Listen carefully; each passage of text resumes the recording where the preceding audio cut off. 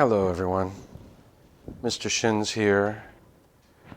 Hope you're all having a good Wednesday.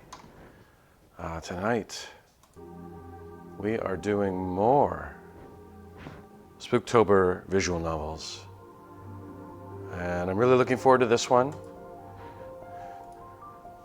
It's called So Below.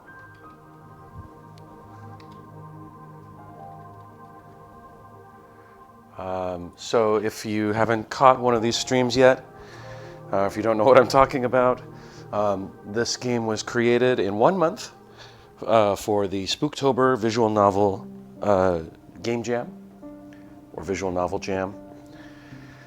And yeah, so it's kind of a contest, and the developers are, they have their games up on itch.io to be rated.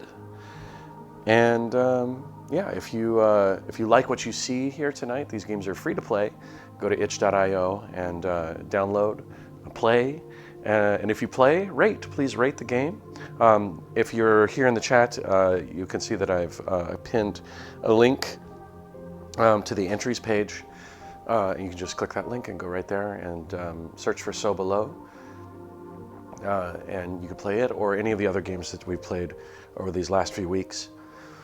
But yeah, again, can't emphasize enough, if you play, please rate. It helps the developers gain visibility for the jam. So without further ado, I think I want to just dive right into this. So like all of these, I have not played this game. I do not know what's going to happen. I don't know if I'm going to have the the appropriate voice to lend to the character, but I'm going to do my best. But I have been told that this game is truly scary, that it has some scary monsters.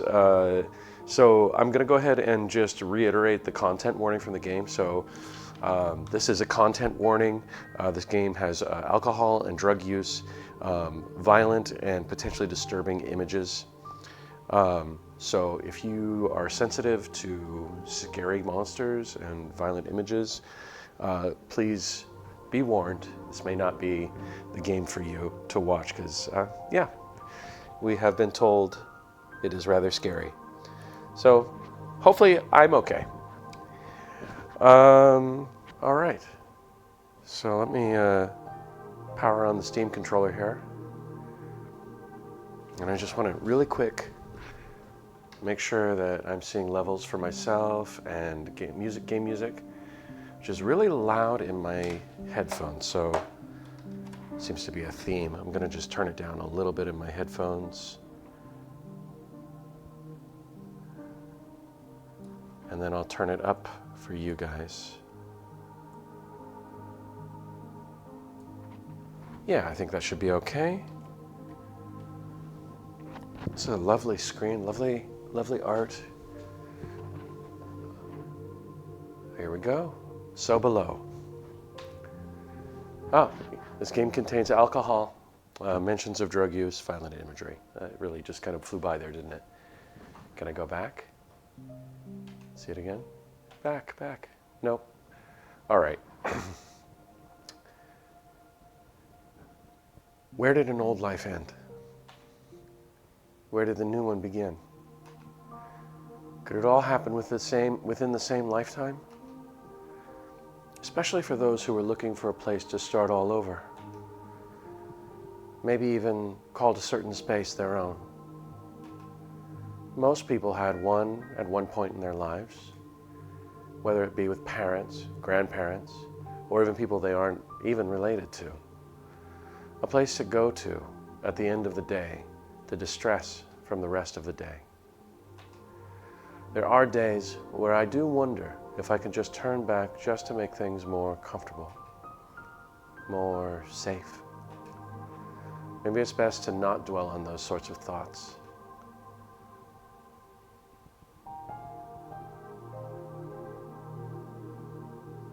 This place looks so nice and quiet. It seems perfect. I took some of my handheld belongings to the door at the far end of the left side of the hallway, which I was sure it would feel like a never-ending hike up and down all those stairs later on in the day. But who was I to complain about what a lot of people my age go through at this stage of life? But I was sure that a lot more of those people had something I didn't. Help carrying my whole life up into this new apartment. But before I even reached my apartment for the first time, I came to a sudden stop as I heard one of the other doors down the hallway open with a loud creak. I took a peek over my shoulder to see a woman about my age with long brown hair. She looked rather cozy in her choice of clothing, too. Before I could get the chance to apologize for possibly staring at her, she spoke to me first with a voice as soft as a bell. "Oh, hello. You must be a new tenant here. It's always nice to see new faces at Holmes' Hideaway." "How did you know I was new here?" "Your bags, silly." Looking down at my arms, I saw the handful of bags of various aquatic-themed items that I'd still planned to place in my bathroom. I could feel my face flush with embarrassment, made only worse by the fact that she was someone I didn't know. "Oh, yeah, my bad.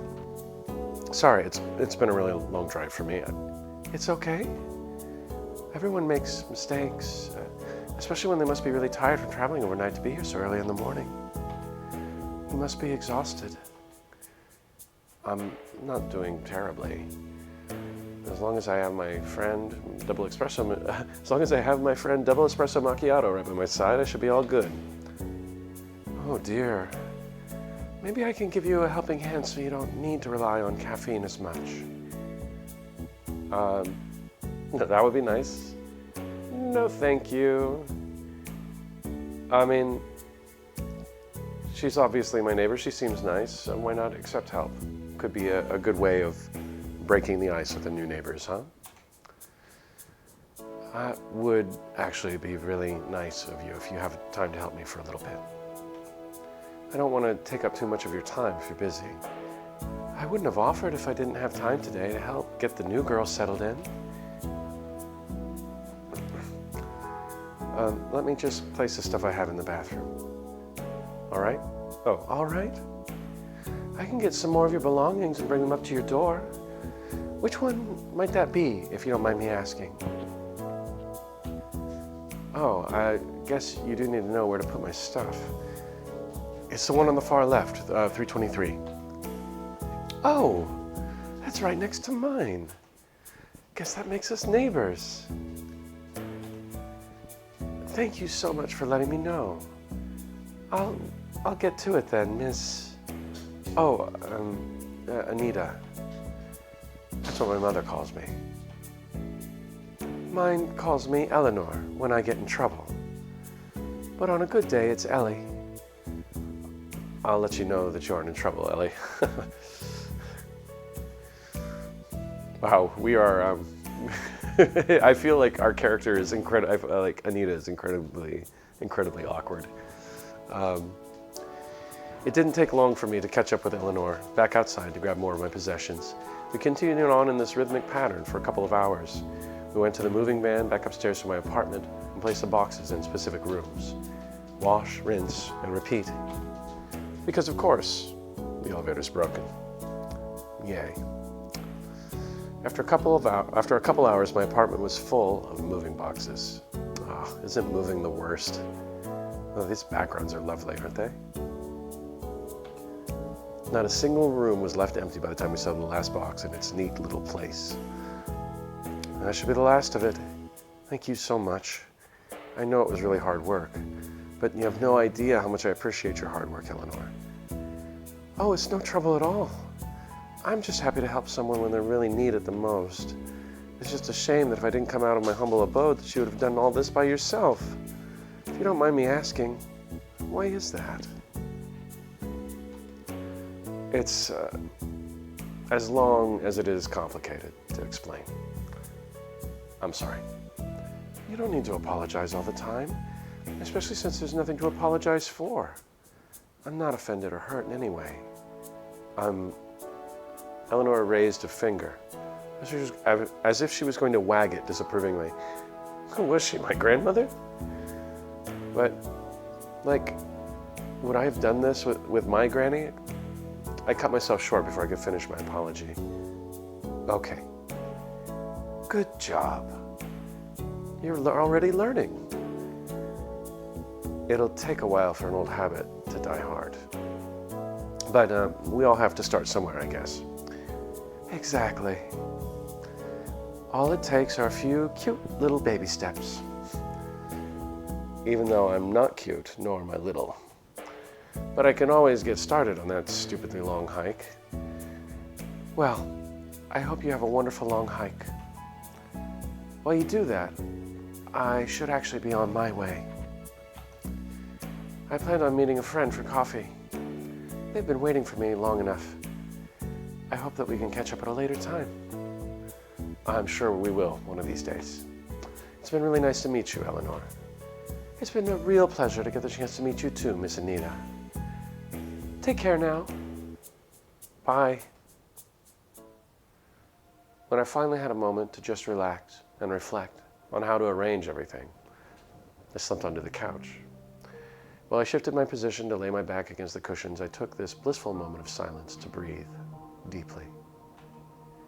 Just let the world do its own thing, while I could just be left alone to my own devices as well. That's all I want right now. No driving, no screaming, no fights, just Anita. If that is really considered a good thing or not, I was not entirely sure. That's the last box I have to bring up. Ow, my arms. I had to take a moment to sit down and rub my tired arms. There's still so much left to unpack. Where should I start first? Maybe this box? I peek at the huge cardboard package I set down moments before. The tape sealing the box shut parts easily under the sharp edges of my scissors. I set the pair aside before flipping open the lid, peering at its contents and mentally situating them inside my apartment. Plates for the cupboards, tea towels for the drawers, and as for the utensils, they should be placed, what's this? I reach into the depths of cloth-wrapped ceramics, pulling out a wayward mug that likely fell from its protective wrappings. I heave a mournful sigh as I delicately trace the deep crack along the side. My favorite mug. Oh, you poor thing. You'll leak if I pour anything into you. What a shame. I'll have to take it out later with the rest of the trash. I feel my foot catch on something and I stumble. Too late, the mug slips from my grasp and falls to the floor with a... I've got it, miss. Were you hurt anywhere? I couldn't think. My mind went blank. I stared at the screen of my phone with my eyes wide open as terror sank its teeth into my soul. Miss? Are you all right? Do you need me to... No, thank you. I painfully replied as I bolted out of the cafe, heart hammering, throat clogging, as my pounding footsteps drowned out the waiter's concerned calls. After running what felt like a mile, my thumb shakily punched the contact for Alan. It rang once, twice, thrice, and then the call connected. Hello? I opened my mouth. The words won't come. Why won't they come? If you aren't going to say something, I'm hanging up. Wait, I choked. It was hard to speak, but I forced my voice to work. Each word set my throat on fire. I took a deep, stuttering breath and tried again. I need to know this, even if it hurts. On Isabel's account, I tagged you in a photo you took together yesterday. So, I said it's my first photo with my new boyfriend. That's wrong, isn't it? I'm the one you're dating, right? Anita, we've talked about this so many times. I can't understand a word you say when you're acting hysterical. He's right. If I'm going to despise him for the rest of life, I might as well make what I want to say clear. We've been together for years. I brought you your favorite coffee every morning, brought you homework and class notes when you were sick, baked you a cake every birthday, and I even named our future cat together. You said you wanted a life with me. Don't you still want that?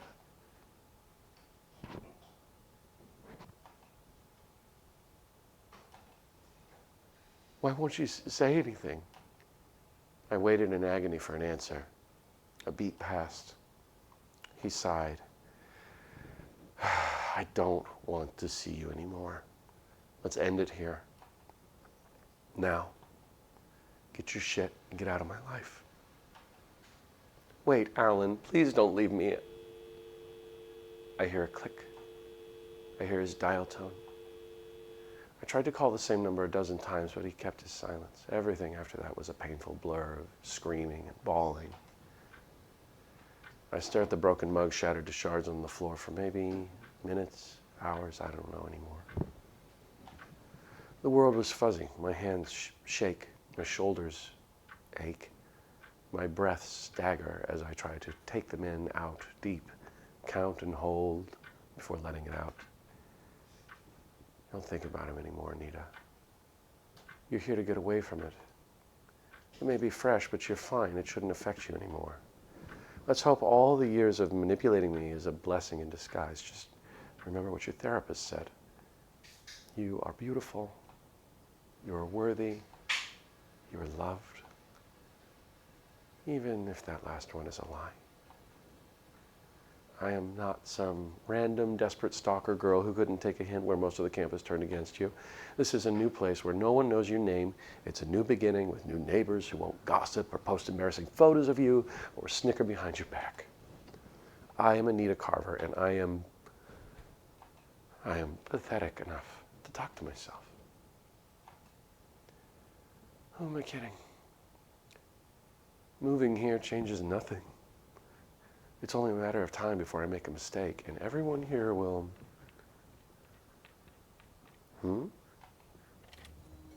A cat?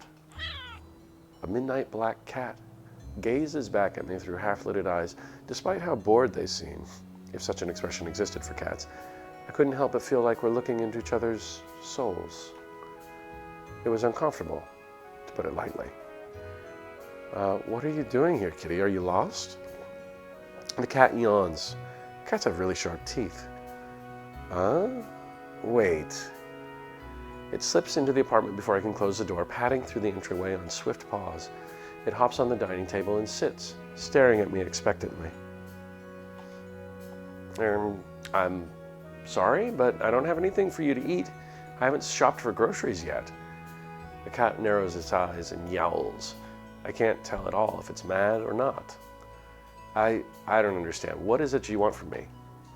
Its ear twitches. It stretches its neck, pawing at something there. I come closer and expect the tag. Void? Is that your name?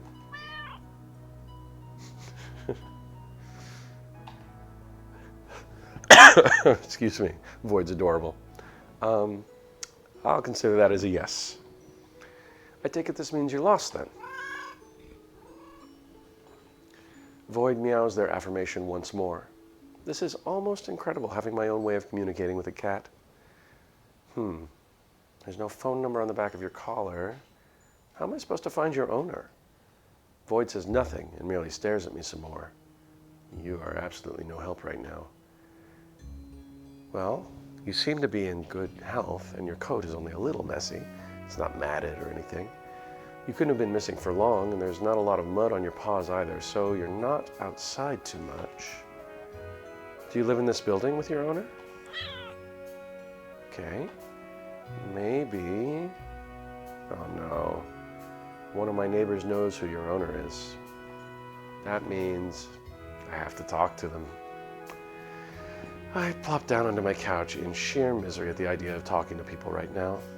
Void leaps off the table and pads away. They pause and toss a glance over their shoulder, meowing in order to get my attention. Do you want me to come with you? The cat cannot be denied. Oh, but what about my unpacking? You see I'm busy here, right? Void makes more of a weird...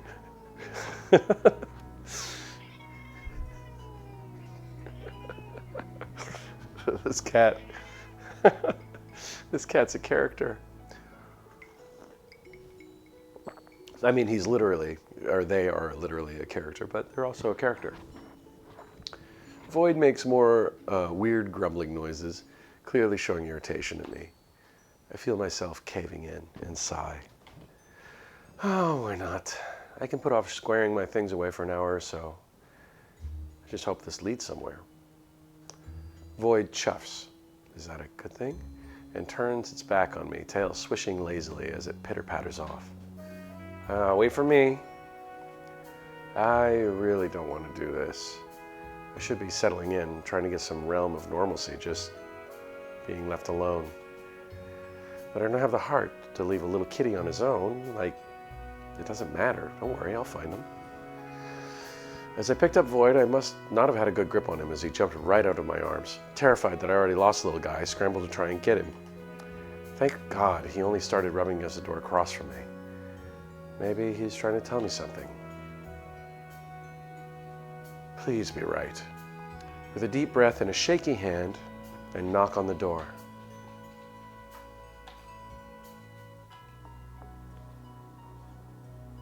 A minute goes by. Nothing. Maybe they didn't hear me?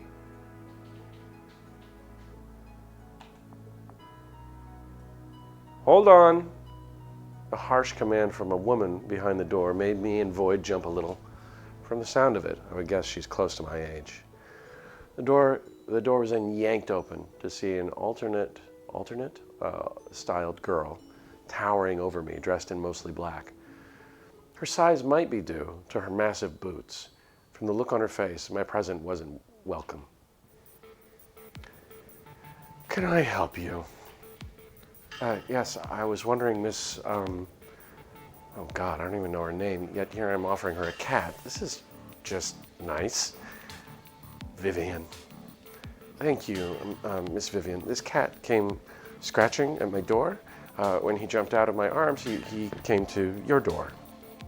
So I was wondering if, I don't own a cat. The only pet I have is a parakeet. Did I say something wrong? Why is she coming off so rude? I'm sorry, I'll get going now. Before I'm able to make it a few feet down the hall, Vivian's voice rings out to me, this time in a more gentle tone. Hold on. More afraid of the consequences if I didn't listen to her, I halted in front of my door, taking a deep breath for courage. I turned to face her again. Do you want to come in for a minute? I'll call up all the people I know in the complex to see if they're missing a cat. My initial thoughts were absolutely not. She scares me as much as it is before a small conversation. But this was important. This wasn't about me. It's about Void. If she can help me, I can step outside my comfort zone this one time. Okay. The inside of Vivian's apartment was both exactly what I expected and nothing what I expected at all. It was, of course, dark, with hues of purple due to some kind of lighting. I could see horror memorabilia and CDs for heavy metal bands. But the overall theme of what I could see of the entire apartment was celestial. If all of the shades and blinds weren't drawn, I could tell that the walls were painted white and black with hints of gold due to the decor that mimicked planets and stars.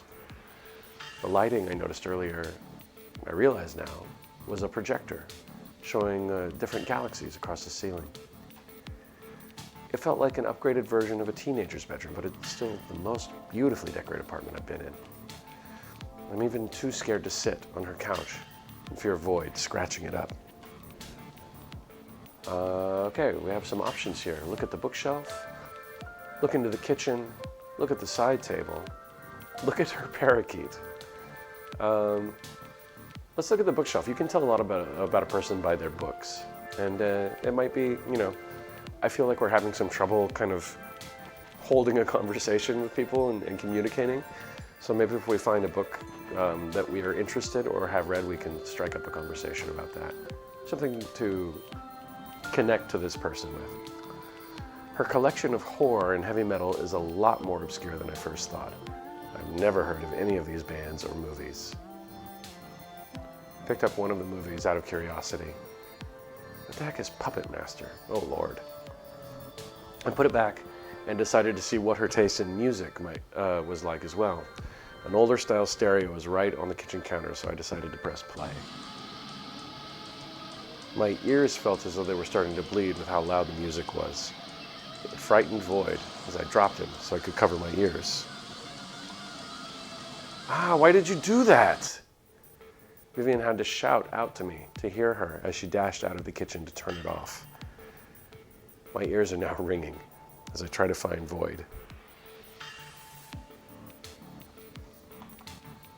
Sorry about that. I had a party last night at a friend's. Guess I forgot to turn it down. So if anybody wants to know what Puppet Master is, it's a horror film, from what I understand. I'm familiar with it because it came out, let's see. I want to say like in the late 80s, early 90s, when I was like 10 probably. And it's a series, and in the film there are anthropomorphic puppets, and they're brought to life by an ancient Egyptian spell. I'm trying to remember remember the plot of it. So you have these puppets, and they're brought to life, and they're scary when they're brought to life. It's not a good bringing to life of puppets. It's the bad kind.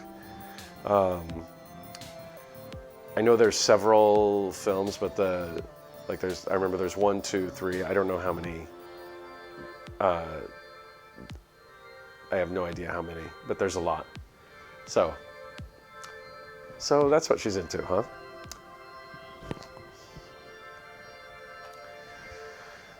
Hope it didn't freak out your cat or you. Hope it didn't freak you or your cat out too much. It's not my cat, Vivian.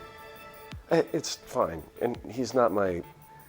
By the time I was able to find and grab Void, she was already back on her phone in the kitchen. How could she still hear after that? My ears are still ringing, apparently. Well, what's on the side table? Being in my arms for as long as he was, Void started to get fussy again and jumped out of my arms, once again, where he planted on one of her side tables.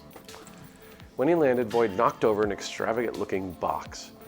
Holding my breath in fear of breaking it, but thankfully it didn't, the only thing that came out, though, was this strange gold coin with a square hole cut out of it. When I picked it up to put it back in its container, I couldn't help but look at the symbols carved into it. It's oddly beautiful. I wonder what they mean. What was that? Vivian's voice calling out made me freak out as I scrambled to put her belongings back where they belong. It was too late, though, as Vivian came nearly racing in. And she looks mad. I don't blame her as she snatches the coin in its box out of my trembling hands. Give me that! I let you into my home and you start going through my things? Not only that, I'm trying to help you. What is wrong with you? I'm sorry, I didn't mean to do anything. The cat jumped out of my arms and knocked it over. I swear it was an accident. I'm sorry, I should go. Trying to fight off tears until I get back to my own apartment, I pick up Void and try to make a dash for it. Wait. I stopped as I heard Vivian's faint command. I could see Vivian taking in deep breaths, as if to calm herself, and think of her next course of action. Okay, I believe you, that coin means a lot to me, so I don't like anyone touching that in particular. Well, what makes it so important? It's kind of an awkward question, Anita. It's important. Just let her... Anyway, I'm not comfortable telling just anyone about it. Regardless, sorry for blowing up at you. As you can tell, people skills aren't exactly my specialty. I'm still working on it. But I can tell that you're not a bad person. Unfortunately, I called all the people I know around this dump, and none of them own a black cat. But what can I do? What if no one here owns him? Maybe it might have a chip? Call the vet down the street to see if it has one? If it does, they'll find his owner. And the only person I couldn't get a hold of was Maury. I just got a new phone, and I guess not all of my contacts transferred over. I hope that dork is home. You can hit him up. He's a nice guy. Those are good ideas. Thank you so much for everything. Don't worry about it. If you need anything else, don't be afraid to hit me up anytime you need it. I'm always up. That was almost bad news. With Void tucked tightly in my arms, I exit Vivian's apartment to the nearly blinding light compared to the darkness I was just in. Excuse me while I take a sip here. Even if at first she has a scary, defensive exterior, she turned out to be a very pleasant person. Well, I never told her my name, though. Well, I'm committed to this cat now. Vivian told me to check this one by myself. I guess it doesn't hurt to try talking to people once in a while. She was nice to me. I don't really understand it, but to each their own. Void purrs in arms. Oh, Void purrs in my arms. I'm supporting him from below with my forearms and pressing him against my chest gently. It feels cozy. There's a very fluffy doormat. It says welcome in a stylized way that feels, of course, welcoming. I wipe my feet on the carpet of the hallway just in case I need to go in. I really, really don't want to, but you never know. And so I guess we're gonna knock. I arch myself a little over the mat, knocking on the door with a sudden bout of trepidation that I'm unable to explain. There's a cold air rushing behind me. I'm not sure what to do. Well, look behind me. There's a dreadful feeling in my stomach, and I need to spell it with a little courage. I look behind me. It's just the corny wallpaper. The knock felt like an eternity ago, but it really has only been about 4 seconds. Should I knock again? Whatever that uneasiness was, it got cut short by someone calling. Coming! I prepare myself to show Void to whoever is about to present themselves. Please let this be fast. I'm feeling dizzy. The door opens in a swift, gentle motion. A man presents himself with a big smile. Why is he happy? He's tall. Smells strongly of lemons. Don't really like lemons, but it's pleasant enough. Behind him, I can see an extraordinarily well-kept apartment brimming with life. It's well decorated with a lot of paintings, shelves, books, paired well with the grassy, wholesome scent. It gets somewhat overpowered by his citrus, but I can still pick up on it. There are a lot of plants. The only one I recognize is the time by the window in TV. Is this cat yours, Mr. I forgot his name. I'm pretty sure it was Maury. Say gibberish and hope he corrects you. So we've got Avery, Maury, Anita. We know I'm Anita. That's me. I'm not going to call him my own name. Although that might be really funny. Can I save and try that one? I know his name is Maury, but let's save.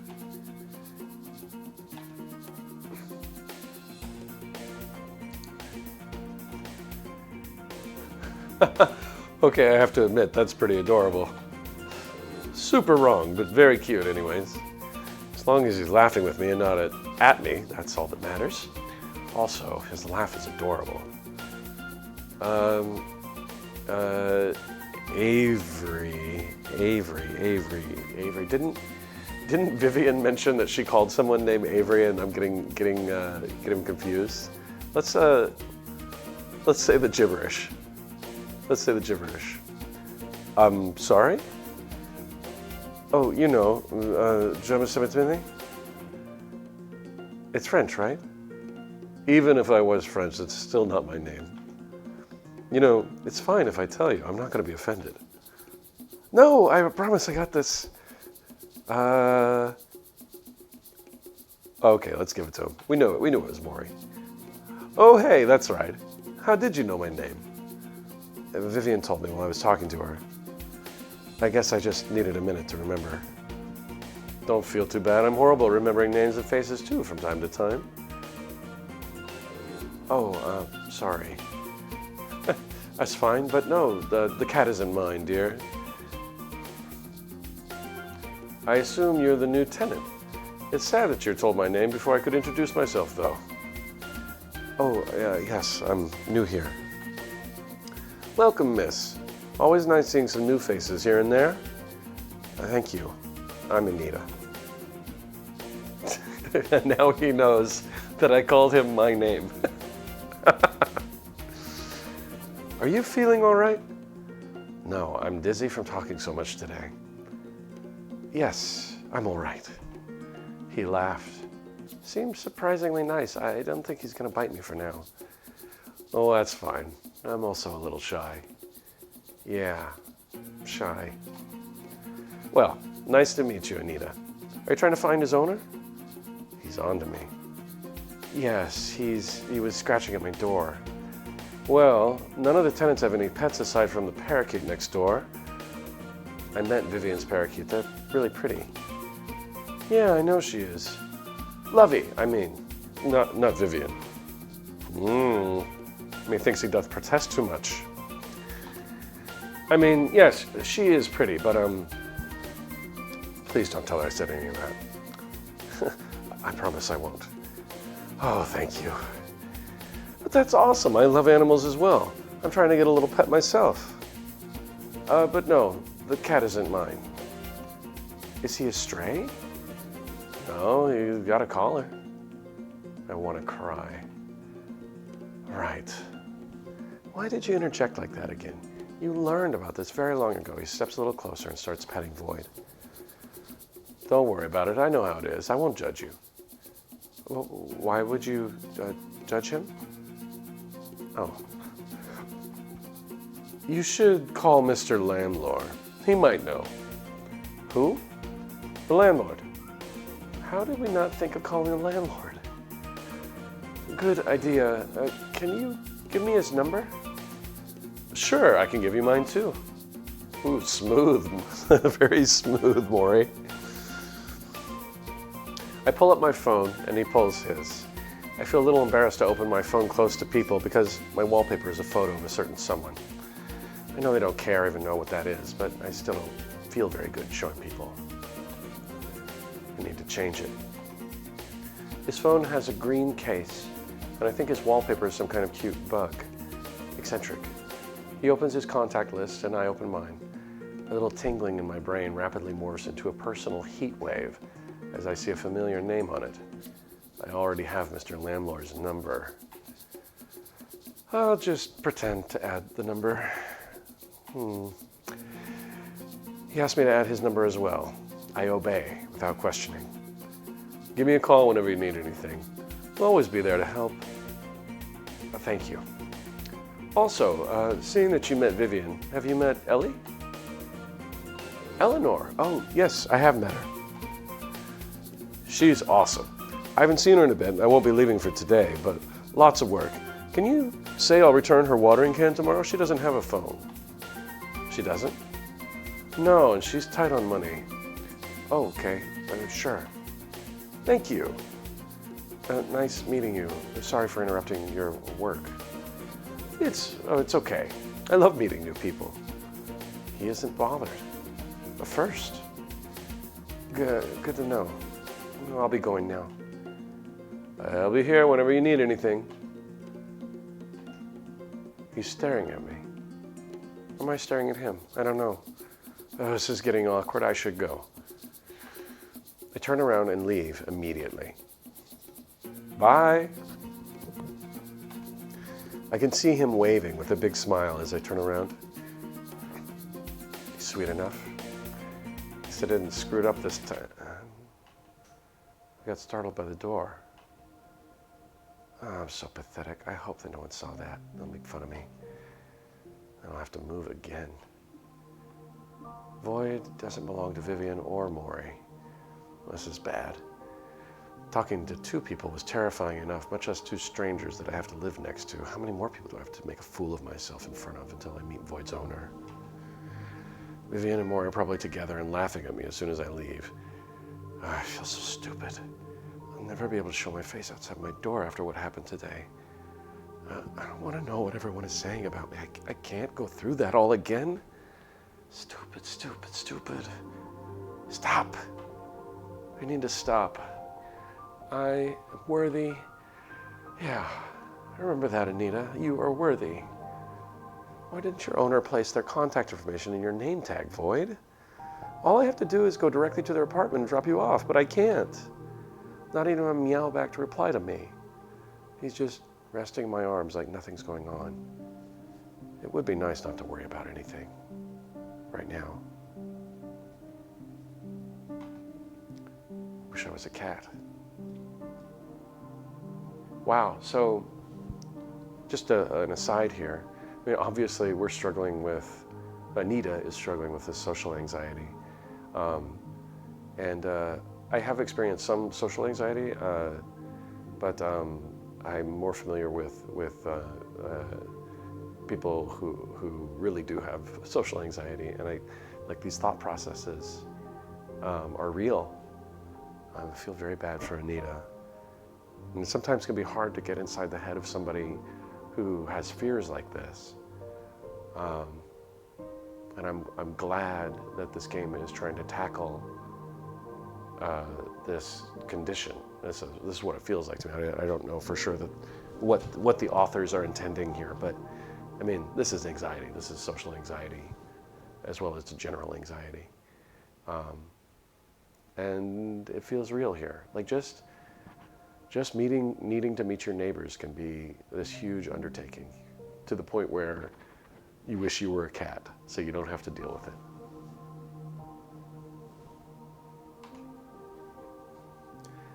I'm at the next door already. I wanted to take my time heading down the hall, but my feet were going faster than my mind. I'm not prepared for another conversation. I should just leave. Oh no, we're here now. We're here now. We're going to make you knock on the door, Anita. I'm sorry. I would send us home if I thought it would do us some good, but it's not going to do us any good to go home now. I shake my head intensely as I cling as Void clings in my arms. No, I can't do that. I have to find Void's owner. It'll be fine, Anita. You can do this for Void. She deserves to have a loving home where she can be safe and wanted. Knock on the door. Ask the question, and then... Okay, we're gonna knock. Anita? I yelp and jump a few inches away from the door. Void yowls as he's launched out of my hands and scrambles around the corner. Is Anita, is Eleanor that surprising? Excuse me, I'm gonna take a drink here.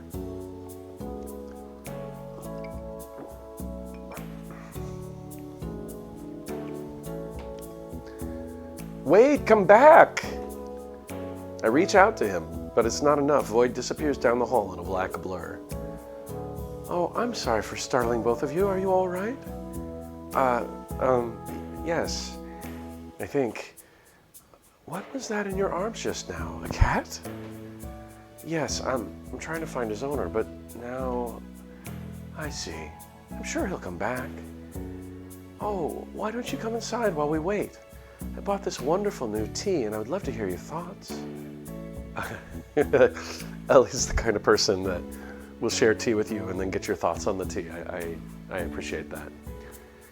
This is your apartment? Oh no, I broke into this one. What? Nita and I are on the same page. What? I'm kidding. Of course this is my apartment, dear. Thank God she said that. I have the police on speed dial. Oh, but I couldn't impose. Please, Mom, take this as an apology for scaring your cat away. Won't you come in? All right then. Thank you. Eleanor holds the door open for me as I step in. How polite. In a word, our place could be summed up as homey. Soft lavender walls with gray accents, wooden shelves filled with books and cute trinkets, a modest couch with embroidered pillows, and a small tea table covered with pink cloth and white lace doily completed the picture. It is vintage, tasteful, and ultimately homey. I could stay here forever. The floral incense is finally putting me at the sweet peace I needed. Eleanor gestures for me to take a seat at a small round table as she flits to the kitchen stove for the proffered peach oolong tea, and I oblige. I would hate to refuse a generous gesture from my host. Oh, peach oolong tea. I know that's a thing. I have never had it. If you don't mind me asking, do you often reunite missing cats with their owners in your free time? Not really. Void showed up on my doorstep and I thought it would be the right thing to do. If I lost my pet and someone found it, I'd really like it if they would do what they could to bring it back to me. So I've been going to all my neighbors asking if they knew Void, but no one knows who Void's owner is. I sigh, disappointed in knowing that I might be letting someone out there worry about their best friend. I'm so sorry, I'm doing my best. That's a pity. Perhaps I can help? Would you? But how? Of course, anything for a future friend. I work at the pet shop not too far from here. I can spread the word about a missing cat. If anyone's looking for him, I'm sure it will be one of the first places they'll look. Oh, I can even make up a missing poster to post in there. How fun. I wouldn't exactly call any of this fun. Missing animals is actually terrifying, especially in my care. I panic nearly daily about how I'm going to be able to take care of myself. But alas, I can't say I know anyone that lives here with a cat. But then again, what would I know? I moved in shortly before you did, so I can't claim to know much about our other neighbors either.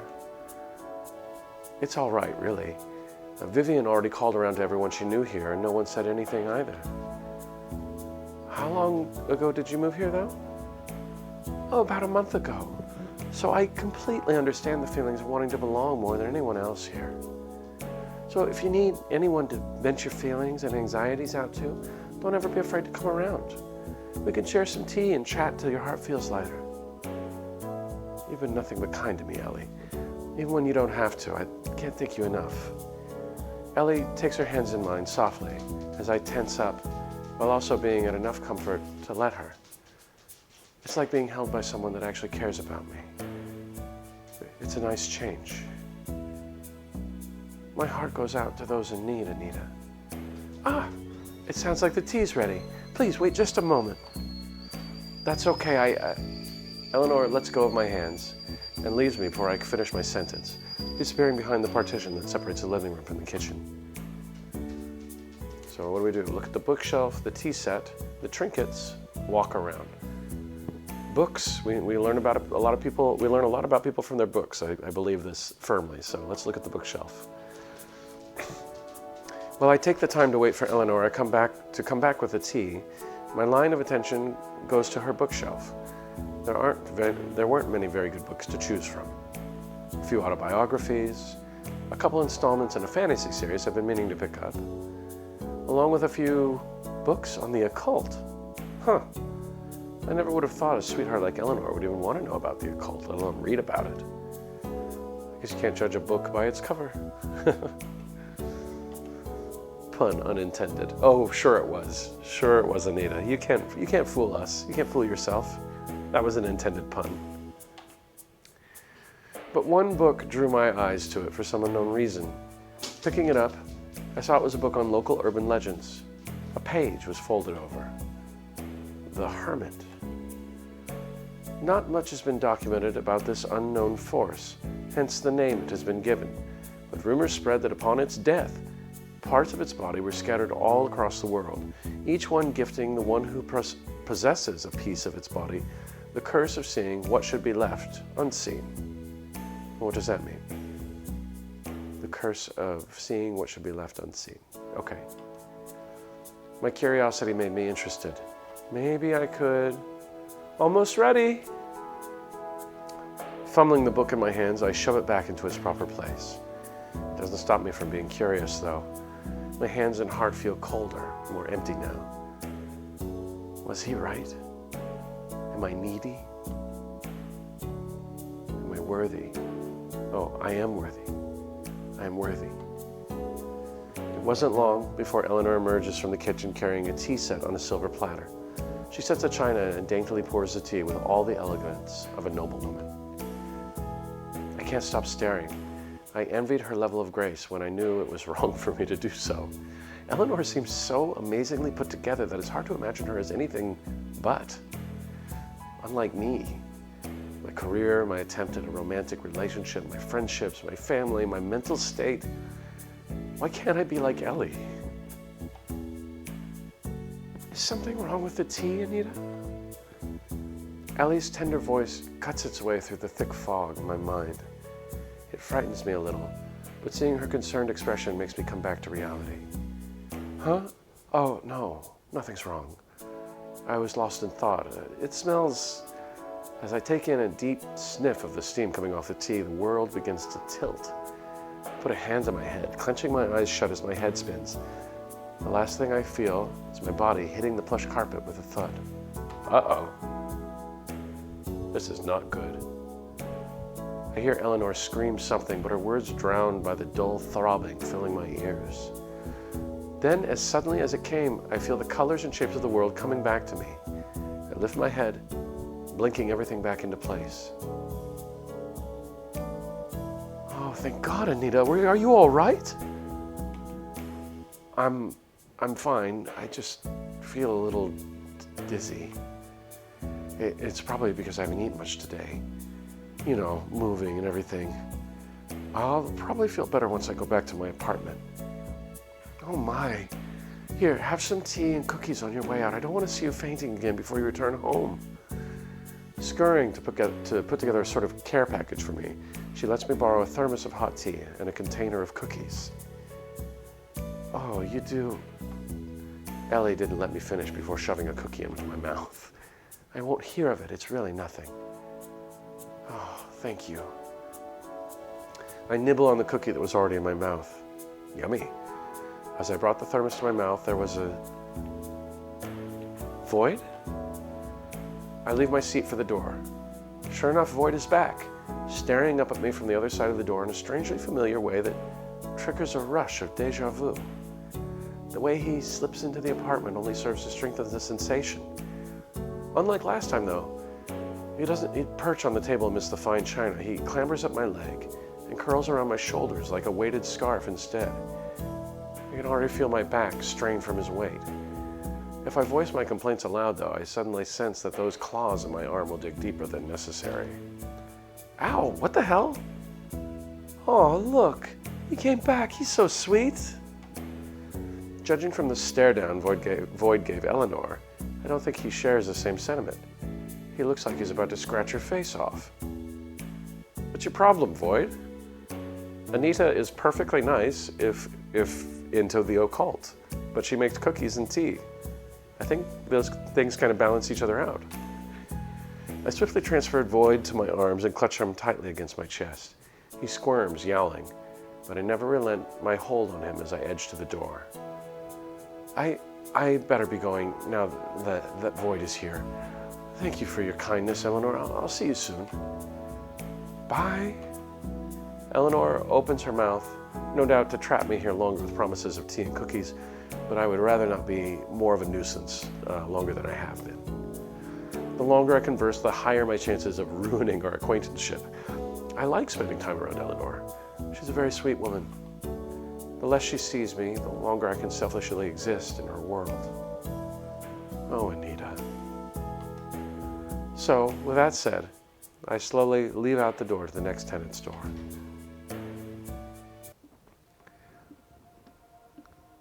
All I'm doing is going around in circles getting the same results. No one I've come across even owns a cat, let alone an adorable black one. Going back and forth down the third floor hallway, I contemplate what exactly I could do for a cat I don't even know. I'm sure Void is missing his mom or daddy. His mommy or daddy. Once I took a moment to take a nice long breath, I looked down at my feet to realize that Void isn't there like he had been since I'd found him. Taking my eyes off the floor, I look over my shoulder to see Void staring blankly at one of the doors behind me. I stepped closer to the door. Void is intensely focused on. Wow, that must be some interesting door, huh, buddy? As if to respond to my unfunny joke, Void starts scratching at the door as if he wanted to be let in. Maybe this is Void's way of telling me that this is where his owner lives. Oh, thank goodness for this smart little boy. With that, I wait for someone to open the door in slight anticipation for what may occur with the person behind the door. Would they assume that I stole their cat? Would they think I was some crazy cat lady that thought they were one of my children? Anita, if it's their cat, they're going to think you brought their cat back, right? Come on, Anita, we can do this. We can do this. Let's knock on the door or something. Or maybe they're nice, who knows? One can only be so optimistic about someone they've never met. Oh.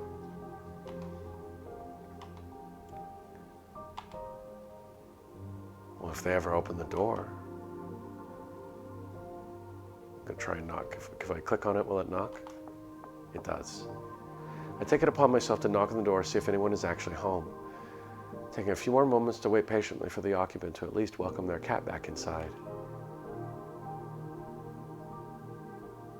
Nothing. Hello? Is anyone home? It's starting to get ridiculous at this point. Slight irritation is set in as I press my ear against the door to see if there's any kind of life inside whatsoever. I just hope that Void's owner doesn't just abandon him to go live somewhere else. Oh, didn't just abandon him to go live somewhere else. Or worse, kick him out of his home to let him wander around and possibly... Jesus! My compulsive reaction to my heart leaping out of my chest led me to landing backwards on the floor. Staring wide-eyed at the door in front of me, I ponder about what exactly just happened right before me. Who exactly is there in that room? Someone who really didn't want to be disturbed? Or someone just mocking my attempts to get in contact with me by scaring me away? Either way, I get back up on my feet and face the stranger in front of me. Excuse me, I have your cat. Void? He's a black cat with a yellow... Yep, I'm not sitting around for that. Have a nice day. You tell him, Anita. You tell him. You sure told him. With that obvious hint of ungodly rage. Is that how you feel, Anita? I scooped Void up and make a mad dash to my own apartment door. With Void in my arm, I fiddle with my keyring to look for the right one. Shuffling through them one by one, I struggle to find a specific goddamn key. My breathing paced with my thumping heartbeat. Grabbing for the last key on the ring, I insert it into the lock to hear the most satisfying click of my life. Once we're safe inside, I slam the door behind me with an unintentionally loud thud. Now that all is quiet, the only sound I hear is the blood rushing to my ears and the click of locking my door. My legs give up on me as I slide my back against the front door. I was just wondering what the hell their problem was. All I wanted to do was give them their cat back. Was I really doing such a bad thing? All I had were good intentions. I don't understand. Void didn't even want to move from that door, even though all the person inside did was nearly give me a heart attack. My breathing hitched as I tried my best to keep my composure. Oh, that is my cat, not Void, that is speaking right now. The lump in my throat I was afraid of came up to set in its place as I tried to do my exercises. Inhale, hold, exhale, hold. What's up, Void? My eyes shoot open the moment when I hear that sweet little meow, letting the air slip out of my lungs. I finally let Void out of my arms. Sorry, buddy. I was just having a moment right there. You doing okay? Void stares at me with those sweet yet piercing eyes for a moment. Before I can even process another thought, Void rubs against my shins sweetly. Not being able to resist Void's sweet gesture, I returned the favor by scratching his back gingerly. You really are the sweetest boy, aren't you? I can't help but let out a small giggle. Sometimes it does seem like Void can actually understand what I'm saying like any other person. Either that, or it may just be my loneliness letting me believe that a cat understood what I was feeling. I think it's about time we both try to at least calm down a little bit. Then we get around to calling the landlord. I pick up Void in my arms as I get to my feet to head towards the bedroom. Once I close the door behind me, Void jumps right onto the bed to look for his special spot. The moment he picks his spot, I lay down on my side to face him. My eyes survey him as if I was inspecting a new species. At least I know where you come from. But what is going on with your owner? I know someone is home. If there was someone pissed enough to retaliate against me by banging on the door. Which, by the way, is rude. But regardless, even if your owner is in a lousy mood, I can't give up. Clearly you love them, and I need to see if they're really a good home for you. I don't want to send you back to a place where you won't be loved. I'm obviously considering keeping this cat already. Excuse me while I take another sip of my drink here.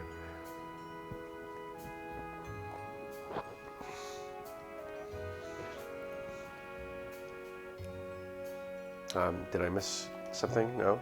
No. Okay. Oh, like me. I'm at my bed, fiddling with my phone. Void is loafing on top of my pillows, grooming himself. He seems to really like being around me for some reason. Does he miss his owner so much he wishes to stick with me until then? He must be very desperate. I'm going to take the opportunity that I'm doing literally nothing right now and call the landlord at once. He might know something at least, if he wants to actually talk to me. Phone's already here, time to go. I'm going to do it. I'm going to call this jerk. Yeah.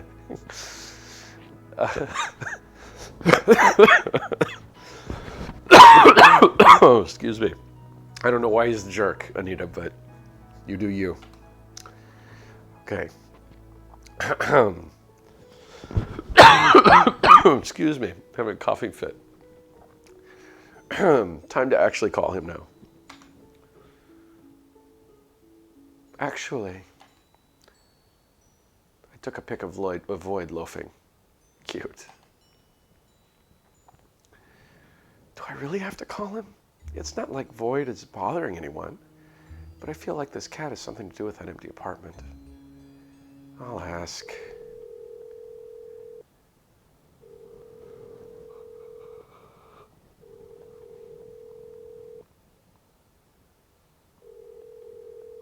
Doesn't sound like anybody's picking up.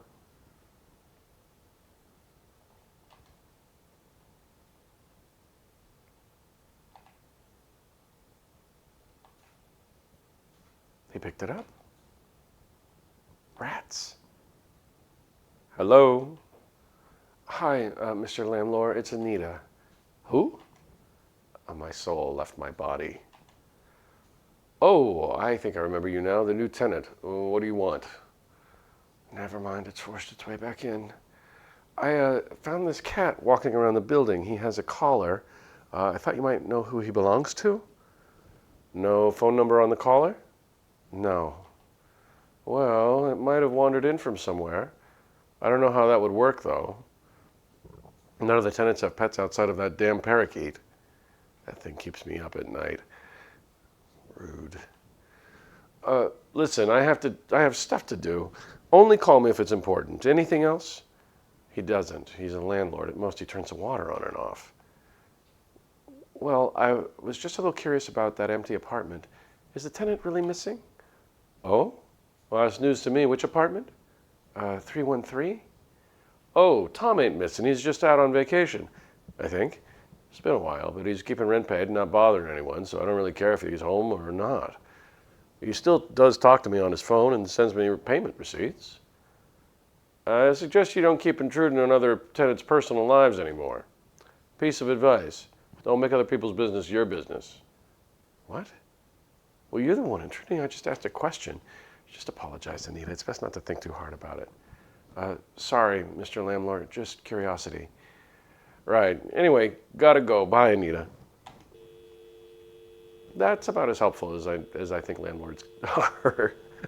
It's very true to life landlord experience. He hung up. Still the same jerk. I didn't use the money, Alan. Why am I like this?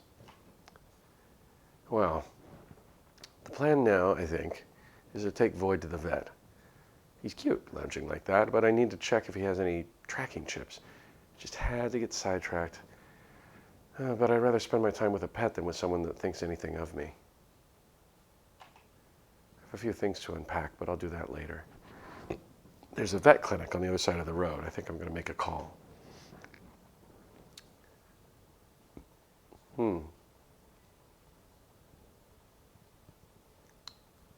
I mean,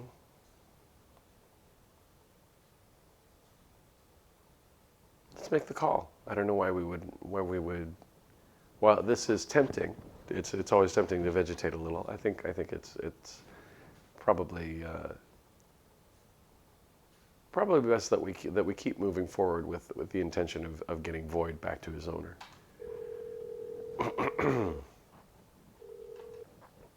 Hello, this is Pets Love Animal Clinic. How can I help you?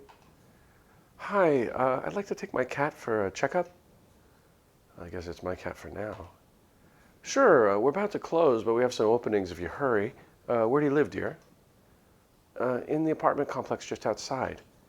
Oh, that's great. If you feel like you're too busy and it's so close to the end of the day, we can schedule it for tomorrow. No, I mean, I'll be there in a minute. Okay, then I can get your name and the name of your cat. I'm Anita, and my cat is Void. See you soon, Miss Anita. Please pet Void for me. Oh, these animal people, great. Thank you, ma'am. I'll be there in a minute, in a little. Such a sweetheart. She doesn't know I suck. I'll pet Void. He does deserve it after all. Here we go. Void purrs a bit. Cutie. Let's find your owner. You can't stay with me if you've got someone else you love, right? It'll be your last resort at least. Oh, I'll be your last resort at least. Gathering my things, I also feel some weird dread in the pit of my stomach, just like earlier today. That's most likely nothing. I love this purse. It's purple and a little shiny. I don't have a pet cage or a car, nor a bicycle. He seems very well behaved, so carrying him there will be easy. I try picking him up, but something isn't right. He starts staring at the wall and hissing at it. I know typical cat behavior when I see it. He's looking at something seemingly through the wall. I get him up from the pillow and he complies, but seems a little dreadful, just like me. Something isn't right here. I gotta go before the clinic closes. I leave my apartment, lock the door, walk down the hallway, come back to see if I actually lock the door, and finally get into the elevator. Oh man, the anxiety is high. Oh, Anita. This little guy is so polite. I keep petting him all the way down the first floor with the lift. He understands me. I leave the main hall and go outside the building.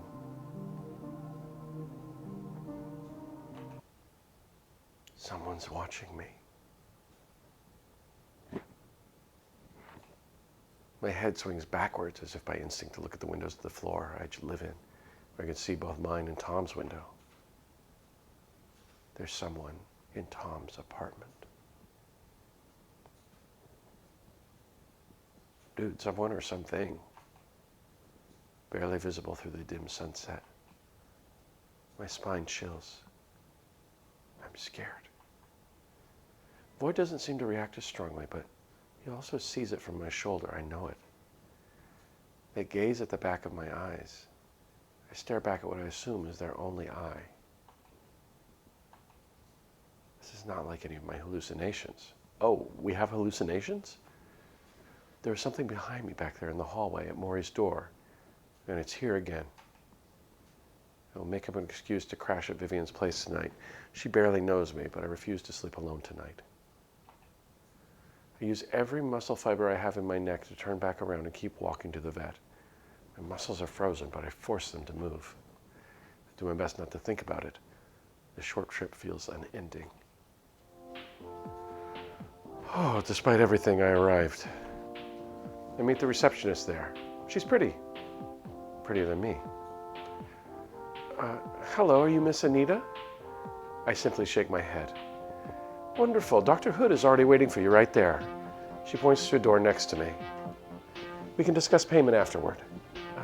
Thank you. Please excuse me while I take a sip here.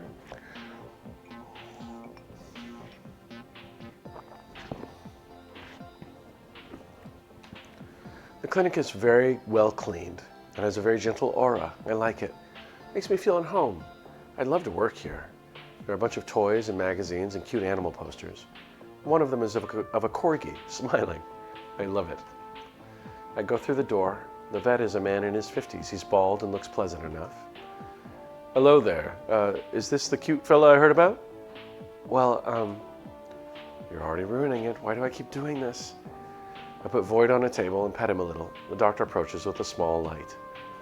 You see, I found this cat, and I mean, it must have an owner, right? He has a collar and everything, so... I'm sorry, I don't really know what I'm doing. Well, from what I can understand, you want me to check if Void is microchipped. He asks this while shining a light into Void's eyes. It looks like they're being pretty thorough with him. Just please be gentle. Yes. That shouldn't be too hard now. Let me just see a little guy, and I'll take him back to see if he has a chip.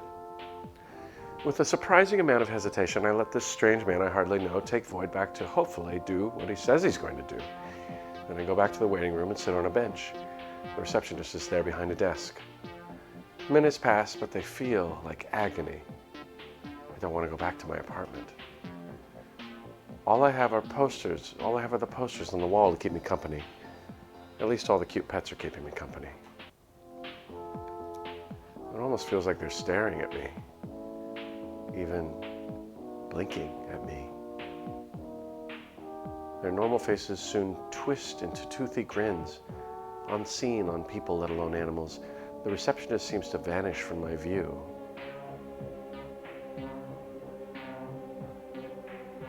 Soon they start to conjoin into this grotesque creature made of different pets on the wall in front of me. There were fur, feathers, scales meshing together to make an ungodly thing. I don't dare breathe. The lack of air is starting to burn my lungs. This can't be happening again. Not in public. It's been so long. Miss Anita, we're done. I have good and bad news. I don't move a muscle, but inside I jump in my seat. The vet scared me, but thankfully, everything's back to how it should be. Whew. Air was starting to return as I tried to distress from whatever that was. I have to focus on what he has to say about Void. Well, we ran a few tests on Void and haven't found any microchips. Sorry. Nothing we can do on our end. Without a chip or phone number, there's nothing we can do to find a record. That's the bad news. Even though I was expecting it, this took me by surprise.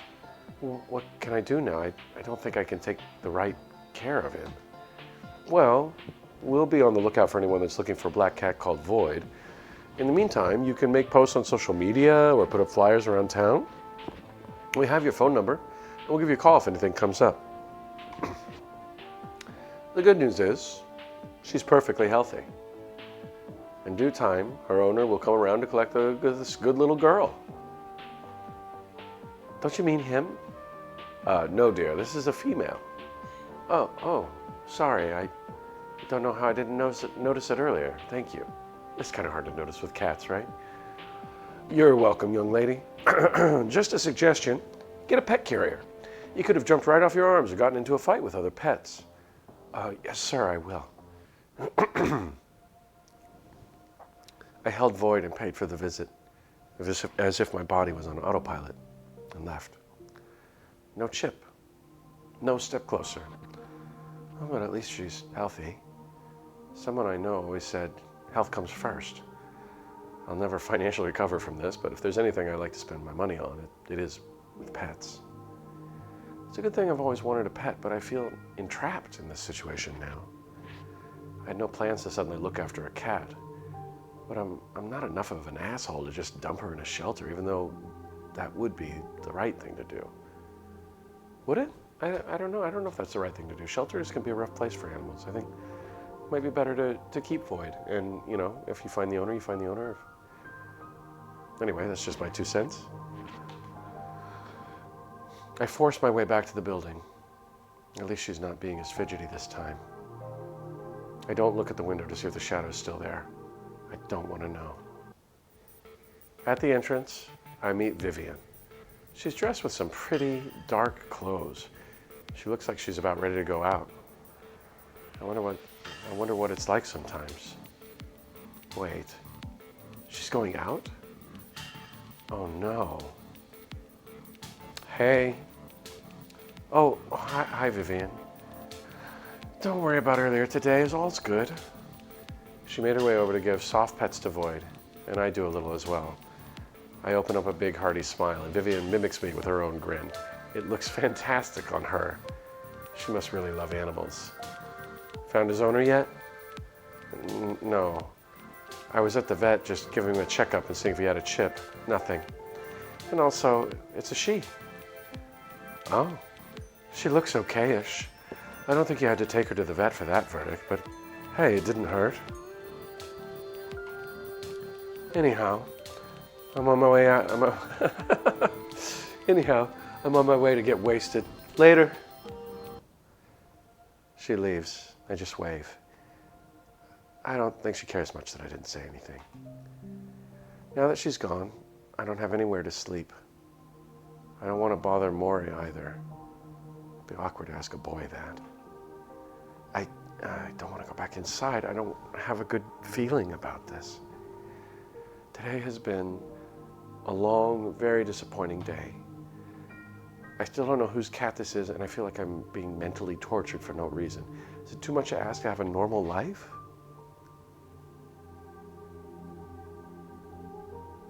Just an aside here, is it too much to ask to have a normal life? Whew, what a question, huh? Why can't I have that? What have I done to deserve all of this? Without realizing it, I have kneeled down in the middle of the sidewalk while tears start to stream down my face. All the while strangers just walk on past me, staring at me without saying a word. I just feel so hopeless. In the middle of my panic attack, and that's what this is, a panic attack, I feel a vibration against my chest. Looking down, I see Void curled up to me, purring away like the world isn't imploding on him. I mean, her. Slowly, I reach a sweaty hand to Void and stroke her back. This only makes her purr louder. Is it making her happy? I can't tell. She seems to be liking it. I'm so sorry, Void. I'm so sorry. It was all I could say at the moment. It took most of my mental energy just to say that to a cat. I'm really a lost cause. I really am a lost cause. But I don't have time to feel sorry for myself. I have a creature that depends on me in the meantime until I find her owner. I don't have anything to take care of a cat, so before going home, I need to head to the pet store. Oh, it's a good thing there's one a few blocks down. Oh, it's already very late. I need to hurry. Getting back on my feet, I bolt all the way there with a now mad Void in my arms. Sorry again. The little gal is frightened by the speed at which I run. I stop before she throws up in my shirt, and I have one more problem to deal with later. She seems exhausted as well. I don't want to jog her awake. There it is. Furry friends. Glad they're so close to home, otherwise it would be too dark to get home safely. There are a bunch of cats, dogs, rodents, reptiles, and decorations around the entrance.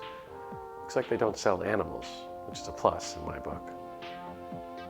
Man, I love these backgrounds.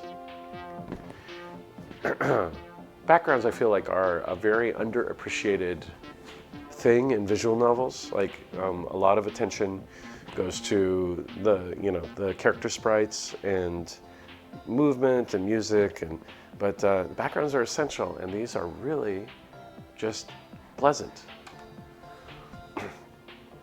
There's this adorable bunny table decor that instantly catches my attention. If I hadn't restrained myself, I would have impulse bought it. Did I miss something? I want to just go back one. Oh yeah, okay, they don't sell animals. All right.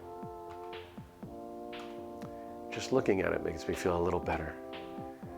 Looking around the brightly lit aisle, I reach for all the cat items in the shelves and come to a conclusion I should have had in the complex's main hall, where I still had some Wi-Fi.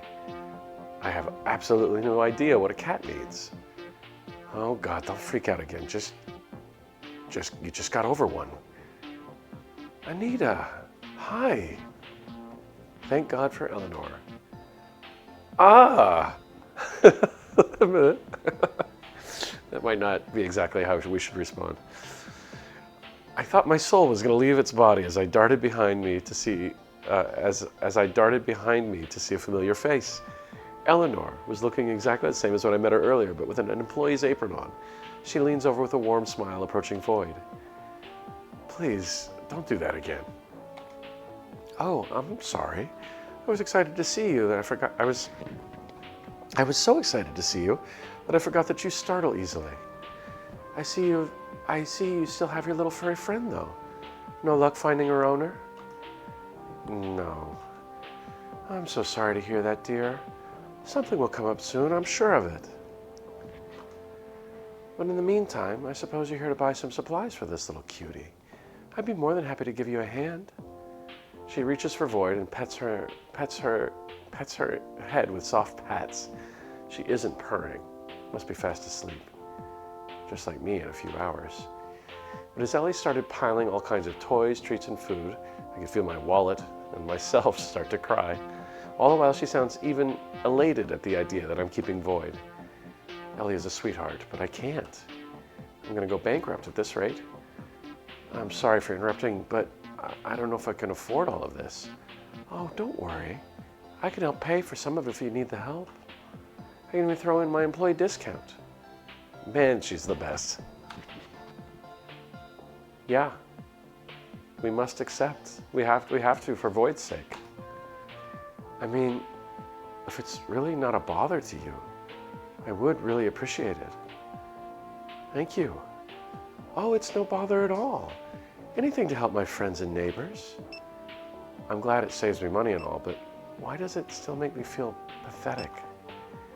Like I can't survive all on my own, even when I'm living alone? Just an aside here, we all feel that way sometimes, don't we? Even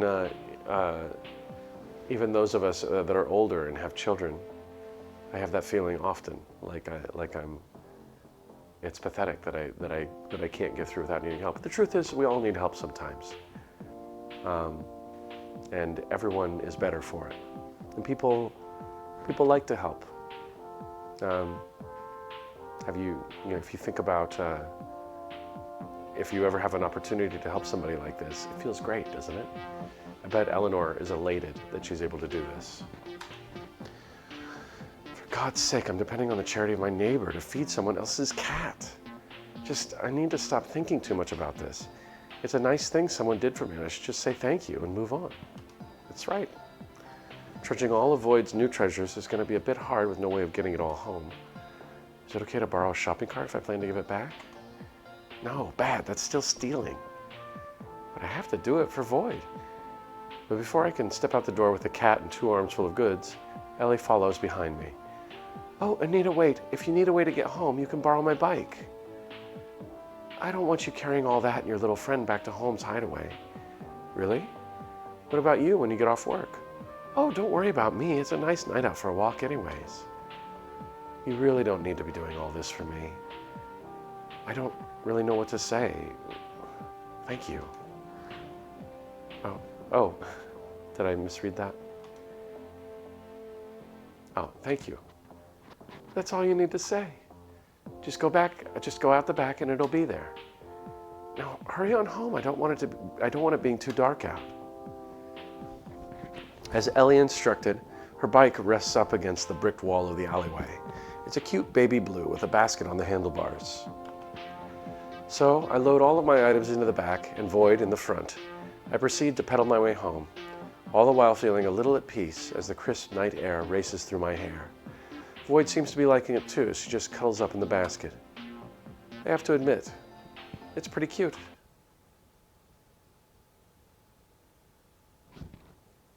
You can never escape. I halt the bike as I frantically observe my surroundings to see who or what could be saying anything to me. But that's impossible, right? I was actively moving. It's not like I was walking or standing still. Who was talking to me? Seeing nothing, I slowly start to pedal off again. Once I'm sure there is nothing, I speed up exponentially as fear takes more of a hold of me the more I think about it. What if there was something actually there? As I reach my building, I feel a wave of relief crashing over me. I just need to get all this stuff, Ellie's bike, and Void inside. I don't need to keep carrying you, do I? As if on command, Void leaps gracefully out of the basket and right at my side. Didn't try to wander off or anything. It's actually kind of amazing. Good kitty. Trudging all of this was going to break my back, I swear. At least Void is good and walking right alongside me. She's better for all the stuff I got her. Even pushing Ellie's bike into the elevator is a pain. I can barely fit myself in. The ride up is agony as the pressure of everything nearly caves in on me. Finally. Sweet baby Jesus, the third floor. I'm nearly home. The now familiar scent of citrus and heavy metal are strangely starting to become a comfort to me. Dragging all that crap back to my apartment, though, is the battle. At least Void is enjoying herself as she stares at me, struggling. Slamming open my door, I plop all of my things inside. The little princess walks right into my apartment like she already claimed it as her own. I don't know how to feel about this. Devastated that her owner must be missing her, or overjoyed about how cute it is. After shutting the door, I make my way next door to leave Ellie's bike resting gingerly against the "You can never escape." I was frozen in fear when the same voice from before is now shouting into my ear, hot breath steaming down my neck as I slowly turn to see a mistake on humanity. A thin human-like creature towers over me, staring at me with glazed-over eyes, the skin around his mouth stretched ear to ear into a forced grin, baring its teeth at me like it wants to devour me. I can't even scream. So much is racing through my mind that screaming doesn't even come to me. I couldn't decide between fight or flight. My body acts on its own as I run like the devil himself was chasing after me. Whew, that thing was scary. Prying open my door and locking it, my sights line with Void's as she's trying to process what's wrong with me. My first instinct is to protect her, so I kneel to the ground to use my body as a shield. You can't escape. The pounding and scratching keeps on for what feels like eternal torment. It feels like my eternal torment. Even Void is trembling underneath me. The only thing that matters to me in this moment is the safety of this cat. Screw mine. This little girl did nothing wrong. I get it. Somehow I deserve this. Just please don't hurt Void. I shouted back at the monster. I'd give anything just for this nightmare. Wait, what was that? Whoops. I'd give anything just for this nightmare. Maybe this nightmare to be over. Maybe out of loss of interest or simply boredom, the beast's attack on my door fades more and more over the passing minutes until it disappears altogether. Not wanting to take a chance, I stay in my protective position until I feel Void will be more at peace. She's even starting rubbing up against me, which is very welcoming at this moment. All my body can do is drop to the floor with a thud, only trying not to land on Void. I lay motionless as Void continues to rub up on me and purr. Could it be her way of thanking me for protecting her? I don't know. A little bit of energy I have left is spent on petting this cat to let her know that I'm okay. My breathing's harsh and shallow, but looking at this little girl felt safe. But me at sweet ease. I have no idea why my imaginary friends are getting more out of hand. Or that it feels like they're not so imaginary anymore.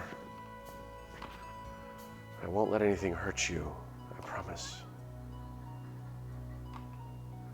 Her response was all I needed to feel like everything will actually be all right. The world may be a crazy place right now, or maybe I'm just crazy. But with Void by my side, it feels like I can take it on and make it out in one piece. Oh, too bad someone's looking for you.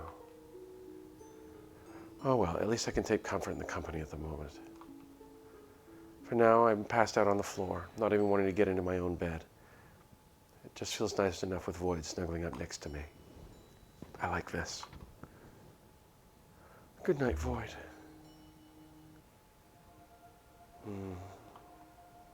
What time is it?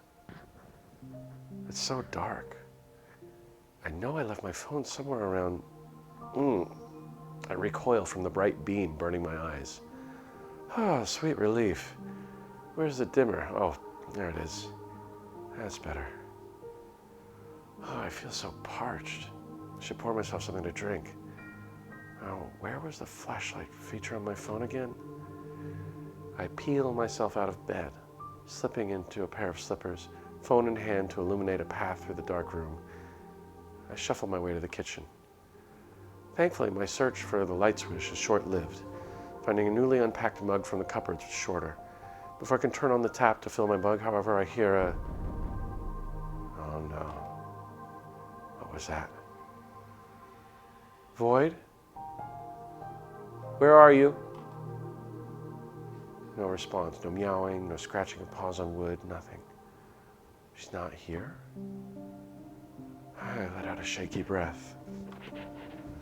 It's fine. It would be better if I didn't bother her with something as minor as this anyway. Maybe it was one of the neighbors asking for help. To relieve some tension, I peek through the peephole. It's dark. I don't see anything moving in the shadows, but I can still hear something thumping in the hallway. Oh, what should I do? What if someone fell and couldn't call out for help? I can't stand here and do nothing. Can I? Well, given that we're seeing these terrifying things, I kind of want to keep the door closed. But on the off chance that somebody is hurt, and it's not my hallucinations or whatever, it would be worth it to help somebody in need. But I don't really have any reason to believe that. I heard the thump, thump, thump. If I did not have hallucinations and anxiety, I'd just open the door and see. So that's what I'm going to do. I'm going to pretend like I don't, we as Anita do not have any issues right now.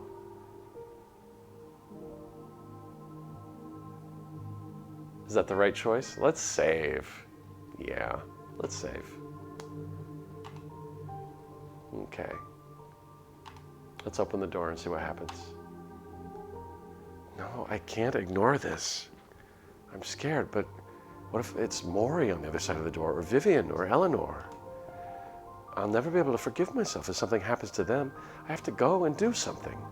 I grip the knob with clammy hands and turn. It's quiet. The thumping noise, it's gone. As soon as I leave my apartment, the hallway falls silent. Hello? Is anyone there?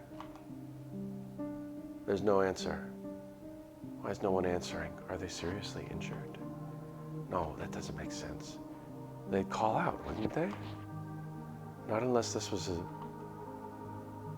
a prank? My breath catches on the phantom images in my head. Will Vivian pop out of nowhere in a scary monster costume, screaming how she'll eat me? Is Maury behind the corner with a video recorder to capture my sobs? No, what if Eleanor comes from behind to pour a bucket of blood over me? They're here, aren't they? I shouldn't have bothered them earlier while searching for Void's owner. What did I do to make them hate me? What can I do to make them stop? Come on, Anita, pull yourself together. My throat constricts. No, not again, not now. I gasp, scrambling for breath. I can't. I have to. My apartment, the door. Where is it? I can't see. My grip tightens and threatens to snap my phone in half. Oh, wait, that's it, my phone. My fingers fumble along the sides until they run up against the hard ridge of a button. A shaft of light pierces through the night, illuminating the door to my apartment. I nearly sob in relief. My door, there it is.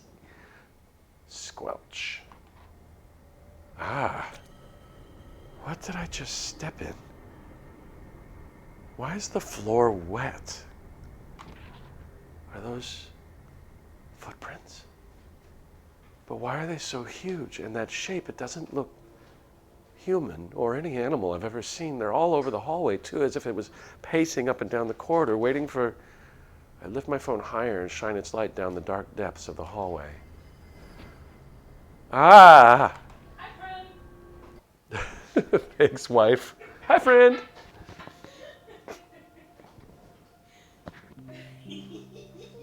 Yeah. Good. Like to hear from the peanut gallery. My fingers catch on the knob of my door.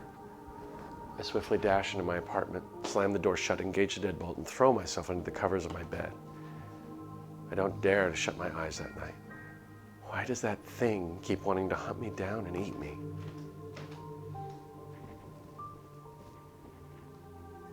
It's morning. I finally slept, but I feel like I've hardly had a wink of rest. I don't know where to begin describing what happened. Was it a dream, a nightmare, hallucination? I cover my mouth, barely restraining a sob. I moved here to escape everything that happened with Alan and my family, but nothing's changed. Everything's worse. I'm getting worse. The walls are closing in, and I can't find a way to stop it from crushing me. What did I see last night? What was that monster in the hallway? Why were they there? That grotesque figure, that formless face. Thinking about it is enough for my heart to be gripped by a wave of dread. I don't understand what's happening to me. Reality's become a nightmare. I don't know what's real and what isn't anymore. Am I dreaming? Is this a nightmare? Please let me sleep. If not, and I'm awake, then... Void? You're back. Where have you been? Oh, right. You can't answer. That's stupid of me. Void nudges my hand. I faintly smile and scratch behind her ears, making her purr. Oh, scratch behind the ears. Here we go. Void didn't seem to like that. I'm sorry you're stuck with me, kitty. If it were anyone else, the person petting you would be your owner, not me. They must be worried sick about you. Oh, what's the matter, Void? Ow! She just bit my hand.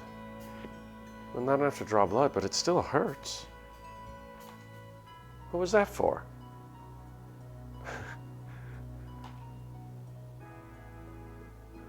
Void leaps off the bed without another word, scampering out the door. I should follow her example and officially start the day instead of wallowing in bed. I slip out from under the covers and pad over to the kitchen. I fix myself and Void breakfast, pondering over my list of errands today, namely, unpacking the rest of my boxes. Moving's the worst. I glance over at the sea of cardboard packages filling the living room. I can feel what little motivation I had to start the day flee me. I'll just grab a bit of fresh air before tackling that. A walk would do some good to clear my head after the events of last night. I grab my keys and step out into the hallway, Void meowing after me. I cough and cover my nose. What's that smell? Oh, goodness, I don't feel well. I look at the source. It's Tom's apartment.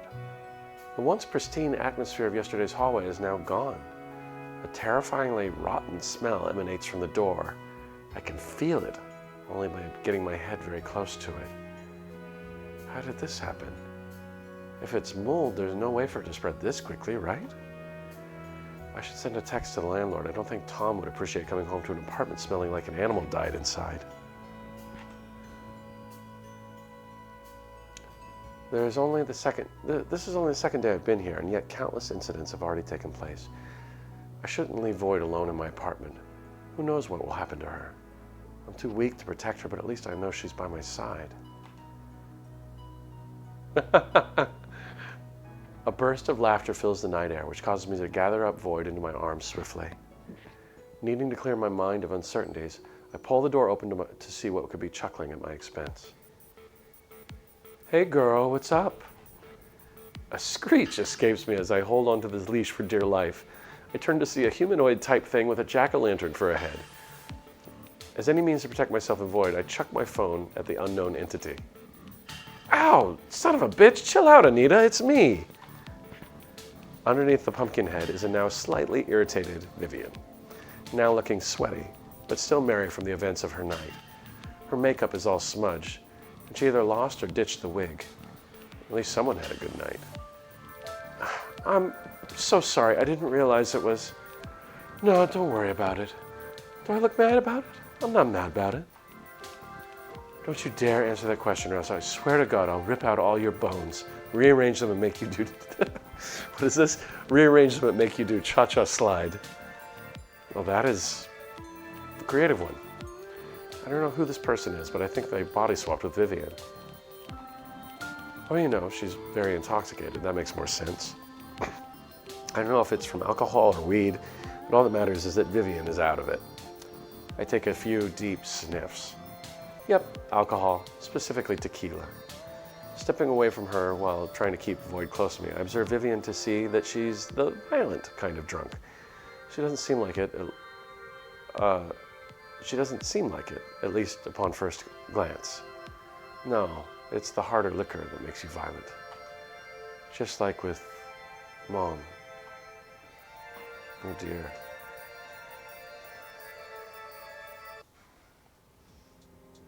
Anita, stop it right now. There is nothing outside. Yes, there is, Mommy. It's right next to Emma. It has 50 eyes and everything. I'm remembering it so clearly now. It was the morning of my 6th birthday. The house was decorated so nicely with balloons and streamers, since we were expecting guests to arrive soon for my party. It didn't stop Mom from hitting the bottle of vodka early. The smell of it still makes me think of her. Mom, make her stop. She's starting to freak me out. She's making things up again. I am not. Now I hope it eats you. That set my sister off as she laughed at me, pulling at my hair and hitting me. Which is almost funny to me now since she took something imaginary so seriously. Girls, enough. Within an instant, my sister and I fall silent. Mother took in a sharp inhale as she pinched the bridge of her nose. We waited patiently for what our fearless overlord had to say. Okay, here's how this is gonna go. It's either we go and have fun with everyone who's coming for you, or Mommy gets on the phone and calls everyone to let them know they wasted their time coming here for your birthday. Which one do you want? I'm sorry, I'll stop. Good girl. Are you ready, Drew? Coming, hon. All right, there's still cleaning around the house that needs to be done before everyone arrives. Give me a hand. When my mother's back is turned, Emma gives me the nastiest smirk, as if she knew she won our little fight. The worst part was, she was right. In a fit of desperation for any kind of validation, I remember grabbing my dad's arm before he got past the front door to pick up around the yard. You believe me about the monsters, don't you, Daddy? I'm busy, sweetheart. Why don't you and Emma go play? That was the moment I knew that neither one of my parents saw what I could. I wanted to be in denial like both of them so badly, but there was no denying what was always right in front of me. It just would have been nice to actually have them beside me, unconditionally. Emma always has them, but it's too much to ask for their love to be shared. She still does. I just needed to take long, deep breaths, just like what the therapist said. Do your breathing exercises. Inhale. Hold. Exhale. Hold. The next thing I know, I feel my damp cheek beneath my fingertips. How long have tears been rolling down my face? Hey, you all right? Oh, I'm reading that wrong. Hey, yay? This is not the Vivian that we met earlier. Quickly wiping the tears away, I divert my full attention back to Vivian, who is now leaning against the wall.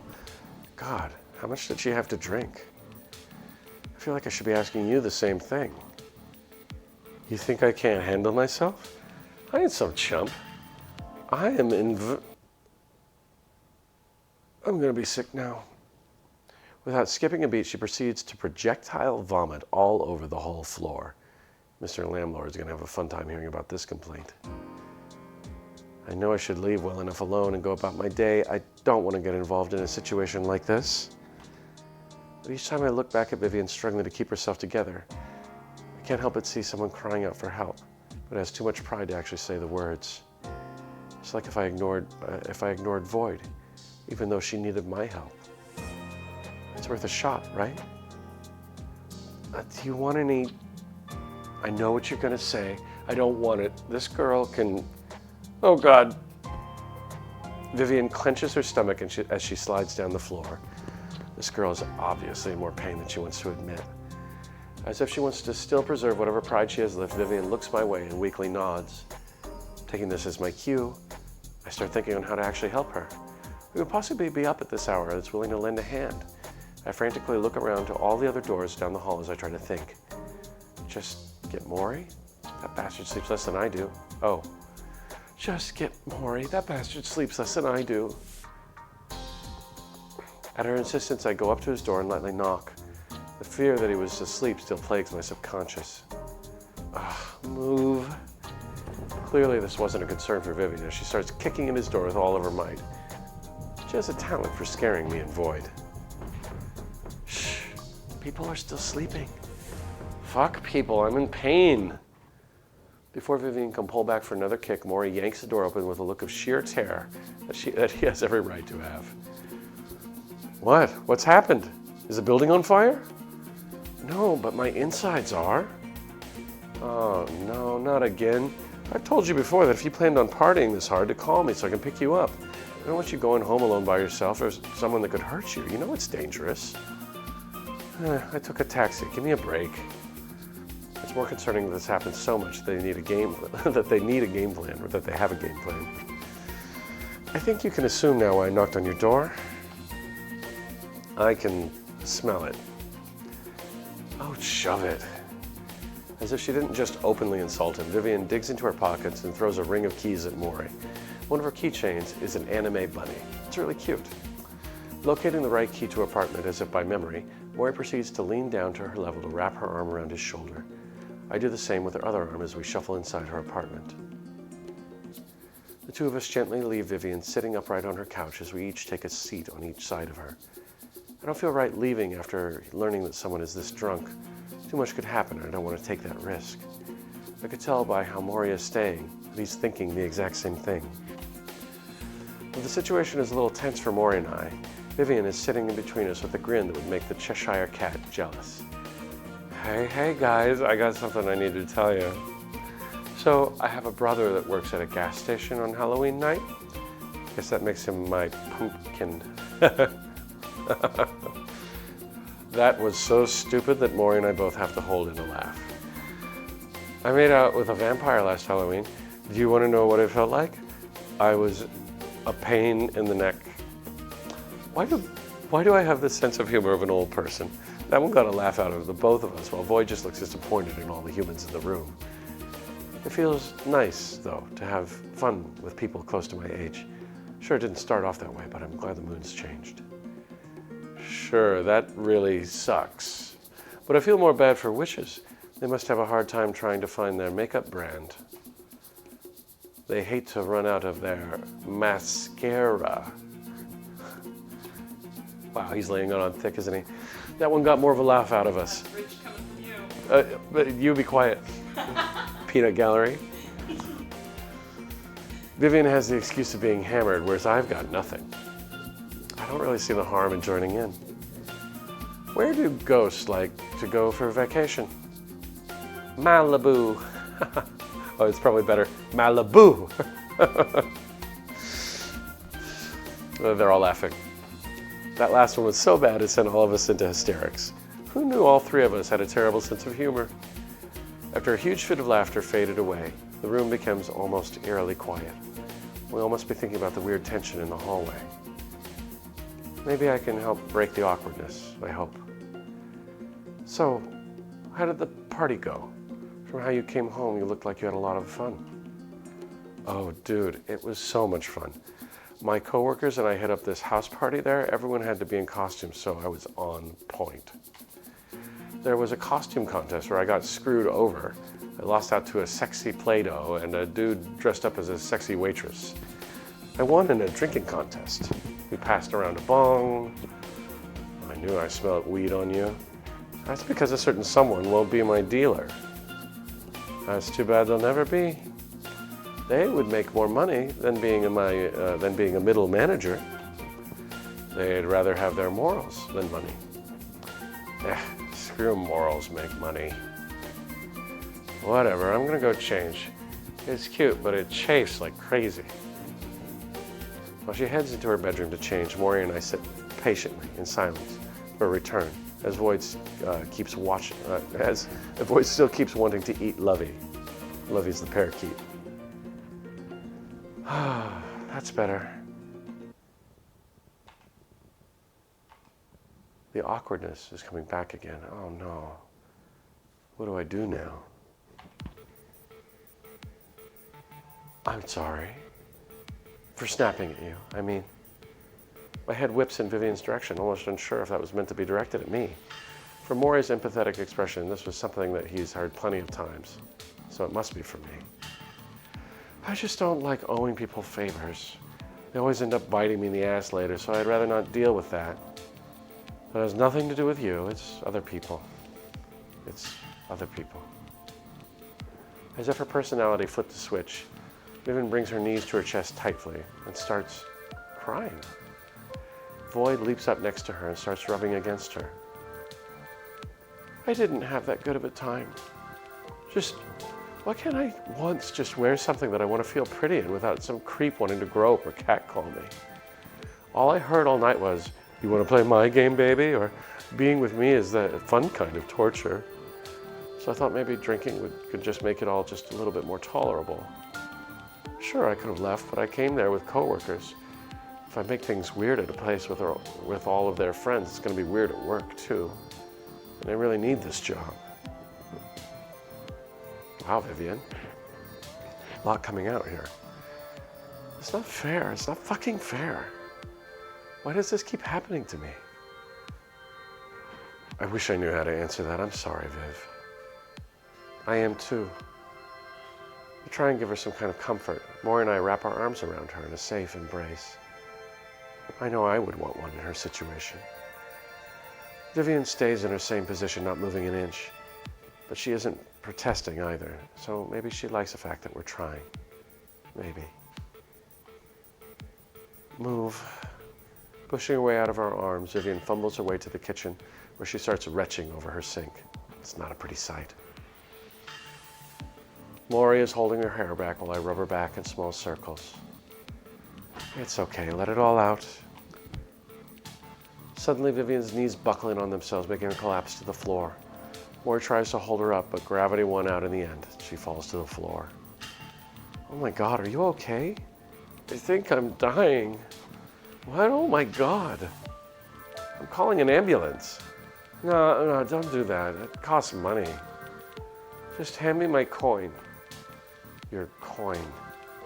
You just said you were dying and you want that? While I was having my freakout session, Maury makes his way back into the living room and comes back with the same golden coin that Vivian is oddly overly protective of. Grabbing it from him, Vivian brings it up to her eye so that she can look through the square hole carved out of the middle. I have no idea what's going on right now. Should I be scared because I'm starting to? Vivian, what are you doing? I'm seeing if I'm going to die. What does it look like? It looks like you're staring through a coin. Ugh, don't expect you to understand. That's weird. It's not working. But it always works as soon as you put it to your eye. How is that possible? Don't you think I know that, jackass? Come on, you stupid piece of garbage. As if trying to get an old-fashioned TV to work, Vivian tries banging the coin against the cabinet. Okay, this is way out of hand. What is going on? I'm not seeing what this is accomplishing. Then, I don't know. Please help me to understand. I'm a little confused on how a coin can see if you need medical attention. I'm just really concerned for your well-being. Fine. Just because it showed me that you're a decent person. With a scoff, Vivian pulls herself back up, using the sink to steady herself. Oh God, did I say something wrong again? She looks like she's upset at me for asking at all, or that she feels forced into telling me a dark secret. That the uncertainty of her emotions make me cling onto Void even tighter. Look, I am not in the mood to repeat myself, so you better be listening the first time around. Got it? Yes, I'm listening. Good. You see, this coin right here, well, whenever I look through this fucking thing, I can see what's going to happen in the future. It usually shows me not so good things that will happen. So I want to see if tonight is going to finally be the end of Vivian Moore from alcohol poisoning. Makes perfect sense, Vivian. Can drunk Vivian please keep her emotions consistent? I can't tell if she's mad or just being dramatic. Also, did she just say she has a fortune-telling coin? I might be seen as a doormat by most people, but I'm not gullible. Please take this serious, Viv. What? I deserve to have a little fun. Let me have this. I don't want to sound like I doubt you or anything, but it sounds a little out there, to be real. The fact that something like that would exist would be more well known, don't you think? That's because it's a long-time family secret. It came into my family's possession because most of us haven't gone nuts using it. I'm sorry, I'm just having a really hard time believing it. All right, let me tell you this then. How do you think I knew your name? This little baby predicted you would come here. You could have heard it around the apartment complex. First off, this guy over here is the only one I have more than a small talk with or outright hate. What? Wait. This guy over here is the only one I have more than small talk with or outright hate. And second, how is your conversation with Eleanor? My questions are caught in my throat as soon as I hear Ellie's name. How did she know I was talking to her when I first got here? It's either Vivian was stalking a person she's never even met at that point, or it's true?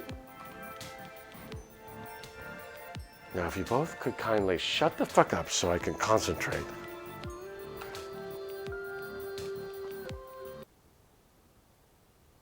While Vivian peers through the coin,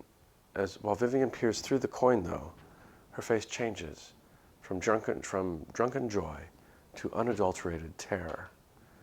In the quickest I've ever seen anyone sober up. Oh, it's the quickest I've ever seen anyone sober up as she looks in my direction with her pupils dilated. Is she shaking? Vivian, are you... Get out. Wait, what? What did... I said, get out. Get out. Both of you, get the fuck out. Without thinking twice, Void and I do as she screams and leave. I have no idea what Vivian is going through or what she saw, but it's in my best interest to not question it right now. I could hear Maury trying to calm her down, but all she did was keep yelling the same thing over and over and over through the door. Not long after Void and I left, Maury does the same, looking disappointed in himself. This is all my fault again, isn't it? I'm not that stupid. I can tell by the way Vivian was looking at me that it has to do with me somehow. I made her go manic. I'm so sorry, Vivian. Is she going to be okay? Yeah, she's fine. I've seen her through some pretty rough drunk benders. She's a lot tougher than she looks. Hey, why don't all three of us calm down at my place? I think we all need it. That would actually be really nice. Right, Void? Good kitty. I'd be more than happy to have you. I don't know how to describe what I'm feeling. I haven't met Vivian for long, but I still feel like she liked me a lot, despite a few blunders here and there, mine and Void's. And yet I ruined it. I don't know how or what I did, but with how manic Vivian suddenly became, please forgive me. Maury invites me to his apartment, but I'm a little nervous about entering after what just happened. Along with the fact it's been a while since I've been into a man's apartment like this. As much as I don't want to think about Alan, he keeps haunting my mind in a way. I don't feel very well. I kind of want to bawl my eyes out, but not in front of anybody. I'm sure it's not Vivian's intention, but I feel like I wronged her by being in her life already through some weird means. Is it really me? Was it the coin? Whatever it is, I'm so conflicted about knowing what she saw, or even if it's true or not. All right. I'm going to take a short break here, about 2 hours into the stream. Just going to grab a drink. I will be right back.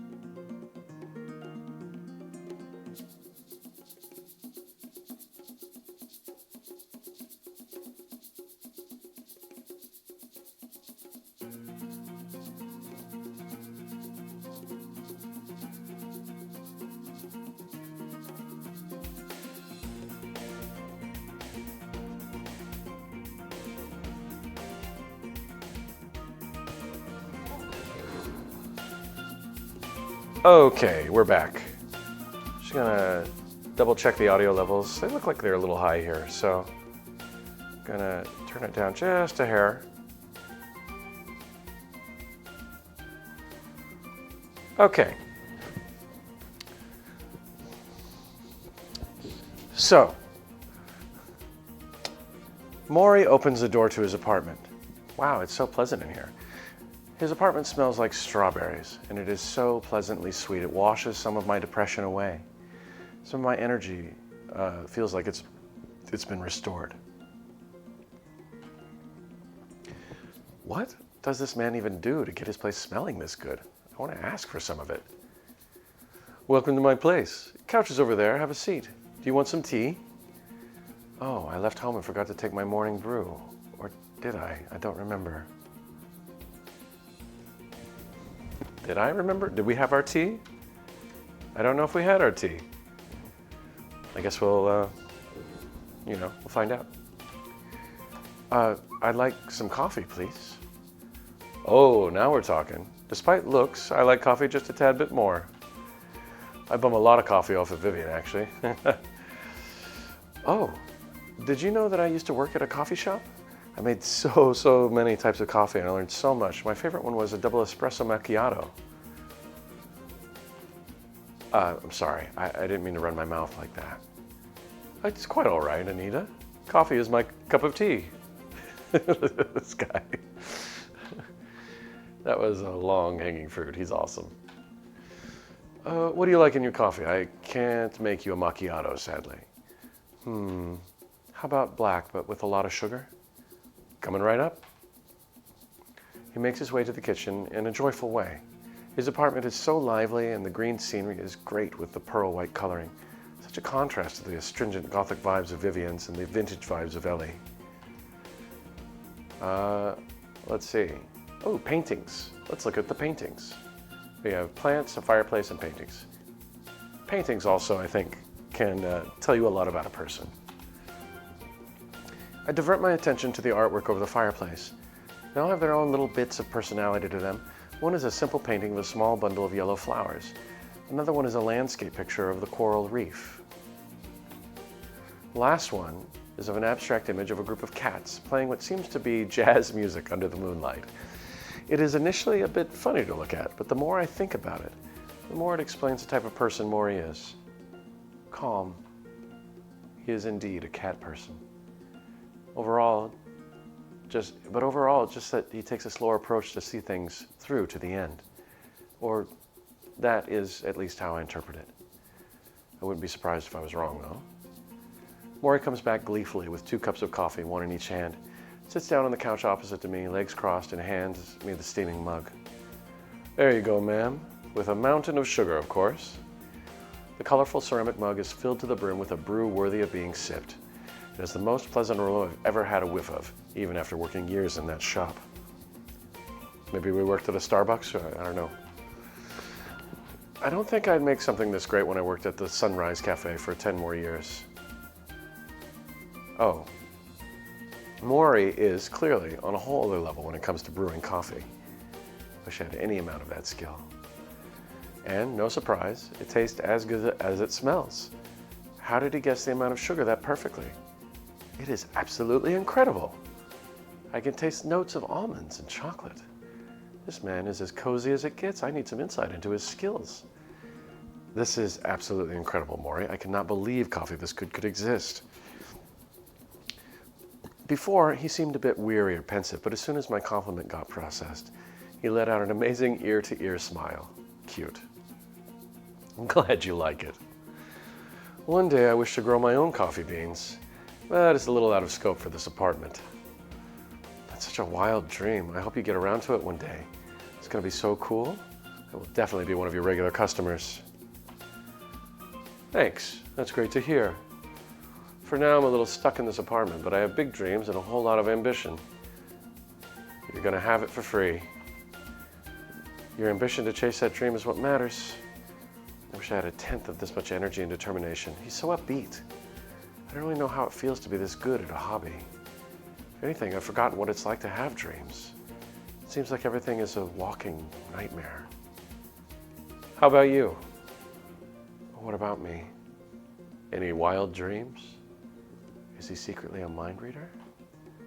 Oh, I really want to become an artist, draw stuff. Awesome dream. I tried the same once, but it didn't really work out. That was really bad. I used to be god-awful, but I had a rough childhood and drawing was what kept me from being overwhelmed, so I guess I won through pure insistence. Oh, I'm sorry to hear that. You seem to be doing fine now, aren't you? Somewhat. I had a few tough years, but I'm feeling a lot better. I'd love to see what you draw someday. Once I gain the confidence to, I'd like to show you. I do in fact feel better than how I used to. But today and yesterday are a little hard to wrap my head around. I'm not used to people treating me nicely. The only people who genuinely cared about me were a few school friends and coworkers, and they probably cared for me out of obligation. Maybe Alan did as well in the beginning. I don't remember why I fell for him. I still can't get him out of my mind. Oh, now I'm depressed again. Thank you, brain. At least Void seems to be having fun. She jumps on Maury's lap and makes herself very comfortable. Maybe another sip will make me feel better. No, Void, get down. You're going to make him spill hot coffee on you. Oh, it's all right, Anita. He's such a sweetheart. He's a she, actually. I only found out yesterday. I'm so sorry, sweet baby girl. You're the prettiest little princess. Acting like she's not offended at all, she curls herself up and purrs so loud I can hear it all the way over here. Well, if Maury doesn't mind, who am I to judge?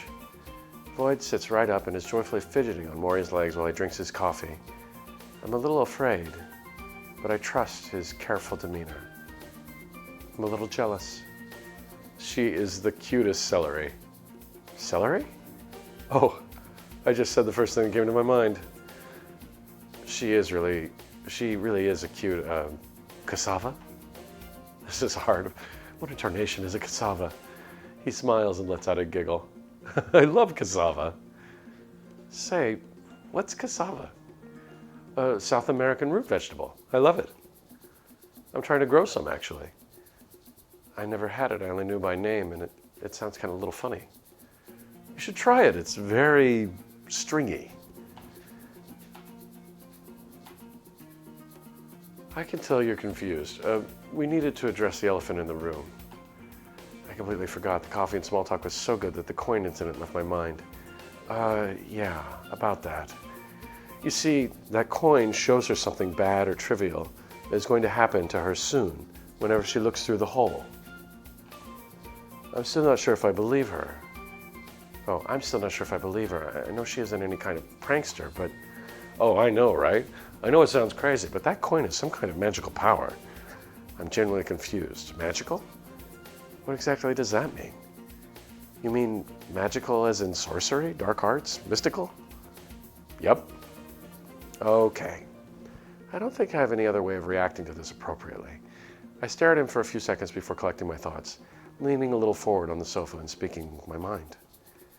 That is so cool. Yeah, I know it is pretty cool. Whenever she uses it, I get to hear all about it. She has all of them written down somewhere. After a while, she tends to forget what she sees, so she jots them down for later. Then why didn't she tell you this time? Does she use it often? I don't know, and that's what's making me really worried. This is the first time she didn't tell me anything. I've never seen her act so scared over it either. And no, she only uses it if she really needs to. Maybe this time she was drunk and didn't like what she saw.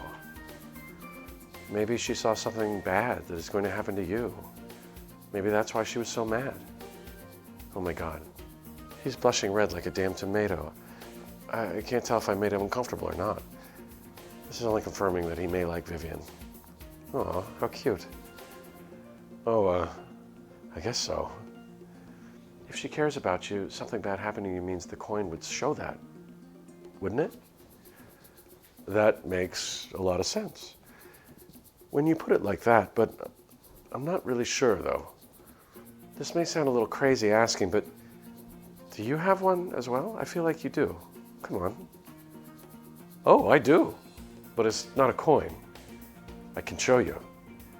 This roller coaster isn't ending anytime soon. He also has a magical object? What's more amazing, I think, is that Anita had the intuition to ask that question. Because I didn't assume that he had a magical object at all. Although he's into plants. So maybe, anybody who's into plants kind of, has a little bit of magic around them. I'm not sure if I should be scared or not. Maybe I'm just more naive than I thought, but my inner child is dying to know if magic is actually real. He puts his mug on the table at his side, picks up Void, puts her on the ground, and walks to a closet next to where he's standing. He opens it up and reveals many new plants. At first I didn't understand, but I quickly understood what was happening.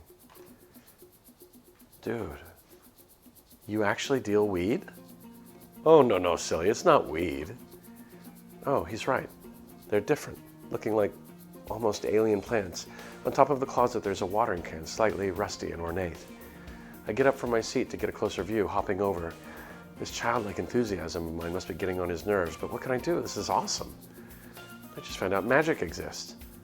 Well, I don't think I should have said it as weed. The plants are labeled based on what seem like their properties, like medicinal and aromatic. Wait, did he use some of these plants in the coffee? Am I gonna die? This one is labeled as aromatic. Did you use any of it for the coffee? Oh no, they aren't edible. Found out the hard way. That would have been really creepy. Finding me a completely magical substance unbeknownst to me might be a crime.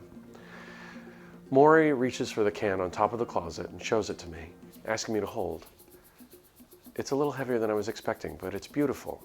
Normally watering cans are made from plastic or just normal metal. This is different. It is engraved with intricate details and swirl patterns. It feels very warm. I can't describe it in any other way, but it's not actually hot. I give it a good look over. Is this the object? Yes, this closet is of plants I watered with it. It changes them, makes them grow a lot faster, and gives them special properties. This one here, for example, is rosemary, watered with a can. He points to a purple plant that forms a spiral with its body and has the very thin leaves. It's labeled as medicinal. How do you know what they do at first sight? I don't. I have to test them. Isn't that, dangerous? You may accidentally eat something you shouldn't again. It is, but I haven't died yet, so I don't think it can make poisonous plants. They are at worst tasted awful, and I've only gotten sick twice. If you say so. But how did you even notice they had these properties? Let's not tackle that for now. Oh, that was a little awkward. Oh, why did I have to say that? I give a good look again at the closet, trying to see any new weird plants, and see another watering can tucked up on top of the closet. Is that Ellie's can? It is. When I want to actually grow other plants that are not mystical, I use a normal can, which I broke accidentally. How? Slipped out of my hand while I was watering my balcony plants. Thankfully, I didn't hit anyone. I only hit myself. Vivian predicted that, actually. I don't know why, but the situation sounds funny. A lot more funny in my head than in his. Do you think Viv calmed down? I think so. It's been a bit. Are you gonna go check on her? I will. I know this sounds a little lazy of me, but can you give the can back to Ellie for me? I'll go out and actually buy one for myself later. I'll go give Vivian a visit in the meantime, see if listening to her crappy music will make her feel better. He picks up Ellie's can from the top of the closet. I'll do it, because I want to thank Ellie for what she did yesterday. Leave it to me, Maury. You're a sweetheart. I'm sure Vivian thinks so as well. There I go, running my mouth again. Thank you. Here you go. And thank you again. He hands me the watering can. I'm going to hold Void's leash instead of carrying both. At least she's good about being on a leash and following my lead. What a well-trained cat. I like Maury a lot. Such a receptive gentleman. Vivian had some great luck for having him as a neighbor. I hope he stays friends with me as well and feels nice getting treated well. Don't you think, Void? You do, don't you, sweetie? Stop reading my mind, that's rude. Let's get this to Ellie and give her a warm hug for what she did yesterday. Maury holds the door open for me as I exit his apartment, the engulfing feeling of worry for Vivian's health still weighing on me. I can tell by the look on Maury's face that he feels the exact same way. Before leaving, I turn to face him with the reassurance I know he needs. Vivian is a strong person. I'm sure she'll get better in no time. Yeah, you're right about that. But to stop worrying about a friend is easier said than done sometimes, you know? I totally get what you mean. I just hope all goes well for you guys too. You too, Maury. I'll see you around. See you later, Anita. You too, little one. Say bye, Void. With the little girl in my arms, I take one of her front paws and move it up and down to try and be silly. It made him chuckle a little.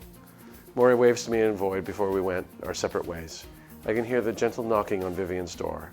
Within a matter of a few seconds, I'm all alone again. But at least I won't be alone for too long. I still need to give this watering can back to Eleanor for Maury. With my mission on my mind, I put Void back down and walk towards Eleanor's door to give it a gentle knock. Anita! It didn't take long for Eleanor to answer the door.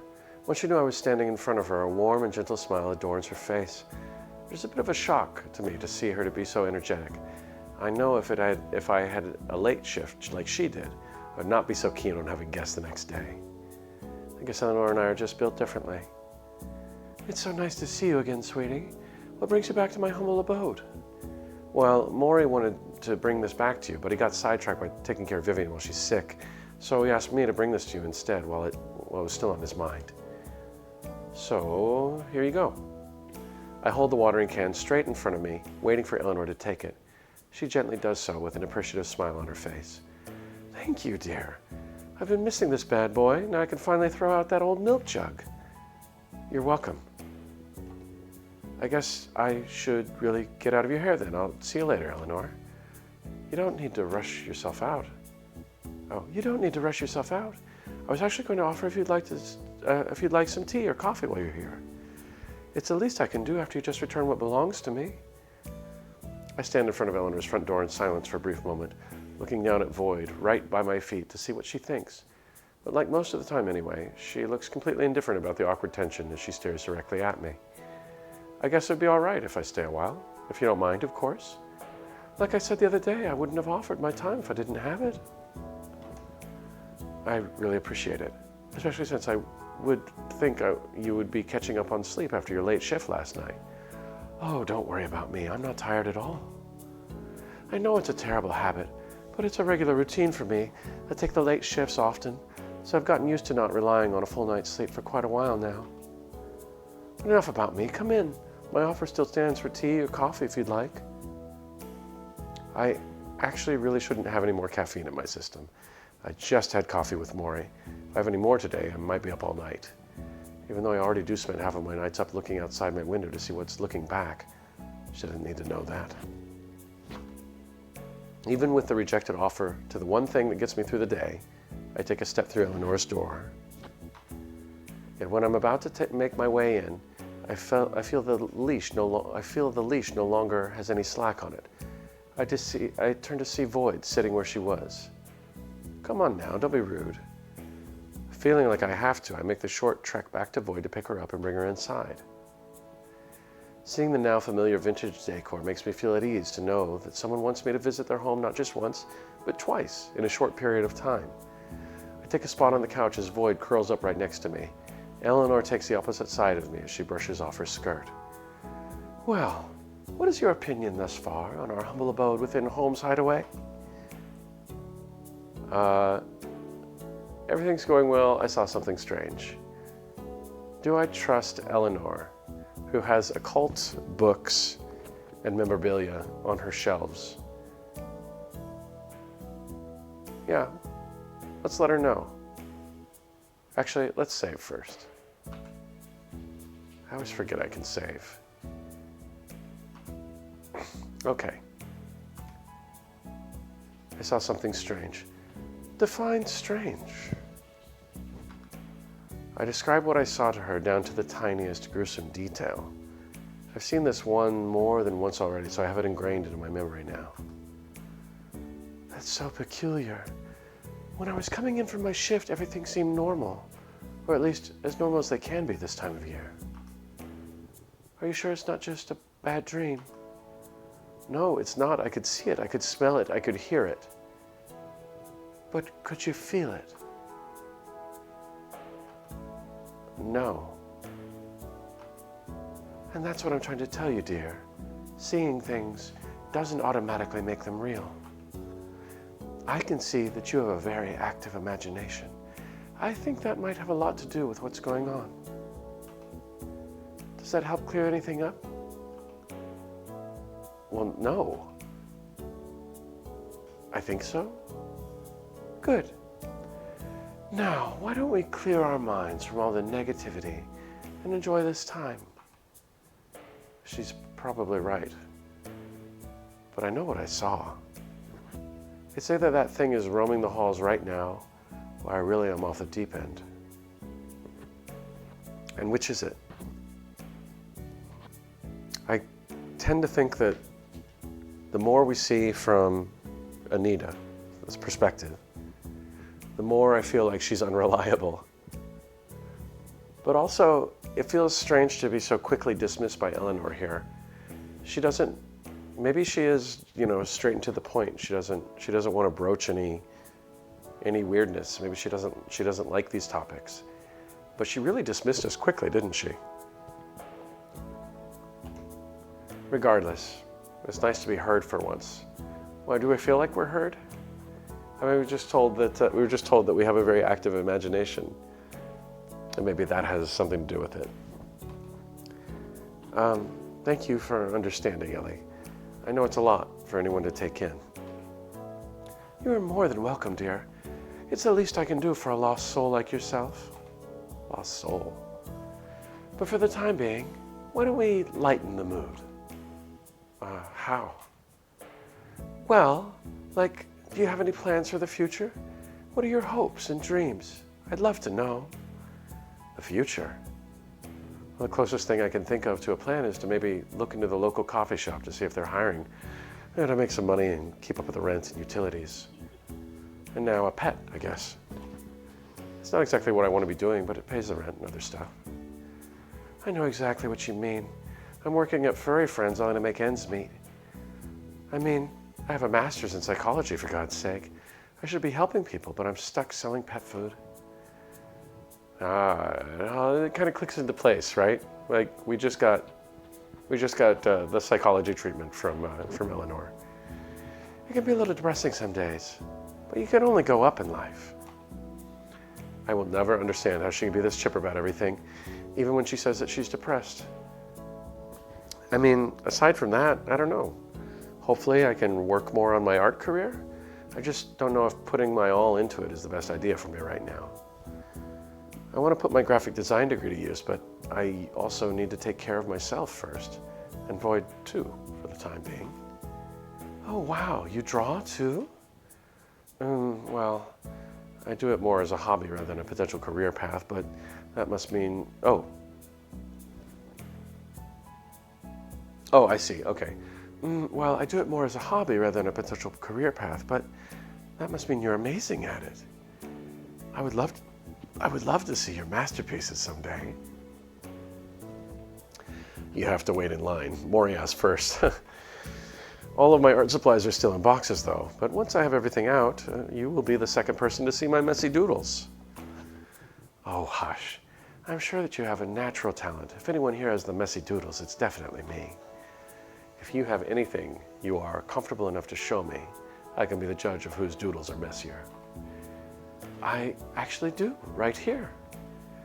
Eleanor leaps up from her seat with a pep in her step towards her bookshelf. Along the bottom shelf, she pulls out a brown leather-bound book with a buckled strap on it. Plopping herself back down on the seat next to me, she flips through the pages at a slow pace. I take my time to scan each page thoroughly. The first few pages are of different objects in her apartment. Her antique tea set, her bookends, even a bowl of fruit. The more pages she turns, the subjects change from objects to people, different expressions of people that I've gotten to know these last few days. Maury, Vivian. But the one that genuinely made me laugh for a brief second was the page of Mr. Lamlord in different stages of anger, from slight irritation all the way to unbridled fury. Wow, what did Mr. Lamlord do to deserve your praise? Initially, nothing. But when he saw my original sketch of him, he threatened to raise my rent if I continued to be that freak who stalks people just to get them on paper. So I tore it out and threw it away. And now I have this to replace what was once missing. I understand being uncomfortable, but he didn't need to be such an asshole about it. Thank you. Finally, someone can see how much of a jerk he is for no reason. You know, you can call him an asshole if you truly think he is one. He is the biggest asshole to roam this earth. There you go. As our laughter dies down, there's still one thought that remains in my mind. Whoever may or may not live in the complex that Void stared at earlier. As much as I would love to pretend that nothing happened, it's something that continues to eat at me. If someone were to know, it must be Eleanor, even if it may be something as obscure as the occult. And I'm sure Vivian doesn't even want to look at me right now. There has to be an explanation as to why the missing tenant never answered the door. And if he's missing, why was someone banging on his door? Actually, there's something else that I feel like I need somebody to confide in.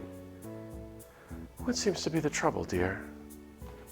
Do you know about the missing tenant from apartment 313? Do you mean Tom? Yes.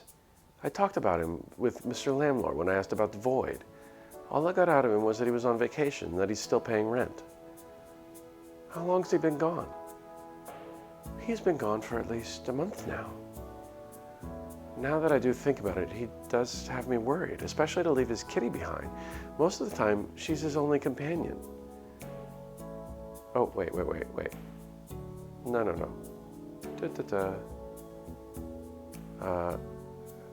Is there no going back? Oh, there it is. Back. Now that I think about it, he does have me worried, especially to leave his kitty behind. Most of the time, she's his only companion. What do you mean by that? Tom is, Well, the nice way to put it is that he is a bit of a homebody. From the time I've known him, Tom doesn't go outside his apartment very often unless he needs to. But even when he does, that cat is always right beside him. So I was really confused when you brought her to me the first day you came here.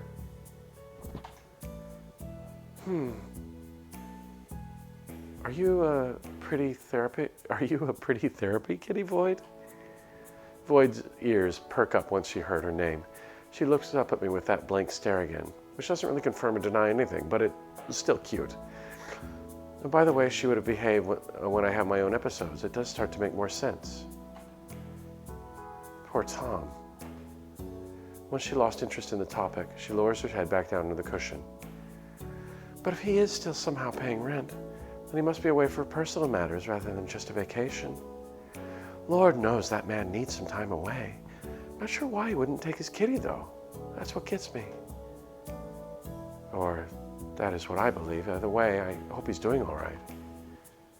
I don't know him, but I hope he's doing all right, too. I think you would get along very well with him. If he would even give you the chance to even say hi, that is. Eleanor giggles awkwardly to herself as she brushes stray hairs out of her face. It leaves me more confused about what she means. I know absolutely nothing about this man, but yet his name keeps haunting me. I wish I knew why. But there's always the sense of unease crawling up my spine when he's the topic of discussion. For a brief moment, I peer down at Void, sleeping soundly right by my side. She deserves to at least know what happened to her possible owner so this wild goose chase can come to an end. Anita? I snap out of my own derailed train of thought, feeling bad for possibly not listening to Eleanor. I clear my throat as I turn my attention back to her. Huh? Yes? Maybe it might be best to move on from this whole finding Void's owner thing. You're obviously losing sleep over something that's taking you everywhere, but getting you nowhere. Who knows? Maybe Tom will come back sometime soon. If not, Void seems to have already taken a fondness to you. Either way, she seems to be happy and comfortable. Maybe she knows that she's found a good home with you. I just don't want to give up yet. If Tom really is her owner and he's really gone, then I still need to budget and all the supplies it takes to maintain a good life for Void. The Furry Friends employee discount still stands for you guys if you ever need it. It's still sweet of you to do that for me. Someone you just met the other day. If I were in your shoes, I'd want someone to give me a lending hand too. I'm always here with an open ear too, if you ever need one. Well, thank you, Ellie. You're too sweet sometimes. I try my best to treat people the way I'd like to be treated. Now please, don't stay up on my account. Both of you should be heading off to bed. And remember, if you ever need an exorcism, I have no idea how to do it. We'll be there in a heartbeat to help. Yeah, I'll think about that. Gently picking up Void, trying my best not to disturb her, but ended up doing so anyways, I journeyed down the possibly unsafe hallway to make it back to my apartment.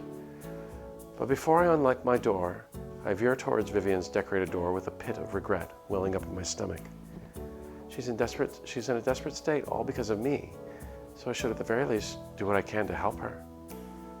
Oh, I just hope she's still not irate at me. I knock on Vivian's door.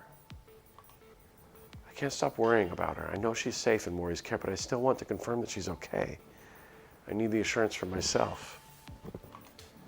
I couldn't do anything earlier to help her sober up. I haven't bothered Maury because of my inability to help.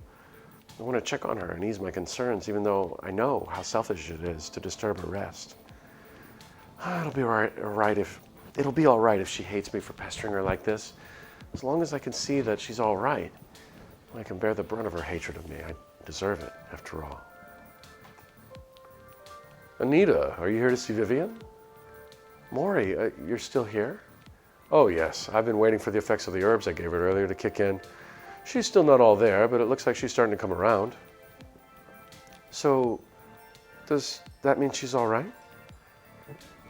Give or take a few minutes. Oh, where are my manners? Sorry, come in. Would she even want to see me after, Don't tell her I told you this, but she was asking me about you too. The fact that she was thinking about me when she was the one suffering brings a bit of hope for our budding friendship. That's all right. I wouldn't want to intrude. Besides, won't you get into trouble with Vivian if you invite someone into our apartment without her knowledge? If it was a stranger, sure, but Vivian and I know you, so it's fine. I could use another pair of eyes to make sure our resident drunk doesn't accidentally wander into the hallway. Oh, well in that case, pardon me. Maury moves aside to let me into the apartment and closes the door softly after me. Vivian was lounging across the couch with an arm slung over her eyes, groaning in agony. Maury hands her a glass of water. From there, Vivian shuffles against the cushions until she's sitting upright. She knocks back the entire glass, draining it dry with an exhausted sigh, though her face quickly changes to that of pure disgust. Feeling better? It tastes like something died in my mouth and invited the rest of the world, its extended family, to die there with it. What the hell did you make me shove down my throat? The usual natural remedy. It's as effective as it's nasty. Are you sure about that? Because my stomach says otherwise. Well, it seems you're able to speak properly again. Welcome back to sobriety. Keep acting all cheeky and we'll see who can speak properly in the next 5 seconds. Hey, you wouldn't hurt me in front of our guest now, would you? I say you've overstayed your welcome, Maury. I wasn't talking about me, I was talking about Anita. Oh, you're here. I can leave if you want. Jeez, relax. You look like I'm about to break your jaw or something. Well, would it be wrong to say I wasn't? Just gonna, pardon me while I take a sip here.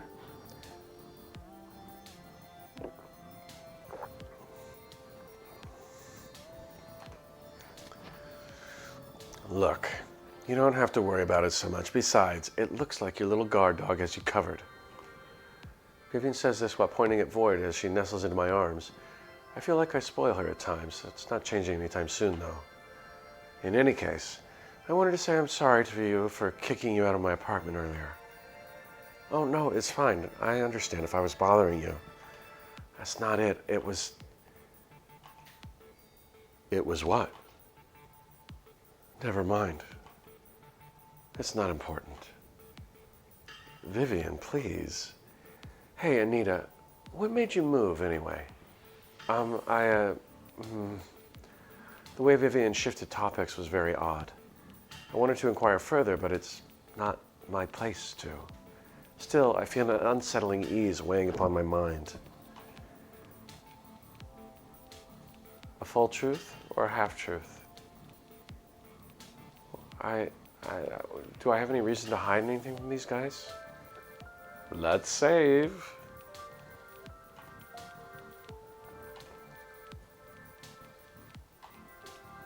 Let's tell the full truth. You don't make friends by keeping secrets, right? Besides, I like to think what happened wasn't my fault. That's what my therapist says, at least. My boyfriend cheated on me and kicked me out of the apartment.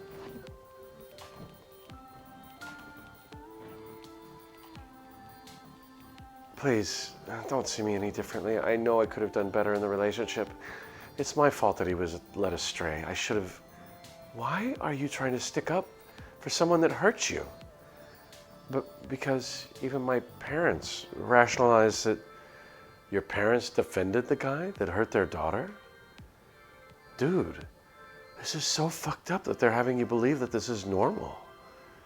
You have someone to talk to about this, right? Also, do you have the address for your old place? I'm asking for a friend. I'm sure that's not helping much. What? I'm just saying if she... I want to stop talking about it. As soon as my cries are heard, the pair stops and looks apologetically in my direction once again. But I can tell by the look in their eyes that this topic isn't over. Thank you. What about you and Maury? How did you two meet, if you don't mind me asking? Well, we both moved in years ago. We kept running into each other in the hallway, and he eventually pestered me into becoming his friend. You make it sound like I'm a colony of mold. You're just as hard to be rid of, that's for sure. How harsh. Well, if I'm a patch of mold, then I must be well taken care of by you to have lasted this long. Wait, that came out wrong.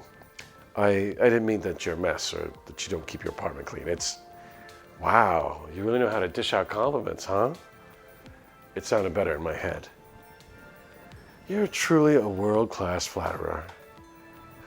Please have mercy, I can't take much more. Vivian snorts at Maury's misery. It's kind of nice to see. Despite her biting retorts, there wasn't any heat to them. Her words are almost playful, fond even. Is this how friends are to each other? Trading insults without hurt feelings? It's a novel notion for me. Whenever my past friends tried to banter with me, I was left with my heart sliced into ribbons. They teased me, how no one was waiting for her at home, how slow I was in doing my homework, or how cheap the snacks I bought with my meager allowance were. If only my heart was stronger, then maybe I wouldn't be so sensitive and laugh it off like the jokes they were. You both seem to be really close. It's nice. Hey, what's that supposed to mean? Her cheeks flushed. Did I say something to embarrass her? Or maybe she's furious. You're included in the fold too, you know. I can't wait to see your artwork. Oh, sick, you draw? A little, I want to be an artist, so... Cool. If I ever need a portrait of a lovey done, I'll know who to go to first. Or even a new tattoo idea. How much do you charge per commission? Oh, I don't. It's not really... Hell no. You better not be saying that you'll give a discount just because we're friends. I'm paying full price and that's final. Friends? We're friends? Unless you're saying we're not. No, that's not it. I'm just surprised is all. We're friends. Maybe. Temporarily. At least until they grow bored of me. I've never really made friends this quickly before. Normally it takes a month before I find anyone willing to talk to me. I feel you. I was slapped with a race card since primary school. Not a lot of love for Black Hispanic speakers where I'm from. That's why I stuck close to my neighborhood. At least people accept me there. Dude, you have no idea. Neither side of my family knew what to do with me. The white and the Asian sides are stuck with a freak of nature. The only time I felt any kind of acceptance was with some of my classmates back in school. Can't say I miss it anymore. At least at a costume party, no one cares whether your skin is black or yellow under the mask. Oh, speaking of which, I've got another party I'm heading to tomorrow. You guys want to come with me? I wish I could, but my boss has me scheduled to work tomorrow. Ugh, dude, lame. How about you, Anita? Can I? It's on such short notice, though. No one gives a shit. This even isn't the kind you RSVP to. You either show up or don't. So which will you be? Well, it sounds like it could be a lot of fun, but I need to think on it. In case you change your mind, hit me up. You've got a costume you can wear. You have a costume you can wear, or do you have to go shopping? Knock, knock, knock. I shiver as Vivian hands me her phone number on a sheet of scrap paper. A chill abruptly settles in the room. Void stares at the door, hackles raised, hissing. Is there someone at the door? Were you expecting anyone, Vivian? No. Check the peephole. If it's someone I'm cool with, I'll let you know. I hesitantly go to answer the door while Morian and Vivian talk amongst themselves, no doubt about what the coin showed her earlier. Even with those holes filled, I don't know if they will ease my mind whatsoever, especially considering the bits and pieces that Vivian was able to see. I anticipate what kind of theories the two of them are conspiring together and what may be the death of me. Just like Vivian instructed, I bring my eye to the peephole to see which one of her friends may be here to make the party last longer. What I saw on the other side of the door made my blood turn cold. From the little bit of range I could get from my view, all I could see was a wide grin stretching from one ear to the other. Changing my position to get the best image I could possibly get, I saw the stranger's gnarly, elongated neck. If I'm not mistaken, they may be looking straight back at me with eyes wide open. Clearing my throat, I try to ease my paranoia by getting the answer I desperately need right that very moment. Vivian? Did any of your friends dress up as the Cheshire Cat or the Joker? Just anything with a big smile? No, my friends are lame, but not to that degree. With that thought now weighing on my mind, I take another look back through the hole in the door. Unlike before, I got a close-up of what appears to be the end of a bird's beak. This time around, this person can't seem to hold still long enough to get any other information. What the heck? Before I could even mutter another sound, a harsh knocking sound came from the door. My first instinct told me to get as far away from the door as possible. Not knowing, I backed right into Vivian. Watch it! What's that? Without even a moment to breathe, whoever is on the other side of the door breaks through it with no hesitation. The first thing that Vivian does is grab the closest statue to her to use as a blunt weapon. All the while, Mori shields the both of us with his body, looking between the two of them. I freeze in fear right on the spot. As much as I want to help them make an effort to fend off whatever is in the hallway, my feet can barely even move an inch. They can't interact with the real world. They never did it before. Why are they now physically able to break down a door? It doesn't show any signs of easing up either. The crow made an opening large enough for a long and thin arm to reach through the crevice in the door. Now I have to make a run for it. Well, I still can, but chances are neither of them are seeing what I can. Would they even believe me if I dare say what is going on in my world? And again, I don't really have much of a choice now that it's affecting their world too. Oh, let's just hope this isn't all just inside of my head again. Or I don't really know what to hope for now. It's reaching for the lock. Wait, what's reaching for the... Just hit the damn thing already. Before I could unlock the door, Vivian hit the creature's arm with as much force as she could muster. As she swings her arms back to take another go at it, the lengthy, thin appendage grabs her by the throat. Still putting up a fight, Vivian drops the statue to use both of her hands to punch and bite at her aggressor. Mori makes a mad dash right behind Vivian to pull at her waist to free her. I can tell by the look on his face that he is beyond confused about the situation at hand, but more scared about some unseen force choking Vivian. He can't see what is forcing its way inside the apartment. Tell your companions Tell your companions that it is not wise to keep us out here. Huh? Do please let us inside for a quick chat, my dear. I stare blankly at the large hole in the door, trying to look for who is talking to me. This is so fucking weird. I have never had any of my hallucinations ask for a conversation with me before. The most I've ever gotten were inhuman screeches or gurgling sounds from these creatures, or the occasional short sentence. Anita, who is that? You can hear it? Who the fuck cares? Just let it in so I can let go. In a panicked state, I rush to the door to unlock it for them. This seems like a bad idea, guys. The moment I hear the click from the lock, Vivian drops to the ground to take in air like she's never learned to. Maury instantly crouches down to her side to help her catch her breath. My eyes stay glued to the door, anticipating the worst to come. What steps through the door are two creatures that both tower over all three of us. One resembled that of a crow with proportions like a man, aside from its head and legs. It didn't take long for it to take its attention to Vivian's belongings. With every swipe of its massive beak, everything on her shelves comes tumbling down. It has no target in particular, just anything that grabs its attention. Oh my God. Lovey sure didn't like this new feathered intruder one bit, but she was the only living being that was grabbing its full attention for the time being.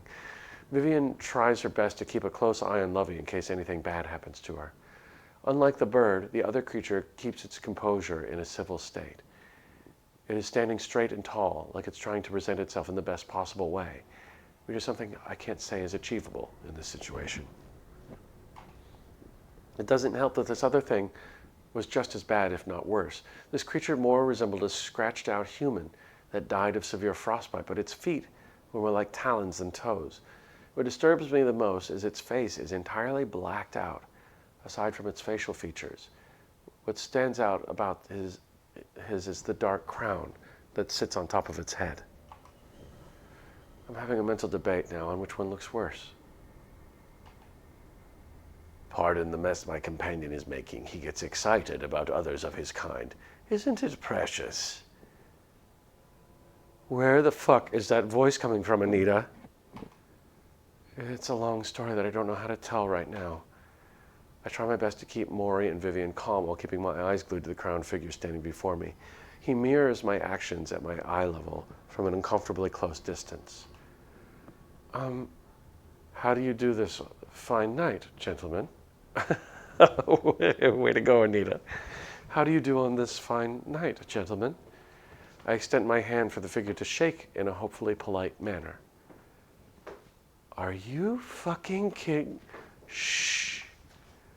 It completely dismisses Maury and Vivian by taking my hand, shaking it to the point where my arm nearly pops out of its socket. Once I finally have my hand back, I rub my sore arm as I look back at it. I must say I am quite charmed by such a polite young lady. We are both having an eventful evening. It's a pleasure to hear of your splendid time, but I must inquire about the purpose of your visit to this humble abode. Ah, yes. We are in search of our most gracious host for this night. So, someone within this manor invited you and your companion? Oh, perish the thought, my dear. It is not only the two of us. The warlock called upon us to strike a bargain. The warlock? So someone here is calling these creatures. What kind of bargain did your host propose to you all? Well, the warlock offered a rather splendid offering for our services. What exactly may that offering be, sir? My dear sweet child, you should already be familiar with what we want. They are already in those pretty little sockets of yours. Excuse me.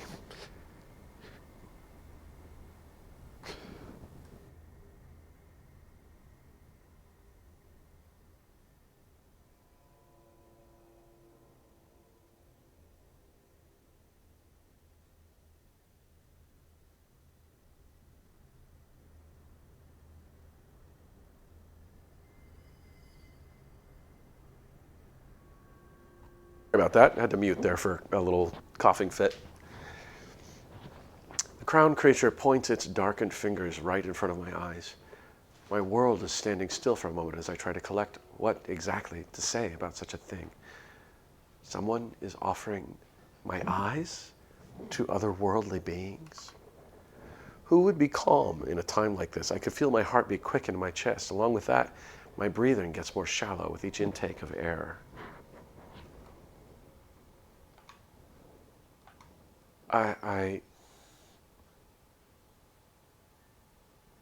Oh, Void just meowed. The two of us now stare down at my feet where Void now resides. She is staring daggers right at this being, who is at least 50 times her size, like she has an even chance to go against it. She takes a few steps closer to it without any hint of fear in her eyes. Void, no! As Void steps even the tiniest bit closer to the towering figure, it shuffles its feet back away from her and me. Not knowing what kind of danger she may put herself in, I scoop her up in my arms to keep her safe from this threat waiting to happen. Ah, yes. Keep that demon ward close to you, for in due time it will serve no use to you. Once the veil between the living and the dead are paper thin, you and all of your friends are our main event. The words are caught in my throat again. I still have so many questions floating around in my head. What is a demon ward? When will it stop being useful to me? What does it all have to do with Void? I know these questions are dire in my situation, but the words just simply can't come out anymore. Having a prestigious sounding conversation with a blood-hungry beast that is only here for my eyes is impossible at this point. The only words that can easily slip out of my lips are, why are you telling us all of this? That answer I shall gleefully serve to you on a silver dish, which is the fear that I am supplying to you lot will make the feast all the more sweet on the tongue. All right, asshole, you've been waiting here all this time going around in circles talking like you're sucking off Charles Dickens, but wait, does that mean you guys can see it? No, but let me try something. Where is it? Right there. Maury pulls out his cell phone to point it in the same direction my finger is leading to. He snaps a picture with it. What are you doing? Taking a picture of it.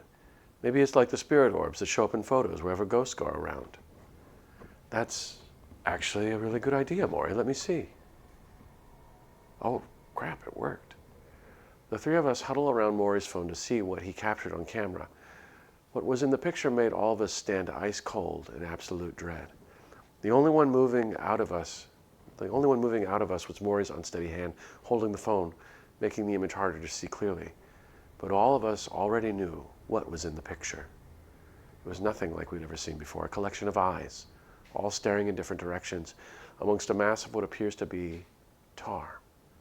Yet every single one of those eyes all looked ready to feast on every living being in the room. We have to get the fuck out of here. And go where? Anywhere but here.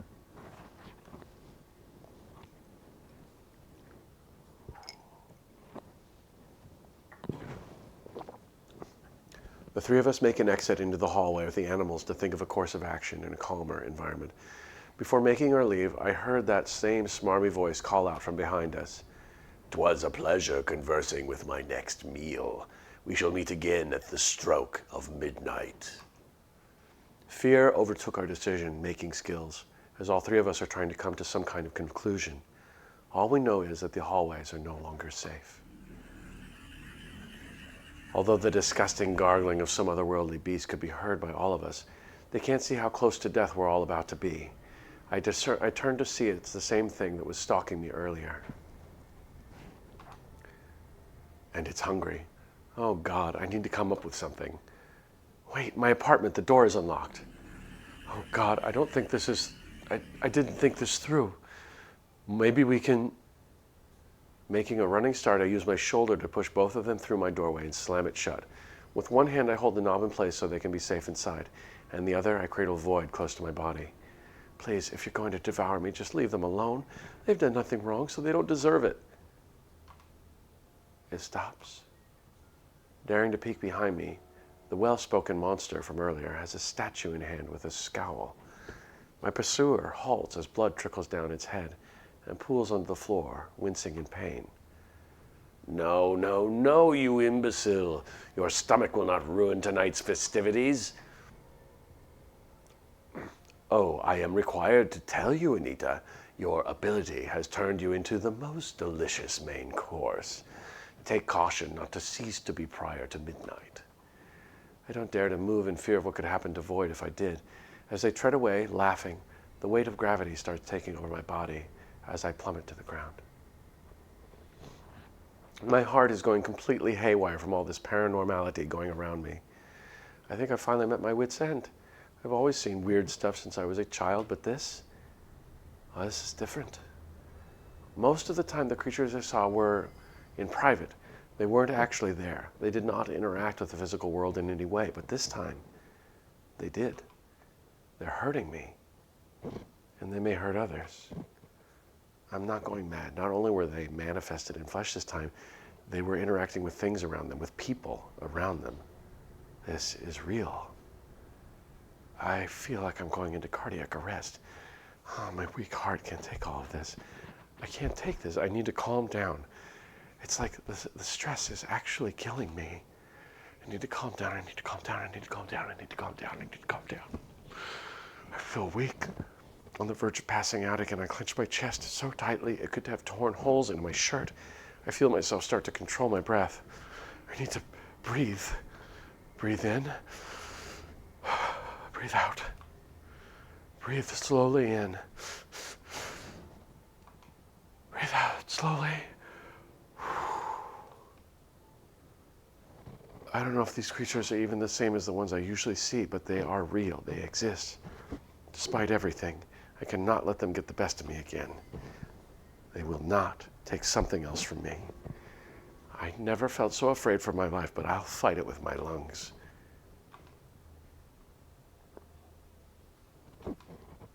Breathe in. Breathe out. Now that they left, the shock of the situation got right to me. I'm simply having a panic attack, and this is my body reacting violently from a great deal of stress. My breath doesn't seem to be stabilizing. Am I dying? I need to calm down. I need to calm down. I need to calm down. But before I know it, I feel weak, dizzy, my chest hurts.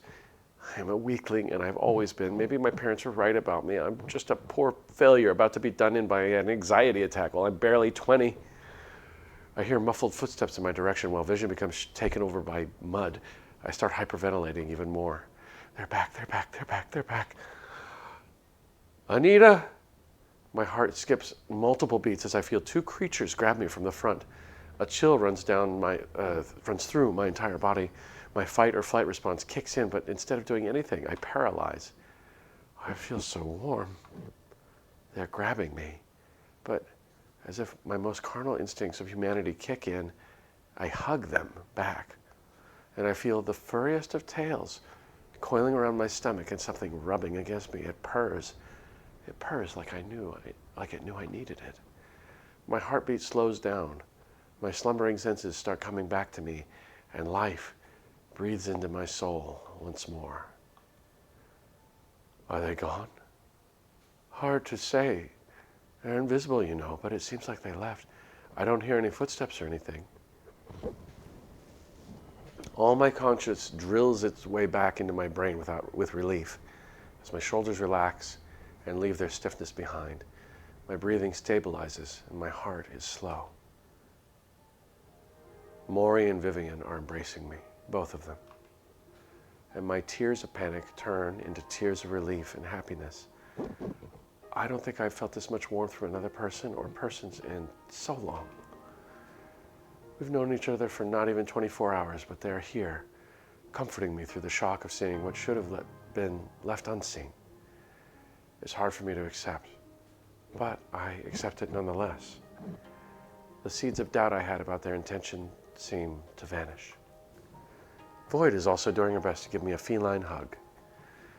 I don't feel like spilling my guts anymore. I feel like such a burden, but the pressure is being split through 3 friends. Friends. I wish Ellie could be here as well.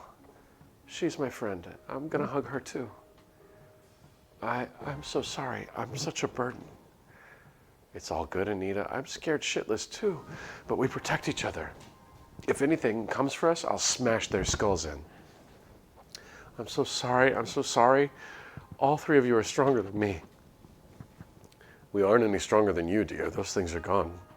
Just focus on breathing and calm your nerves. Through this tight-knit connection, I can feel both of their hearts. They're racing and beating as hard as mine was, just about to burst out from their thoraxes. This is comforting.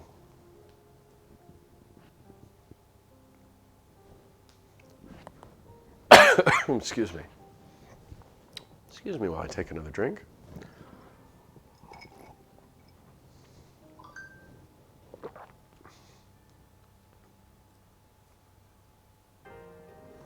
Knowing they're feeling the same makes me sure I am in good arms. Good one, Anita, I think. Breathe in. Breathe out.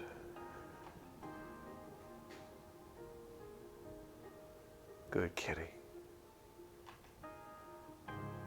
I'm sorry. I'll see what I can do to help. You don't need to keep apologizing, dear. We're all on the same level. Okay, I remembered that interaction I had yesterday with Ellie. I shut my mouth before I can state that I feel sorry again. Not having to do it makes me a little more powerful in a way. Like I'm not in the wrong. I keep hugging Maury, Vivian, and Void. I keep hugging Maury, Vivian, and Void for what feels like a while longer. But I'm not complaining. They're not either. My spirit feels a little less jaded. Vivian arises from my side and makes a dash across the hall to her apartment. I leave Maury's embrace, instead picking up and petting Void. I breathe a relieving sigh and wipe the tears off my face. They know I'm thankful for their help, and I promise to pay it back. While that's going, Maury retracts and becomes pensive. While his smile is gone, his amicable aura stays and irradiates. I look over to see what Vivian is doing as she quickly returns. Within one of her hands was a wooden box where her coin resides, where she proceeds to stick it deep inside one of my cabinets. Anita, those things were invisible to us except you. What did you see? I breathed in deeply and started to tangle the vision burned on my retinas. I saw two creatures. Both of them were tall and lanky. One of them was some kind of raven, and the other had a stretched out neck and a crown. We could clearly see them interacting with stuff and hear what they're saying. Doesn't seem like we're the only ones. Lovey was freaking out on me too, and Void seemed to be scared too. Damn those pieces of shit. No one messes with my bird like that. No one. And here's what's going to happen to them. I only just noticed that in her other hand was this enormous metal baseball bat. The thing looked like it needed inhuman amounts of strength to wield it properly. Is that even legal to own? I think I already see dents in it. Are you sure that's a good idea? Of course it is. I ain't letting some nobody demon taste my flesh without a concussion. I'm especially not letting anything touch that coin. I'd like to say the same, but we don't know what they're capable of. Don't swing that without thinking first. Dude, I thought you knew me long enough that I'm an action kind of girl. You clearly don't know me then. I do. That's why I gave you the reminder. Whatever. Oh, Maury, one more thing. Can I have another look at those photos, please? Hearing how desperate I was to see if I've truly lost it, Maury obliged by taking out his phone, where we looked through the picture together.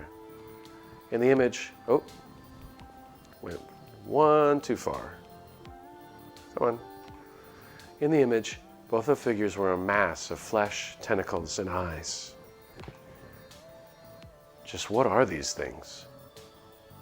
Viv, take another look at this. Diverting her attention from batting practice for a minute, Vivian looks over his shoulder to mimic the same awed reaction as before.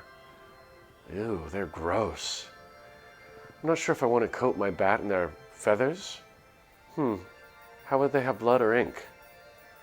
Would they have blood or ink? What in God's name are these things? I don't know why they showed up like this. I didn't see them like that. Those things in the photo didn't even take the same space as what they seemingly did inside here. Anita, open up, please. I have to admit, I got a little scared from the abrupt knocking. It made me jump, but it sounds like Ellie. She's clearly very nervous, and I can hear her fidgeting behind the door. Vivian prepares her bat with her other hand on the knob. She twists it and is about to swing. It is Ellie. I know we're glad to see Ellie, but there was mention of a sorcerer or a warlock who used magic to summon these creatures, and I'm not saying it's Ellie, but it could be Ellie. Oh God, put it down, please. I'm not a monster. Monster? Did she get visited by some creature as well? Ellie. Oh, it's you. For the love of God, let her in. Fine, come in. Or don't, that's always an option. So sorry to barge in like this, Anita. I knocked on a few doors, but no one answered. Glad to see you and Maury safe. I got a visit from this thing. What did you see? I can't tell you, it was invisible. We had the same. They left not too long ago.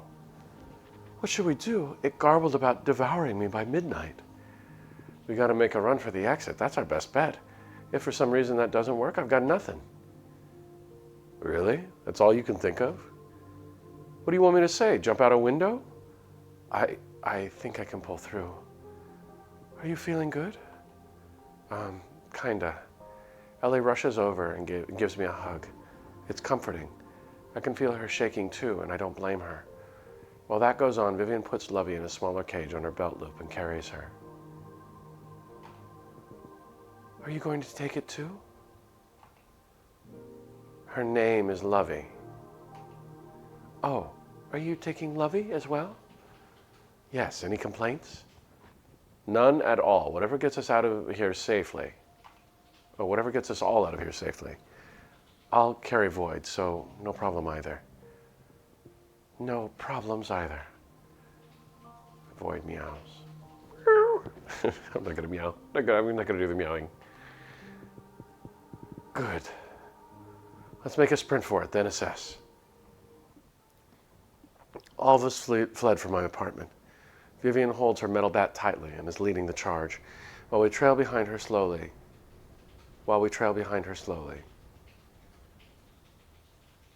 Stacks? While we trail behind her slowly, Stacks.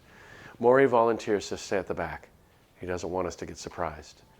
I'll admit that I'm still very much afraid, but being surrounded by people who I now consider friends makes everything much more bearable. I don't know how I could survive this situation otherwise, especially walking down these completely pitch black halls. All of us have our phones out, except Ellie, and are using the flashlight function. It is somewhat blinding, but it is illuminating most of where we're looking. I don't know why, but the lamps seem to be failing within the hallways and don't stay on. See anything yet? No, I haven't heard anything yet either. Yes, it's too quiet in here. And it's almost like we're the only ones here. But that would be silly, right? Now that she brought it up, the complex is completely silent. Dead silent. We knock on a few doors, but no one answers, and most of them are locked. The apartments that aren't locked are completely empty and have no windows. It is so silent, I start to conjure up noises in the distance, all of them drawn out by our footsteps. Excuse me 1 second.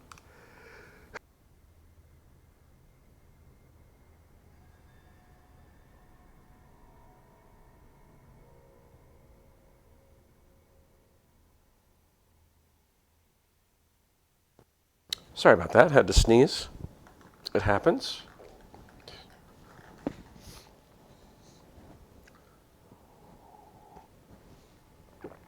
It's so silent, I start to conjure up noises in the distance, all of them drawn out by our footsteps.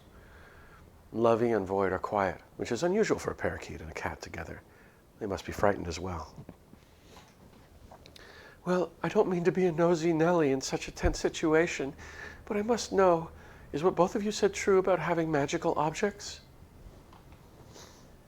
One, keep talking to me like a kindergartner and I will feed you to one of those things. And two, yeah, sure. It's not like I exactly wanted to tell you, but I had to. Well, do you two have any idea how much this could mean to humanity?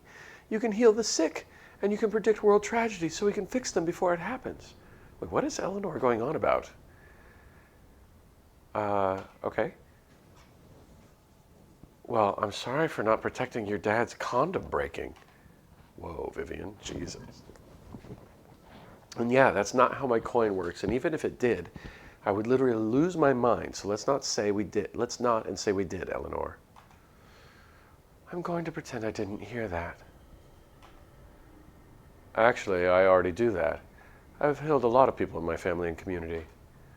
I'm hoping to do it for more people one day. Also, did you really have to go that far? Yes, I did. I also want you to help out more people one day. If I also want you to help out more people one day if we make it out of here alive. That would be fantastic. But I don't understand. How long have you both had these? I've had Old Reliable since I was about 13. What? That long? How come you never said anything to me about this? You know how deep of an interest I have in this. Oh, I didn't mean to hurt you. Wow, it's almost like our lives aren't your business. You're not exactly entitled to details just because you have a hobby. Well, pardon me for being fascinated in actual proof that magic exists. Yeah, I don't like where this conversation is going, especially not in the middle of this dark hallway. And shit like this is exactly why I don't like talking about it with people. Now, can you kindly shut up, Miss Frizzle? We're here. As we reach the entrance, I try opening it, but nothing happens. It is completely stuck and it doesn't move an inch. Maury steps in to try, but it doesn't budge. It feels like it suddenly weighs 100 times more. Vivian tries bashing it with a bat, but aside from a lot of noise, nothing really happens. Well, what do we do now? Vivian ignores the questions and takes a peek through the small windows at the side of the door. We can't go through it. They're too small. The outside world is shrouded in a very thick fog, and it's raining. We can barely see outside at all. I don't think it's very safe to go out anyway. Look at this fog. Something is happening outside as well. We aren't just trapped in here. Is there another exit anyway? We might need it. We got the roof, but that leads us to, the fucking roof.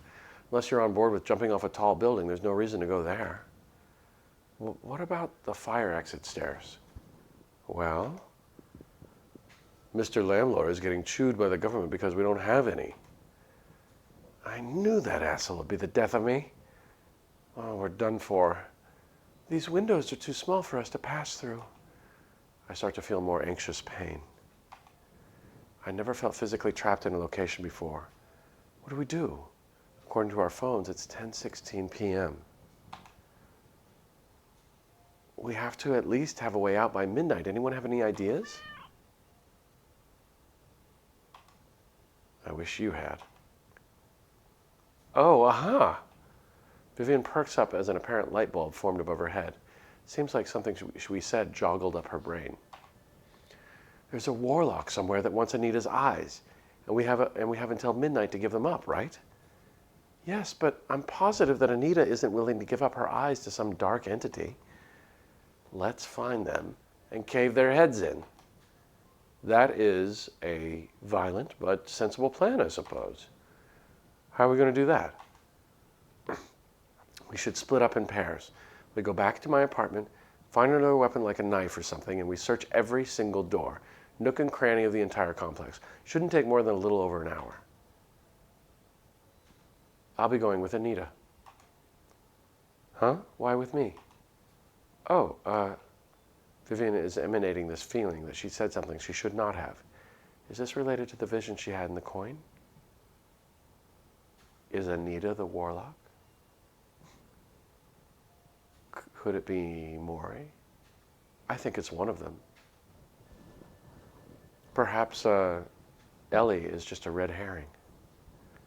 I guess we'll find out. Vivian, what are you hiding? It has something to do with the coin, doesn't it? You haven't told us what you saw. What happened? Ellie stays quiet, only spectating the small altercation. I think she might just be a little confused again. Somewhat? Why does it matter so much who I pair up with? Maury sighs and put his hands on his forehead. Vivian, please, you're hiding something that's obviously huge. We are in very serious danger, so please tell us if it has to do with what's going on. I panicked, okay? That's why I didn't tell anyone. Is that what you want to hear? I didn't write it down. I did nothing. I just told both of you to get out and hope to sort out of this and hope to sort out this on my own. Vivian is screaming and hyperventilating. The coin shows me when my bike is going to get stolen, or when a boy is going to tell me he wants to hook up with me, or if there's going to be a discount at the supermarket. That's it. That's what it's fucking supposed to do in my family line. Not show me a fucking murderer.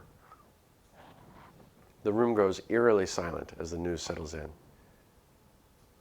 Murder? What do you mean murder? Who got murdered? Her. She pointed at me. My face grows pale as the realization dawns upon me that Vivian is hiding the fact that she saw me getting murdered through her coin.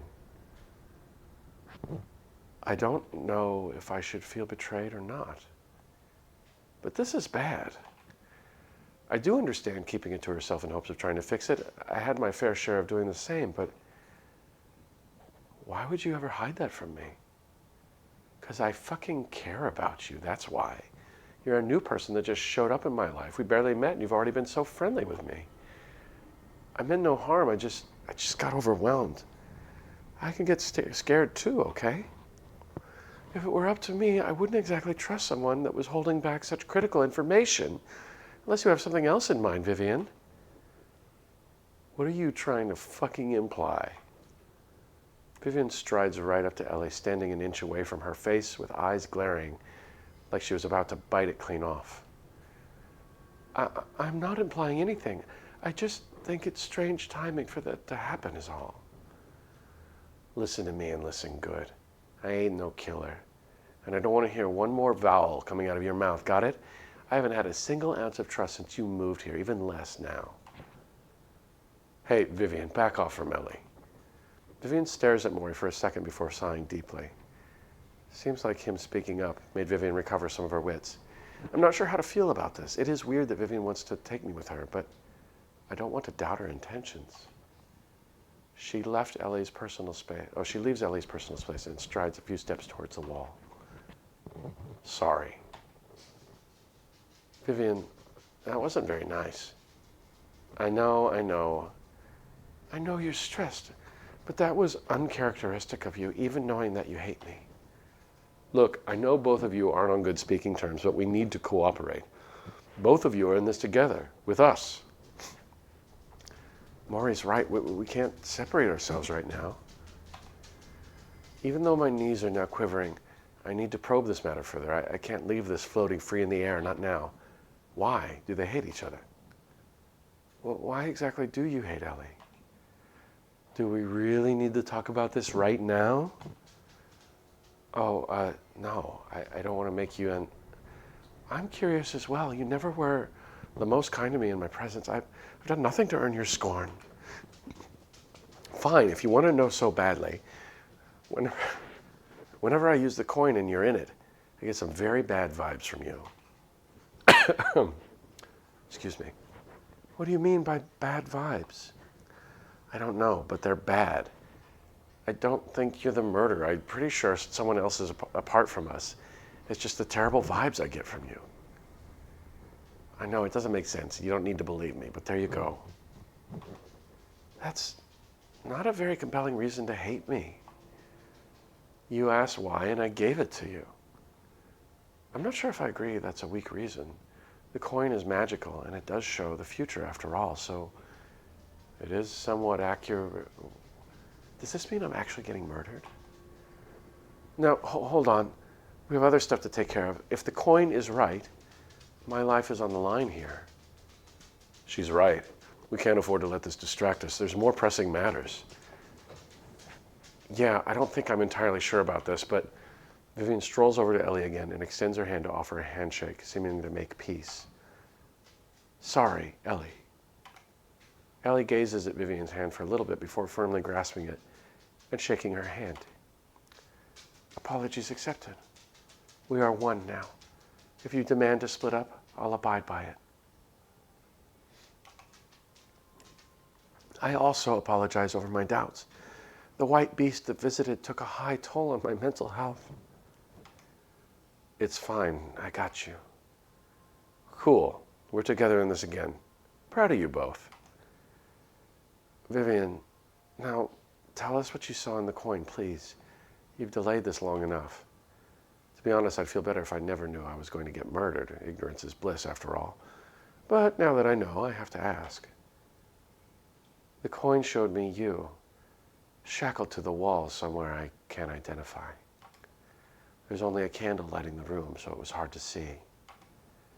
Then, some figure comes in and Vivian starts holding herself back, like she was about to gag on the mere remembrance of the vision.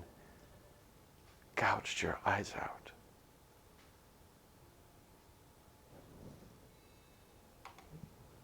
When that thing started talking about wanting your eyes, I knew they had to be connected somehow. Void jumps out of my hold as I let out a clear gasp in disbelief, as my hands instinctively covered my mouth.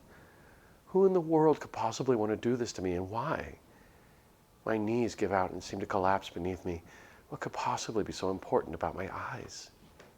Well, you can see supernatural things, Anita. Maybe that's it. After they were done doing that, they unshackled you.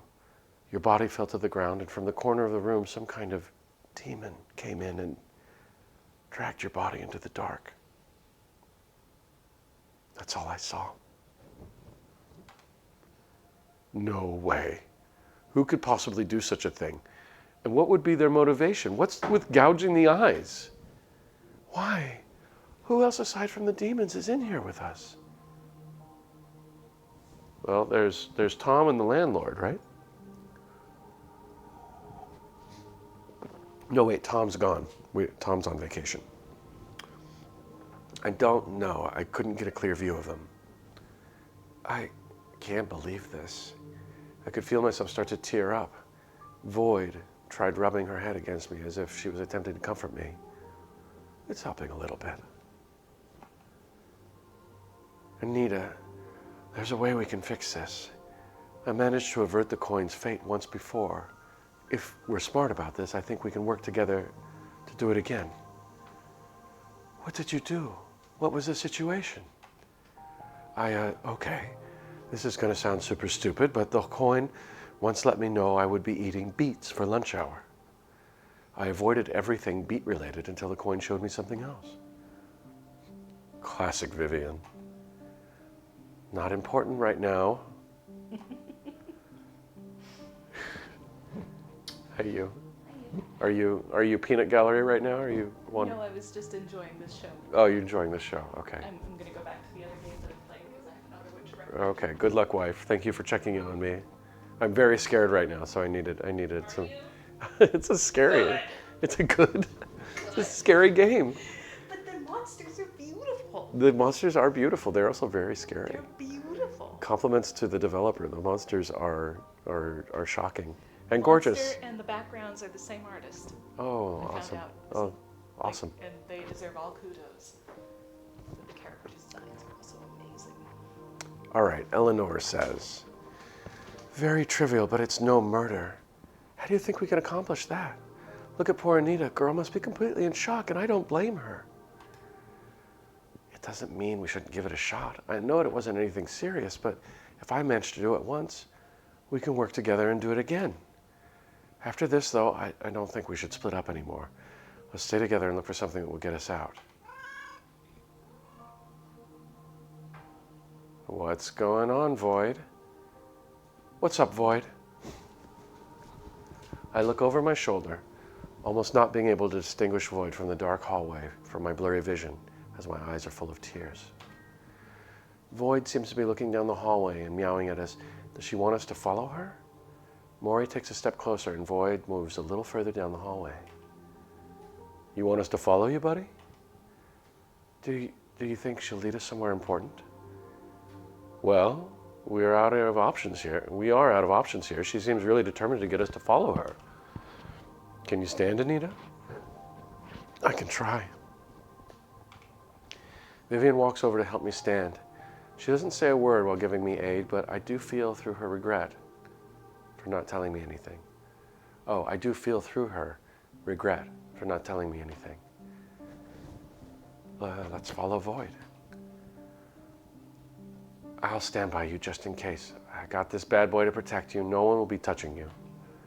She points to the intimidating metal bat. She recovered so fast from that. I envy her a little bit. Thank you, Vivian. Lead the way, little one. As all of us creep our way down these eerie halls, one idea will not stop plaguing my mind. Even though we've stormed all of the rooms on this floor, it's beyond strange how only the four of us seem to have remained during the sudden rainstorm. Wherever everyone is out there, please be safe. Hey, before we do anything, I feel like I need to say something that's been on my mind. What do you think those things mean by the demon ward? Like an assistant or something? It could also be a means to deter evil spirits away. I believe that would make more sense in that context. Even so, what the hell could this demon word even be? My coin has nothing to do with demonic stuff. Neither does my watering can. I'm lost on what it could mean. From how that creature was acting, I could have a few guesses. We may even have a concrete answer down this way. As we all pace our way down the hallway, a familiar rancid musk overtakes all of our senses. Somehow, the smell was overtaking the entire floor now. God, it fucking stinks. I knew Mr. Lamore was a penny pincher, but never to this extent. Where on earth could it be coming from? I think I know where. Making my way in front of Vivian, I guide the rest of the group to the source. Tom's apartment. Here we all are, standing in front of a place that has been causing us so much confusion and curiosity. A pit of dread is welling up inside of me, but what else can be done? We need answers in order to get out of here. And if we need to enter this room without permission, then I suppose we have no other choice.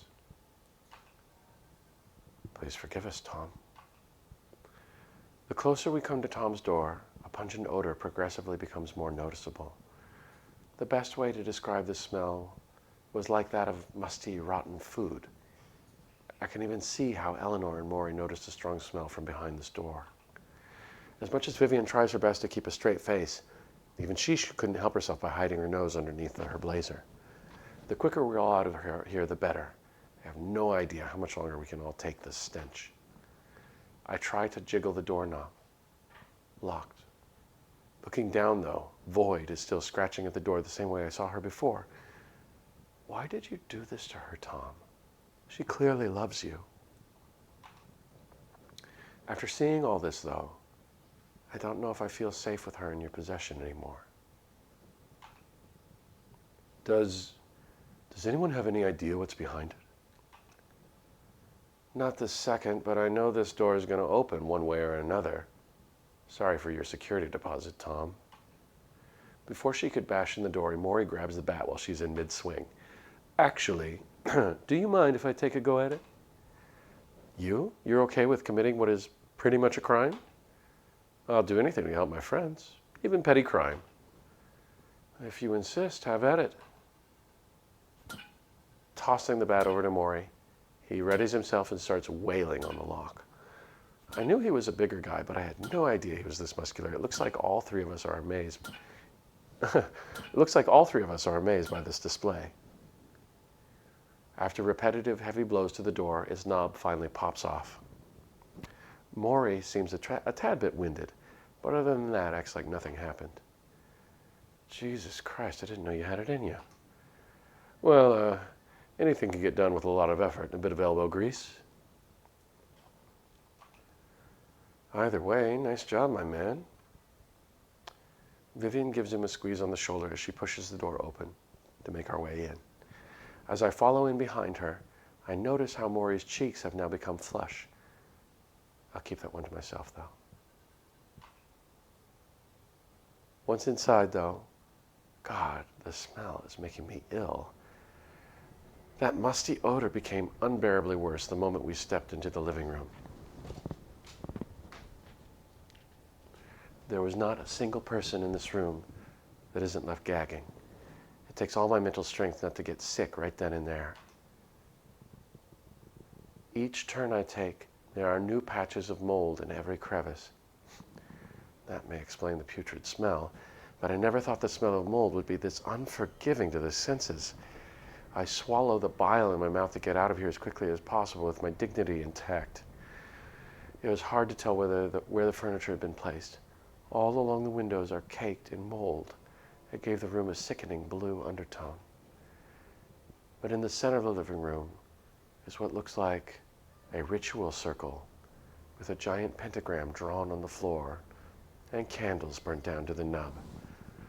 The smell of the candle mixed in with the mold is probably what's making it worse.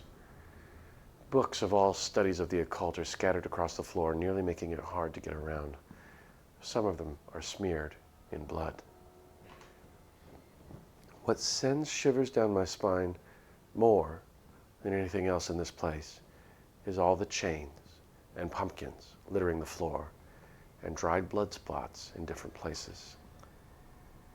What kind of man is Tom? I clench Void tighter out of fear and sorrow for all she must have been through with this monster. It's a miracle that she's even alive. Oh my God. Oh dear heavens. To think of all that must have gone on in here. Man, if this wasn't so creepy, I would say he's the collection of my dreams. Oh, could you please focus? We're in a possible murder den and you're jealous of potential killer? Oh, and you're jealous of a potential killer?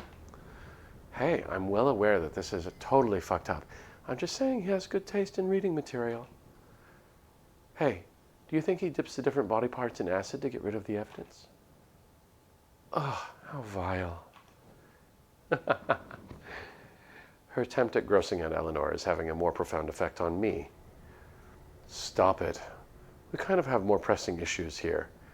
The blood is dry. This might be a crazy theory, but you don't think he killed someone, fled the scene, and left everything behind, do you?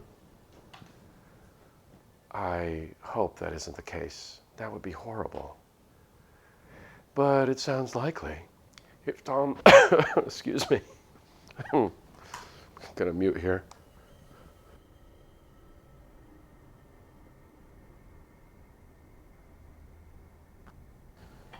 Just gonna have another drink while we stand here in the potential murder den.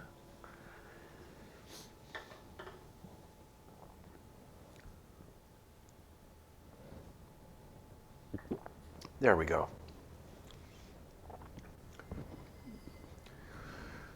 But it sounds likely.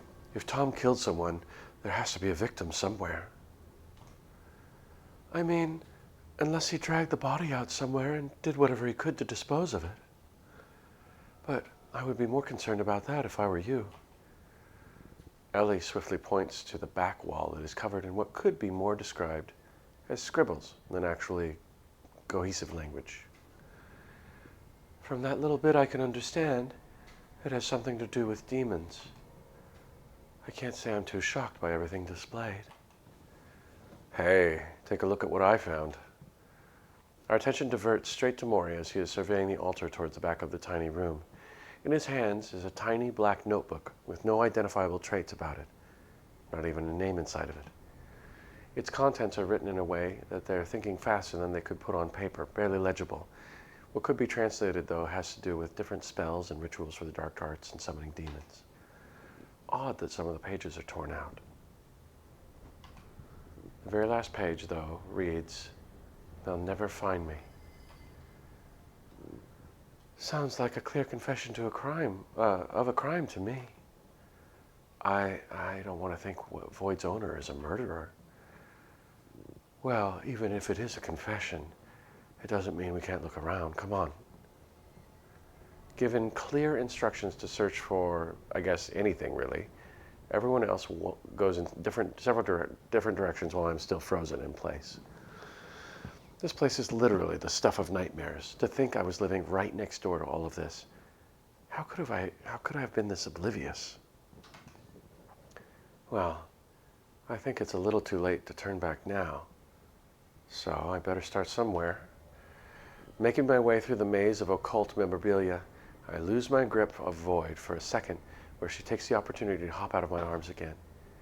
No, Void, come back here. It's not safe for you. Ignoring my cries completely, Void saunters her way into one of the back rooms. I'm convinced now that this cat is trying to kill me. But looking out for her safety is more important than mine, so I pursue her in order to look out for her. I enter what looks like a very plain bedroom. Only the essentials are in here. A bed set, dresser, and a side table with a lamp resting on top. There isn't even a decoration to be seen. A vast difference from what's out in the living room. The most prevalent thing I notice about this room is the smell. I thought the smell across the rest of the apartment was horrid, but here, it's outright putrid. I have to step outside for a minute to cough. It is literally attacking my senses. It's taking every ounce of willpower not to get sick right now. Void, where did you go? I can now easily find her as I follow the scratching under the bed.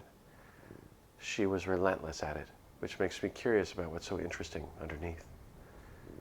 Hey guys, I think there's something back here. It didn't take long for all three of them to come to my aid. What's wrong? Where's Void? I'll let you guess. As much as I want to give the others a hint to where Void is, I need to take it upon myself to get her out of there. I stretch my arm out underneath the bed as far as I can reach to grab her, but she's just barely outside of arm's length. I sit back up with a sigh as I see a hand being offered to me. May I help you with that? Oh, did I miss something? No? I chuckle a bit to myself as I take Maury's hand to assist me back up. With that aside, he grabs the foot of the bed and moves it to the adjacent wall. Not once did Void move a single muscle from where she was sitting when I tried to reach out for her. Now that I have my chance, I scoop her up back into my arms. There you are, you bad little kid. One of the floorboards I step on makes an audible creaking noise once my foot makes contact with it.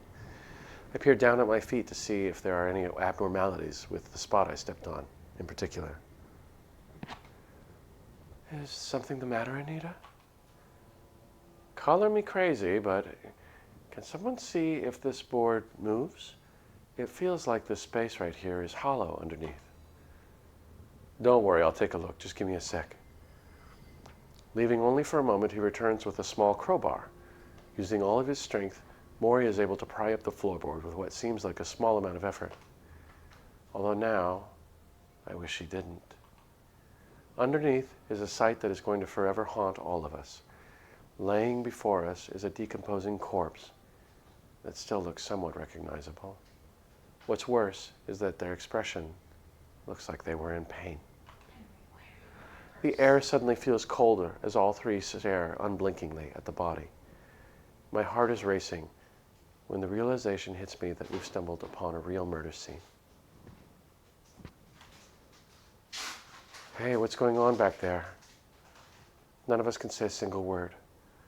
They refuse to come out of fear. They refuse to come out of fear that opening our mouths would lead to a scream. But we could hear the clanking of her metal boots as she drew close to the scene. Oh, nice. Now you guys are going to... Holy shit. Who is this? Was Tom. How could this have happened? Why would his body be underneath the floor? You don't think... Well, I mean, what reason would there be for Tom to be in there? Unless... You think someone killed him and tried to hide the body? It makes sense, doesn't it? None of us knew he was dead because he barely left his apartment. It could have been years before he was found. Poor guy. Must be one hell of a sick freak to do something like this. If I may interject, I don't believe that is enough evidence to conclude that he was murdered. What? Why? Oh, come on. What other reason would there be for him to be stuffed under there? Does he have a hobby of ripping up his own apartment floor and burrowing under them? Not quite. Well, most people would choose to hide somewhere more mundane, like under the bed or in the closet. A highly paranoid individual like Tom would perhaps choose somewhere more drastic. Are you saying he hid there himself? Yes. That's insane. I think we can all testify to Tom's sanity. Can you confidently claim this wouldn't be out of the realm of possibilities for him? No, you have a point. Then this was an accident? It seems that way. It looks like he must have forgotten which floorboard he pried open. I don't know, Eleanor. I feel like you're stretching quite a bit. Guy may have been paranoid, but who stuffs themselves in, like, under the floor and then manages to get the floor on top? We can't jump to this conclusion without, like, seeing the body and seeing if there's any evidence that he was, stabbed or shot or suffocated. Why? Begs the question, why is Eleanor jumping to these conclusions? Eleanor, something stinks, and it's not just Tom's body. What should we do now? Call the police? Well, shh, I hear something. My breath catches. Maury, Eleanor, and I fall silent, straining our ears to hear. There. What is that? Is it coming from the other room? Only one way to find out. We cautiously make our way out of the room of ramblings. I can hear whispering everywhere around me. I wince as their chittering reaches a fever pitch, bombarding my ears with their hissing cackles. As if out of thin air, a dark, ominous light starts emitting from the center of the circle. Compared to the void of light in the room, it's all we can focus on. What's that glow? I can't see a thing. It's coming from the ritual circle. There's something forming in it. Oh, Foy doesn't like that. The door. Try the door. I'm trying, but it's jammed. How the hell can it be jammed? You just bashed it open. I'm trying to find that out myself here. Hurry, it's almost here. A dark figure draped in a white sheet wavers over the shining circle and begins to corporealize. Arms, feet, legs. Dark wisps weave themselves into sinew and bone, filling a ghostly form. Hi, friend. Is that your friend? That's my friend. It's everybody's friend, yes. It raises one of its 4 hands. The sheet around its body pulls as it points a bony finger at the group. That's my best approximation of that. What's he saying? For crew. Eleanor is screaming. No, no, don't come closer. Stay back. Is that the warlock? You 3, find a way to break down the door. I'll buy you some time. No, don't go. Vivian! Too late. Vivian snatches her bat from Maury before charging at the half-formed figure, screaming a war cry. She slams her foot on the door, pivots, and swings, aiming a desperate blow to its head. The bat sails through its head, harmlessly passing through the figure with barely a ripple. How is that possible? Vivian desperately swings her bat again and again, It swipes through the figure without connecting again and again. What I can tell, though, is that this creature is getting more mad with each blow. Not very neighborly. Stupid piece of trash. Fight me, asshole. Learn to take a hit. I know trick-or-treaters with better ghost costumes than you. Come at me. Oh, Void is meowing. Void frantically bats my leg, jerking her head to the other room. I glance over. My heart stops. Oh, what is that? Two hollow voids ogle back at me. Gnarled antlers shoot from its skull like a skeletal hand reaching from behind the grave. Its thin lips stretch over its maw in a vast, grotesque grin as oddly human hair frames its face. It cranes its neck to the side, wheezing a cackle as it watches the color drain from my face. It's the deer demon, and it looks like the prey has become the predator. The deer, don't you see the... Ready? On 3. 1, 2, 3. It's open. Viv, let's go. Right behind you. We tumble into the hallway and slam the door close after us, locking the creature inside the apartment. That should buy us some time. A head bursts through the door, shrieking and grabbing for whatever it can get its odd hands on. Eleanor and Maury clutch each other and scream. Vivian screeches as well, but starts swinging her bat. She whacks it upside the head, and the deer demon recoils.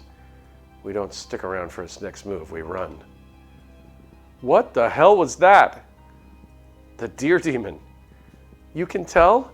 All I saw was a shadowy figure.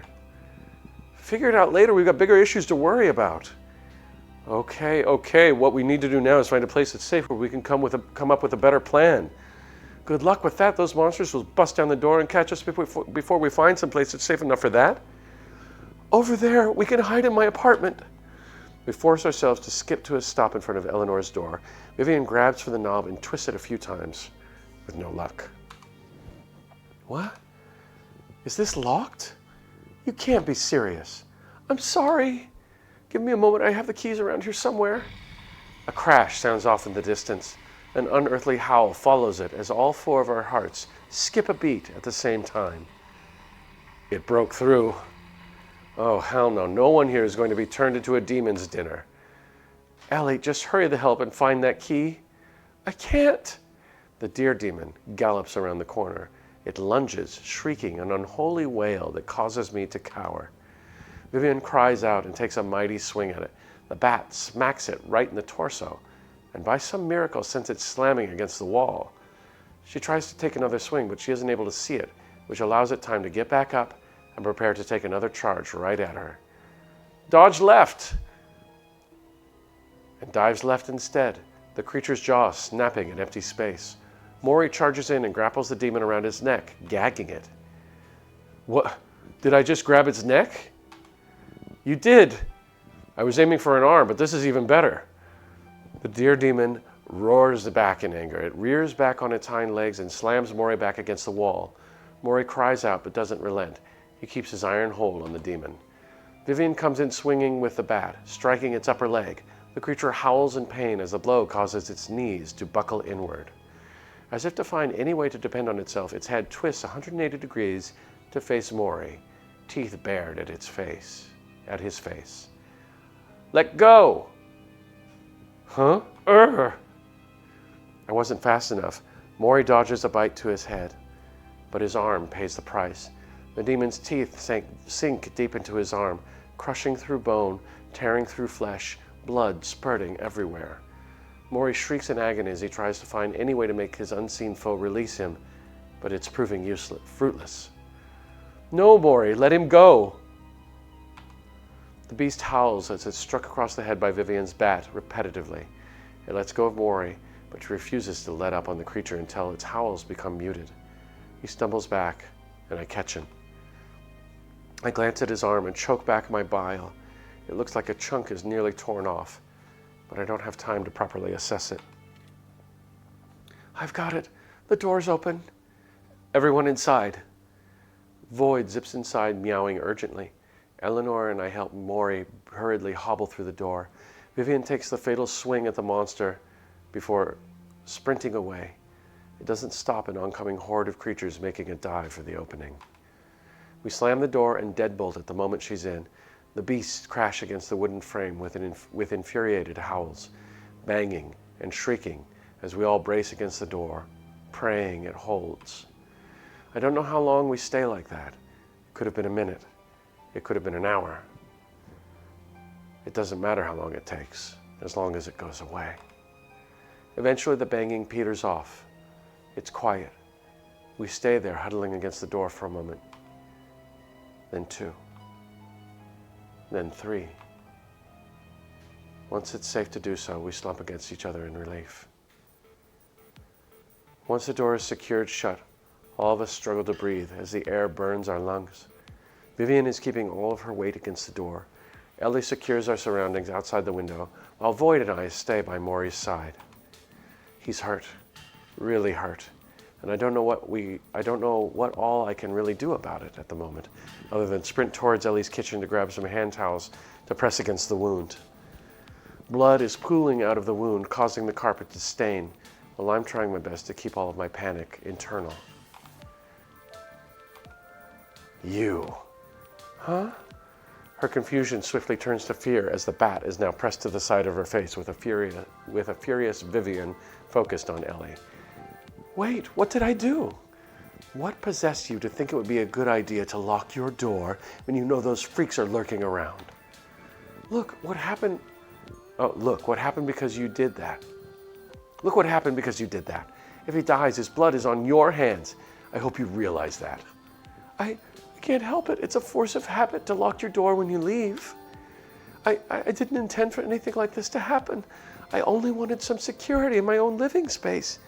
Is that so much to ask for? It fucking will be. Vivian draws her fist back in an attempt to harm Ellie. I arise before a feeble voice rings at my feet. Please stop. That seems to be all the energy that he can muster, as the pain on his face is evident.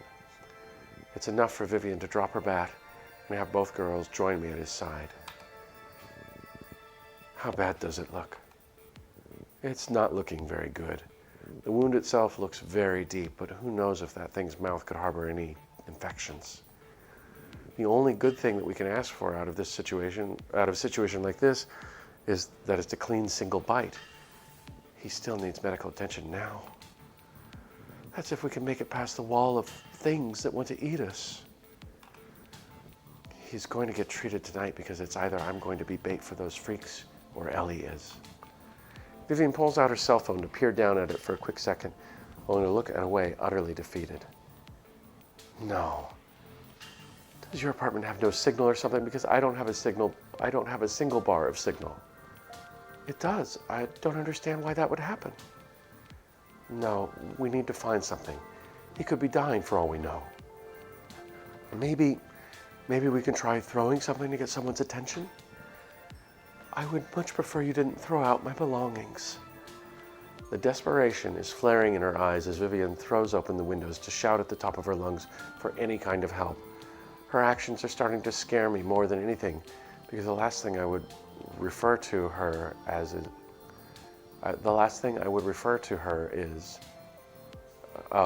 is desperate. The last thing I would refer to her as is desperate. Sorry about that.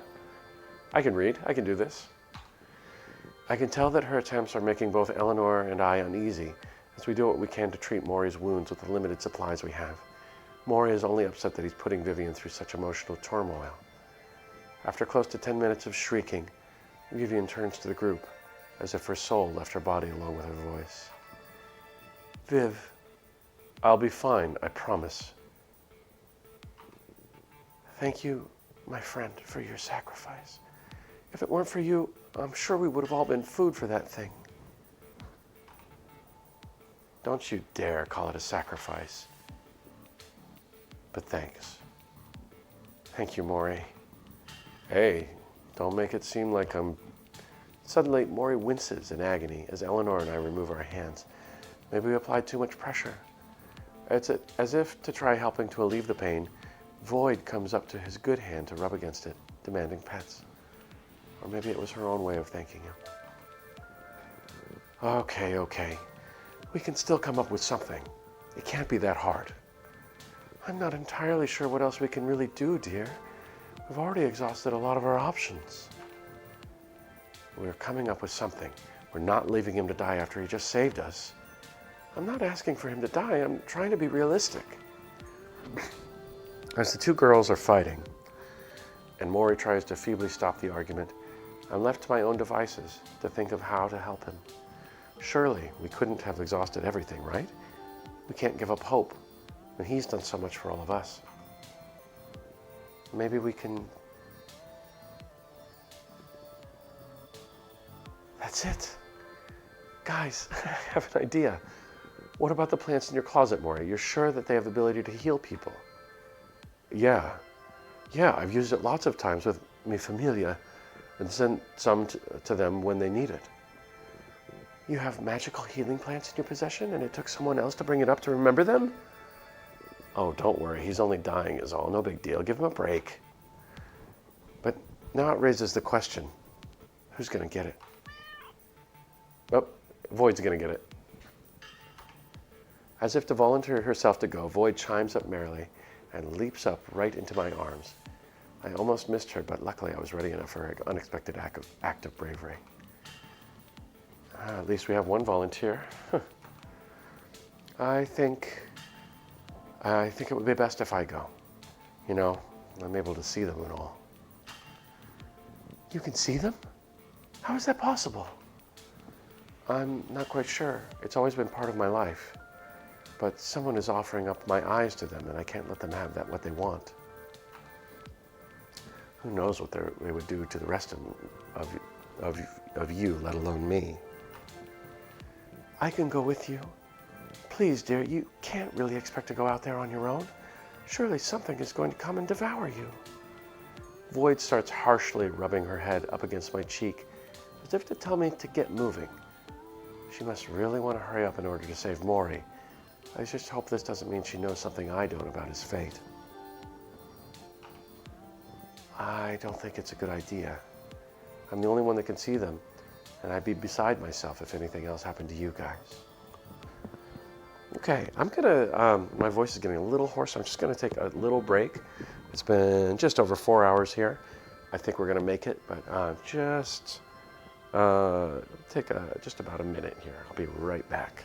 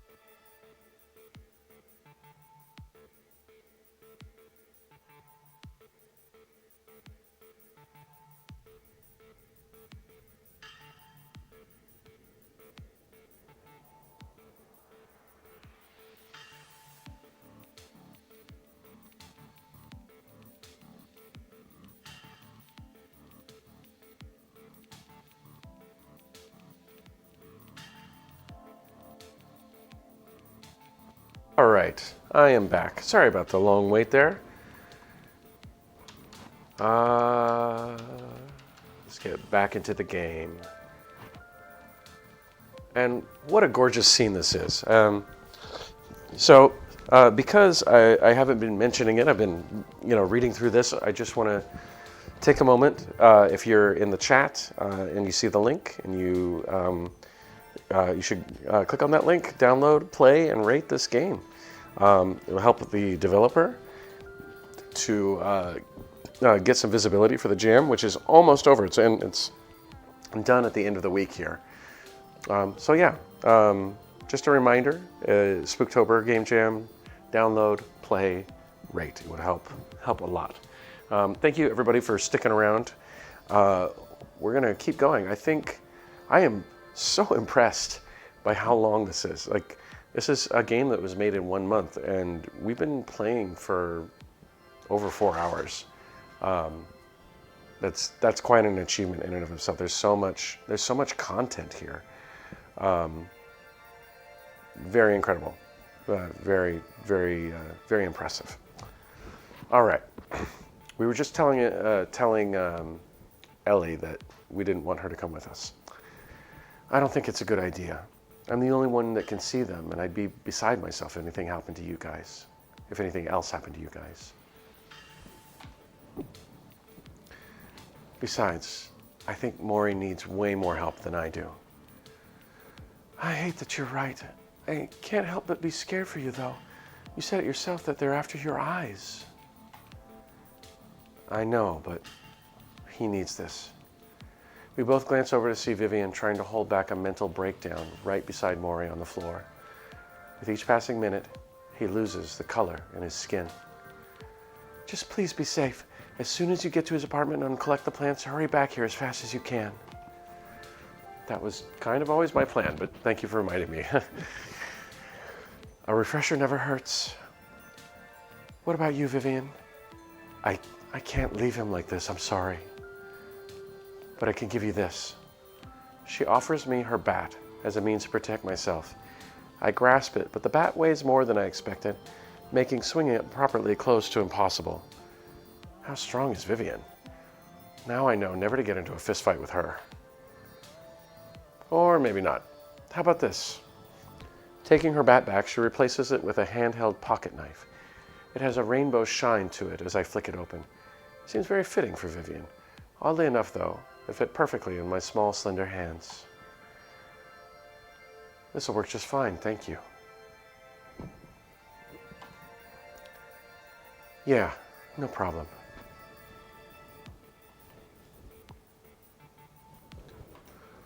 Just be safe, all right? Don't worry. I, out of all people, know how to be careful. Something deep in my subconscious knows that Vivian knows something I don't. She's already told me, and I think I'd like to think if she knew when she would tell me. But maybe fears from before are holding her back. All of those thoughts melt away, though, as she lounges up from her place on the floor to embrace me. Oh, who am I to say no to a hug as I return the affection? As I let go, though, all I can do is look down at Maury in such a sorry state. You didn't deserve to be hurt like this. I didn't deserve to be saved. If only we could swap places, I would in a heartbeat. Unfortunately, that's not how this cruel world works. Maury reaches out his good hand toward me, and of course, I gently take hold of it. His eyes are having a hard time staying open. Stay out of my head, Maury. We share an awkward laugh before he pulls me into a one-armed hug. It's taking all of my strength not to cry. Most importantly, though, be safe. That's all I ask for. You guys are strong, arming me into a lot of promises. But I'll do my best. As I let go of my savior, I look at all of the people that depend on me one last time before possibly making the stupidest mistake of my life. But it's one that I'm willing to take. I'm the only one that can do it. Maury needs me right now. He needs Void right now. We won't let you down. My nerves are screaming at me to go back, but I have to do this for Maury. Void stares up at me as if she wants to say something to me, but is unable to.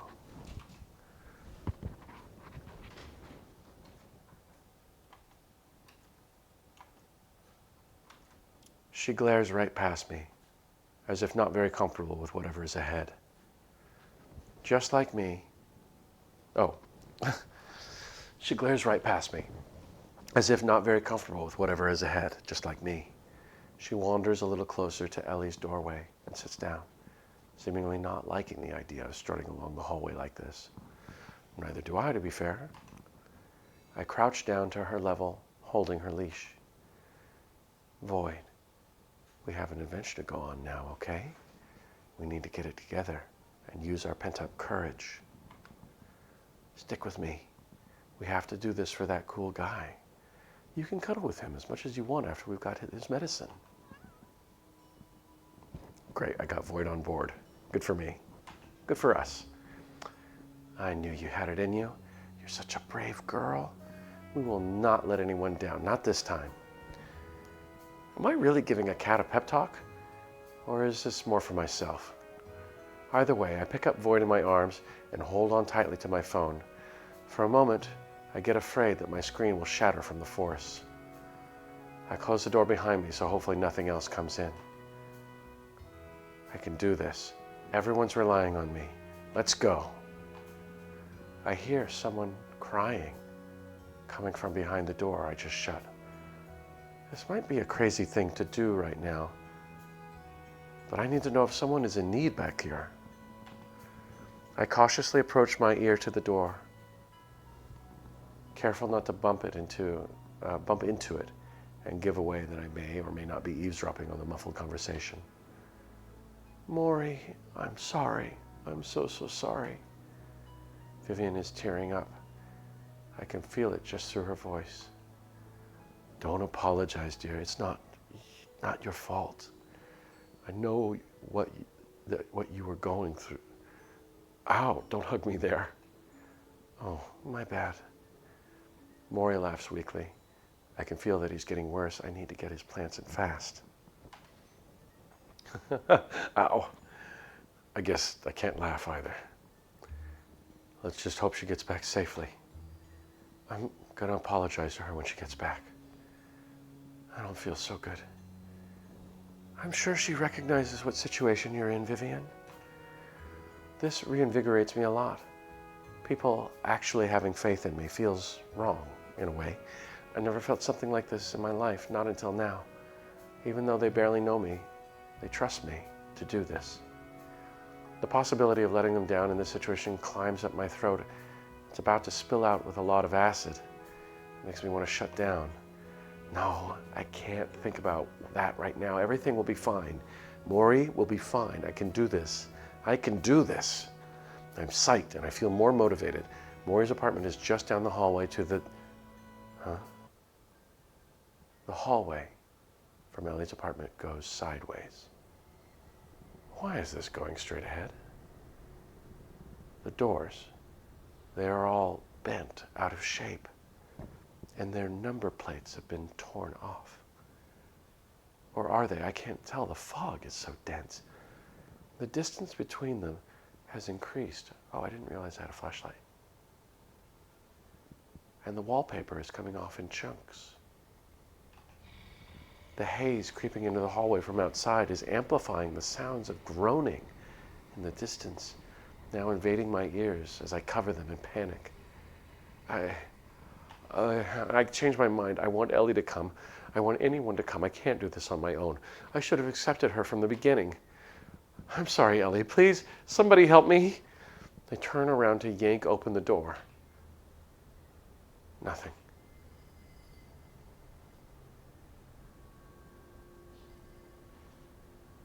I made a mistake. I'm going to die. Oh, I'm sorry, Void. I don't know if I can go. She jumps on my legs and is nuzzling her head against me. It feels a little more comfortable now, as a counterpoint to the cold hardwood. I gaze at her for what feels like an eternity. Her hesitation is clearly not gone, but she's doing her best to comfort me. Thank you. You're an angel. I'm nothing but a coward. I feel so ashamed from chickening out that I want to cry, but I can't. My tears don't want to come out. They're more afraid than me. Even then, Void seems to have a lot of trust in my being. The power in which she is twirling around transfers a lot of energy back into my heart. This might just be a placebo, but I'm grateful. I will fight. I will fight it for everyone. I may not be fully back to myself just yet, but I stand up. I should go forward and get this done so I can go back to my friends. They're relying on me. I breathe in deeply. One final time before going my way. I test every door in the hallway. They seem to be locked, but I test all of them regardless. Effort which is paid off. The penultimate door in the hallway seems to be unlocked. I open it just a tad and illuminate inside. It's an empty room, but there are cardboard boxes in the back. They seem to be taped shut, but not a problem with a pocket knife. I close it and try the opposite door behind me. It is also unlocked. Doing the same, I can figure it leads to some kind of familiar apartment, but it's difficult to tell from outside, and only with a flashlight. The light switch by the door isn't working. It's pitch black in both rooms. I have no other way to go. It might be a good idea to check both of these for anything that might help, and they may also have an additional exit. It's not that far-fetched of an idea, right? The apartment is warping itself, after all. Which way should I go first? Well, apartment probably.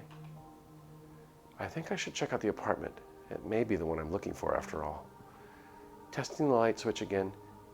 Oh, you know what? Can I back up? Can I take that back? I'm just going to save this really quick. Save, save, save. Haven't saved in a while. Okay. To the apartment. I think I should check out the apartment. It may be the one I'm looking for after all. Testing the light switch again, it just makes the clicking noise. Doesn't work. I go into it and look around with the flashlight, and it does seem somewhat familiar. This decoration is not somewhat familiar. It is very familiar. I take a step in and look around a little more and notice some furniture that made me more confused. This is Vivian's apartment. Did the complex shift it to here? Now that I see it, there's no hole at the door. Does this mean it's an earlier version of her apartment? I don't like the look of this. This place is kind of big and it gives me the creeps in the dark. I don't think Vivian is going to forgive me for looking through her stuff, so I'll just stick to the surface stuff. The kitchen seems to be fine, nothing out of the ordinary. Time for her living room. I'm not turning on any more heavy metal again. Let's see. Is there something that looks out of place? Or anything I can use? Dude. If this is the actual Vivian's apartment and someone went through and tore down her posters, whew, I feel like some heads are going to roll. She is not going to like that. All the bands and K-drama posters were ripped from the wall and put on the center table. What were they even searching for that could be behind the posters? I don't think anything fits in there. Maybe her coin, I guess, but she doesn't keep her coin there, nor anything in there. I don't think anyone does. The corny tapestry in her place has been taken out from the floor and put on top of the sofa. Dirtying it of debris and overall gross stuff. Vivian needs to clean her things a little more often. Not very fair for me to judge, though. I've been delaying unpacking stuff for quite a while, even if it's not entirely my fault. I think they were searching for something under the carpets. Why would anyone hide anything but dirt under them? They must be really dumb or really thorough. I don't think they found anything, right? I don't see anything really out of place. But I don't really know if Vivian was hiding anything under the carpet or behind the posters. Maybe they were searching for her coin? Anything else I can give a look? What's that? I didn't notice it before in the real apartment. A notebook. I approach it and take it out from behind the shelf. It's a little hard to read with this light, but what in the world is this? Does Vivian have it in her actual apartment? There are many, many drafts of pages in that notebook we found in Tom's room. I recognize them. They are for sure about the same things, but in different wordings. Why would they leave it here? I don't want to raise any suspicions. I put it back. Whoever is doing all of this may come to check on it later.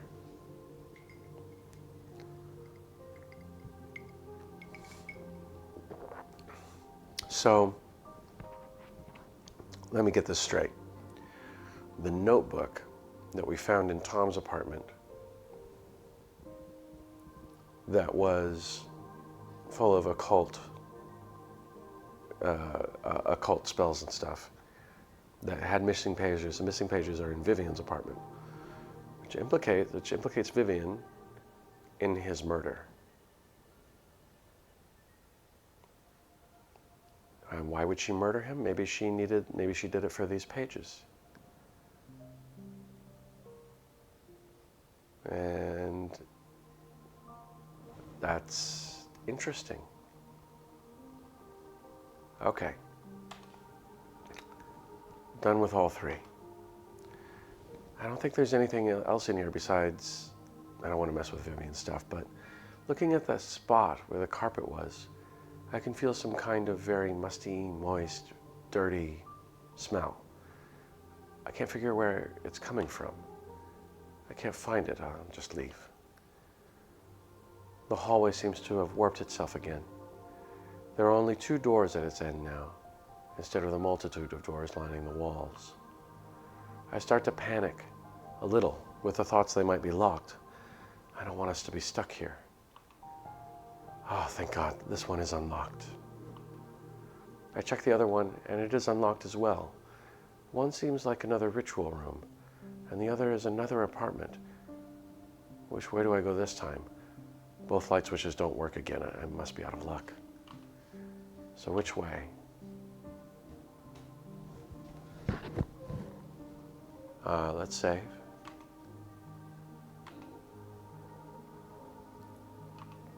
Well, we're trying to get our guy, Maury, his healing device. So that is in his apartment. So we should go there. We should go to as many apartments as possible. And I think we have a jackpot. No luck with the lights again. But I do recognize this one as well. This one is Maury's. Well, at least a version of it. I can feel this one isn't the same apartment. There are no aromatics in the air. A copy of it, if you will. I don't think there are any plants in here, but it doesn't hurt to look around. I rush over to his closet to look for the plants, and no, just as I expected, no plants. Darn it. Let's see if there's anything of use out here.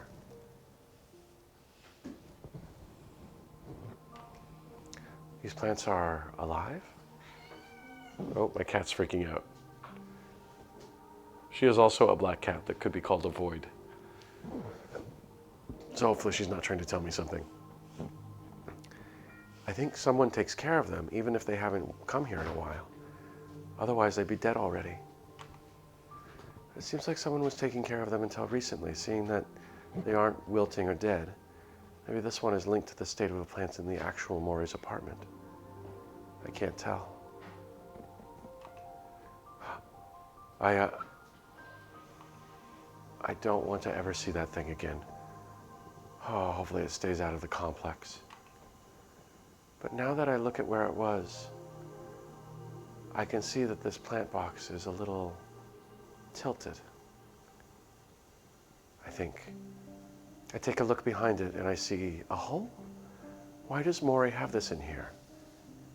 It looks like a crawl space. I crouch down to see where it leads, but I soon realize it doesn't make sense. Outside is literally just a few feet away. This is right below the window, but it still leads to somewhere. Ew, it's all filthy and moisty. Good Christ. But just by putting my flashlight, I can see a grate on the other side. I lean over to push it, but it seems to be padlocked on the other side. I can't tell where it leads. I think that's it. Shoot, time to go back. This again. Void and I are growing very tired of this. Can't we have one normal hallway for once? Huh?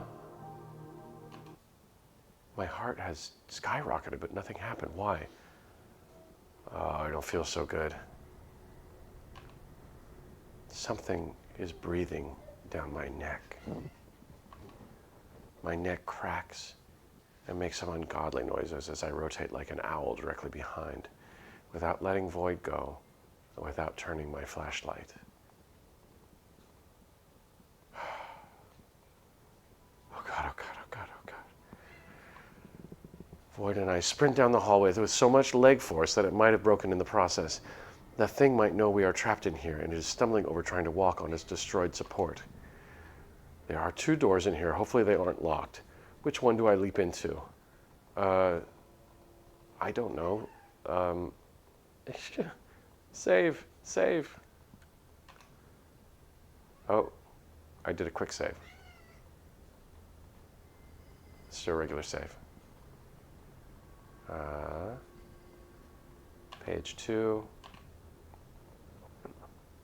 Turn. Okay. I'm gonna go left. I almost bust the knob trying to turn it open and go in before slamming the door behind me with every ounce of my force. Void almost jumped off my chest with the pure recoil from that.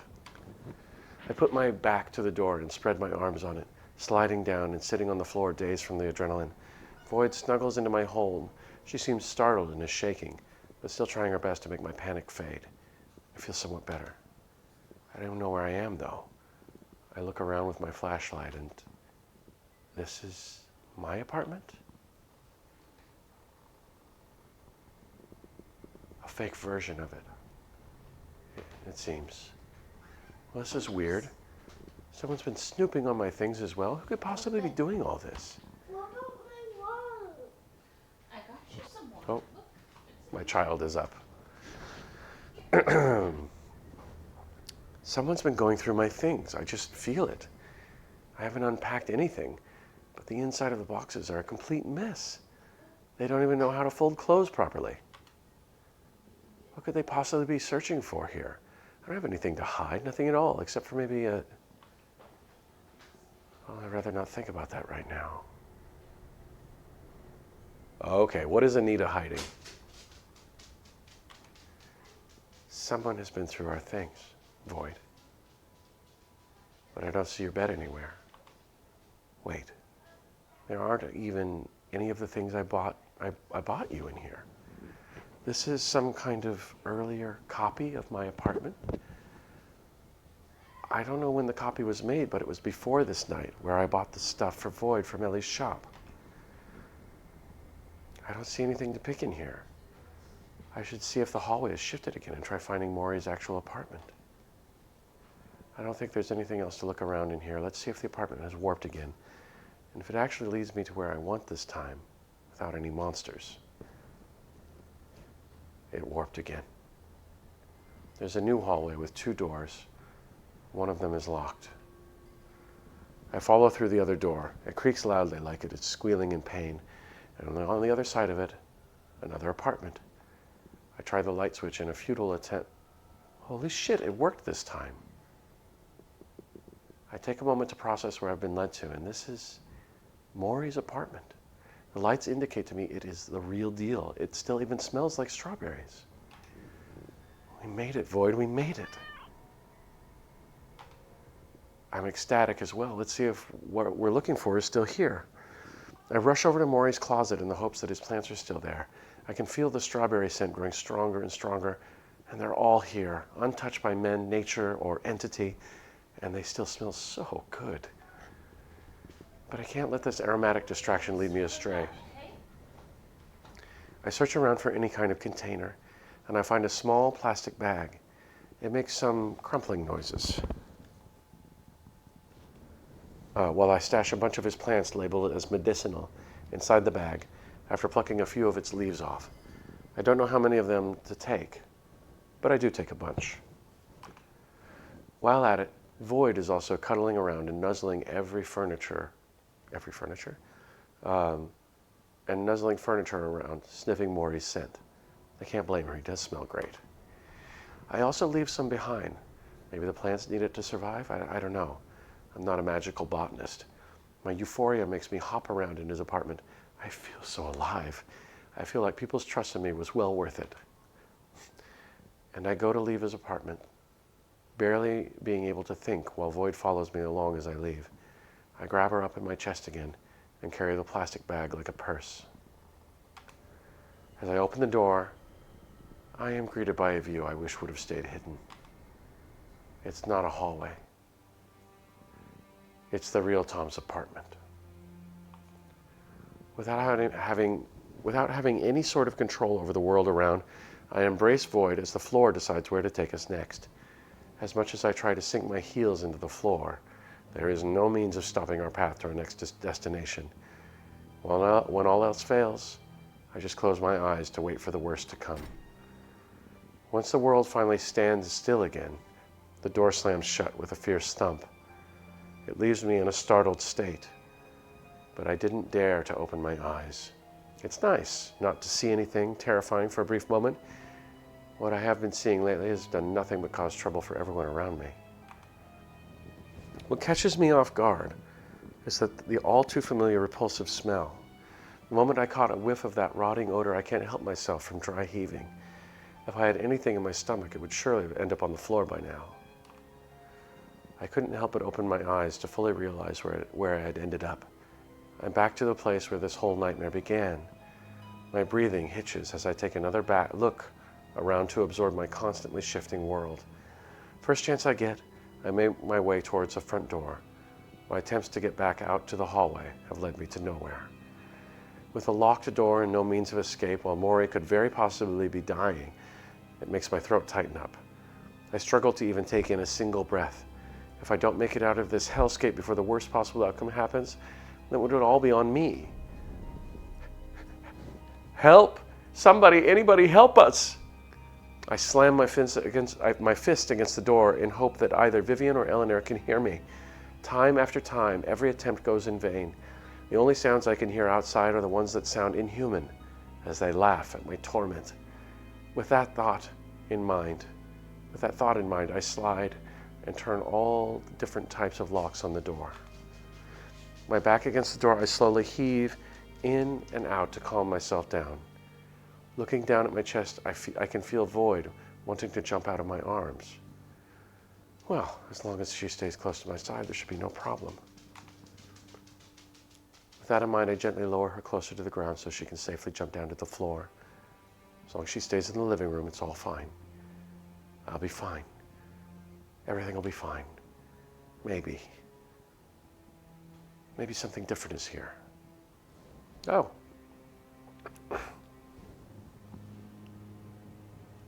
There's things to inspect.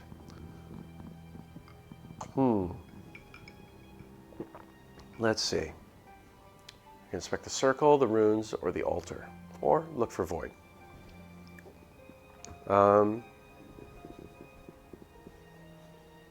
Let's look at the altar. Let's look at the altar.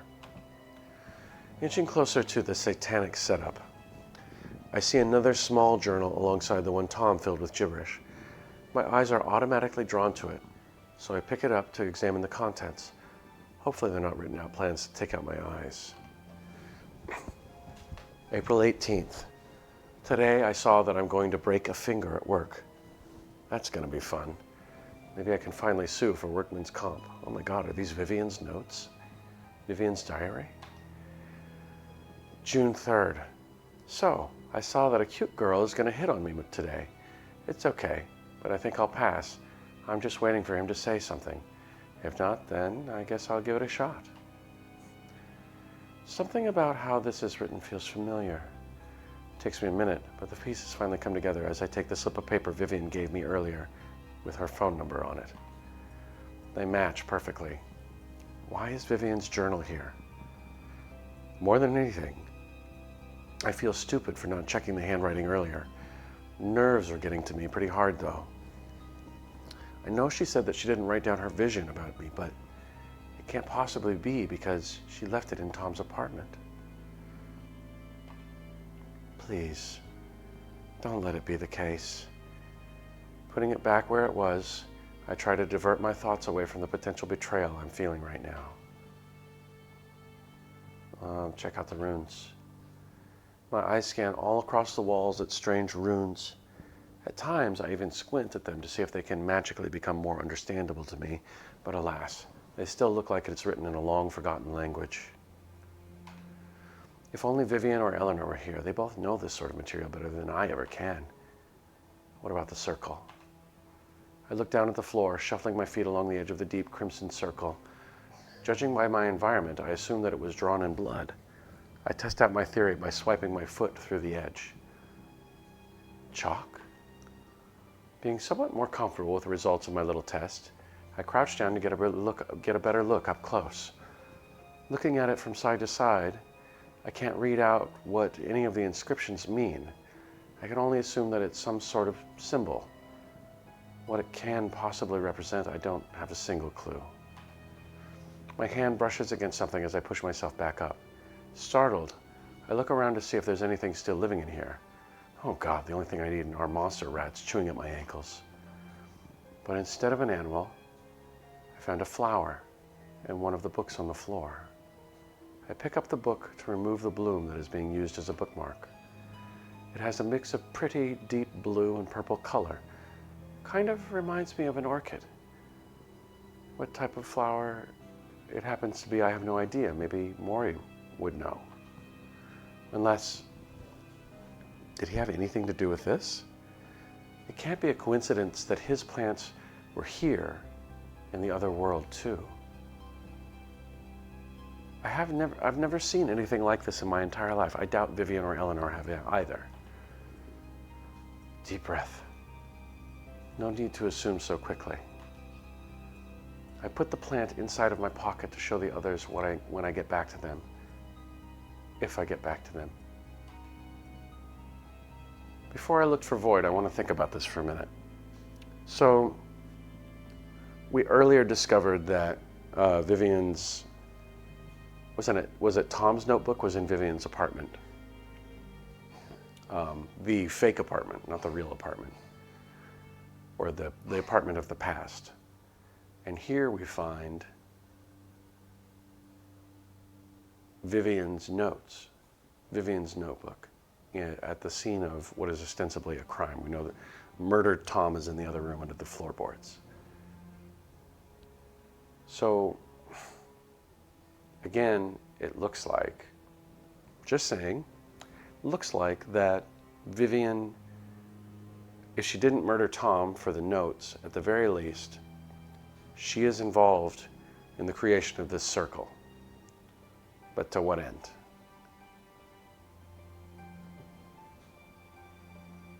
Oh, and the flower. It suggests that Tom is also involved in some way. Or is it maybe a flower that Tom gave to Vivian? Or not Tom, I'm saying Tom, I meant Maury. Maury is somehow involved here.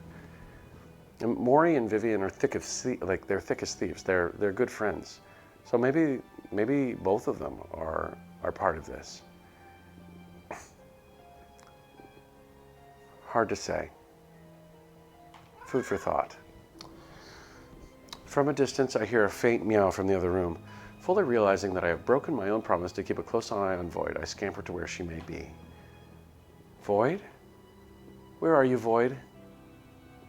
Void?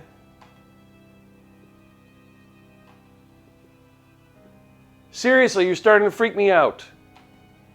Where the hell are you?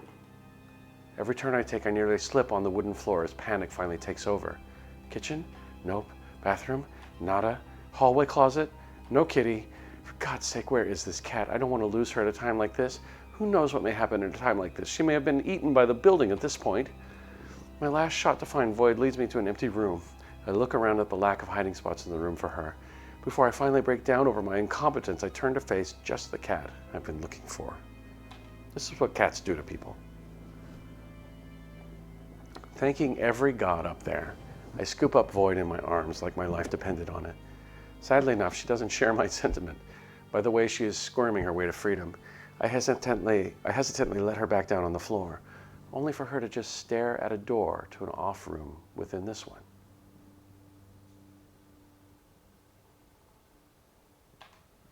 Wondering what she is so fascinated by, I slide the door along its track. What I'm seeing makes my heart stop right then and there. A tiny empty room with nothing but shackles inside. Just like in Vivian's vision. I make my best attempt to blink it away as if it's nothing but a nightmare. As a final attempt to make myself believe that this is all nothing but a dream, I place my hand on the cold metal plates. This isn't a joke or dream, no matter how much it feels like one. All I want to do is wake up safe in my bed. Taking a few steps back, I give myself some distance away from what is sure to come. My feet shuffle backwards out the sliding door as I almost made a run for it, all until my heel hit something behind me. I dare not look at the dreadful sight. I have my back faced to. I have to force my breath to stop in my throat. My knees can't stop shaking vigorously. There's no other choice for me than to stand perfectly still. Maybe it will get bored of me and walk away. But all I can do is wait for my foretold future to unfurl right in front of me. The only sound my ears can pick up was Void's sweet little meow one last time. Hesitantly, I look over my shoulder at something I am surely never going to forget. That black little kitty is rubbing up against one of the creatures that have been trying to kill us. How could she possibly want to show affection to one of those things? Although, the more I look at it, the more that pale, stitched-up face looks familiar. Tom? Is that you? The next thing I know, Tom's full attention is directly on me. He's loosely sewn up, eyelids exposing the empty spaces beneath them.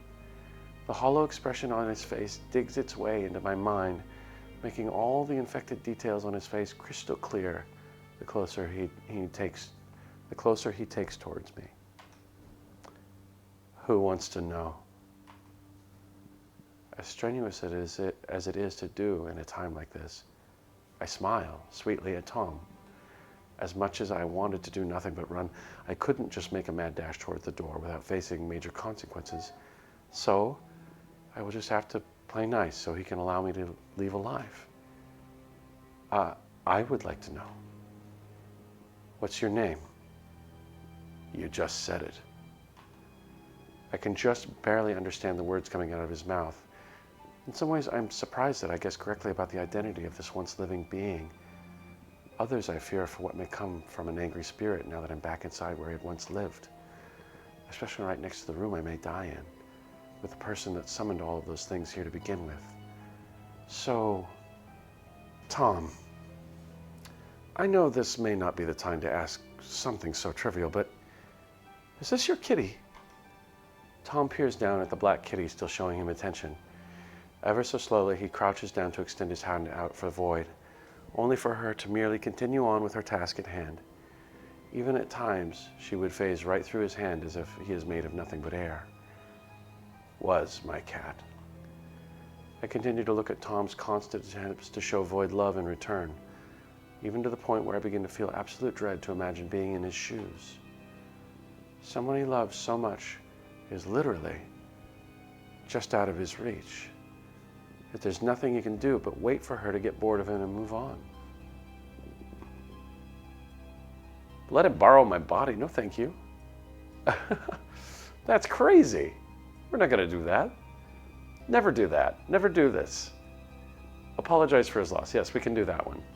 Let's save.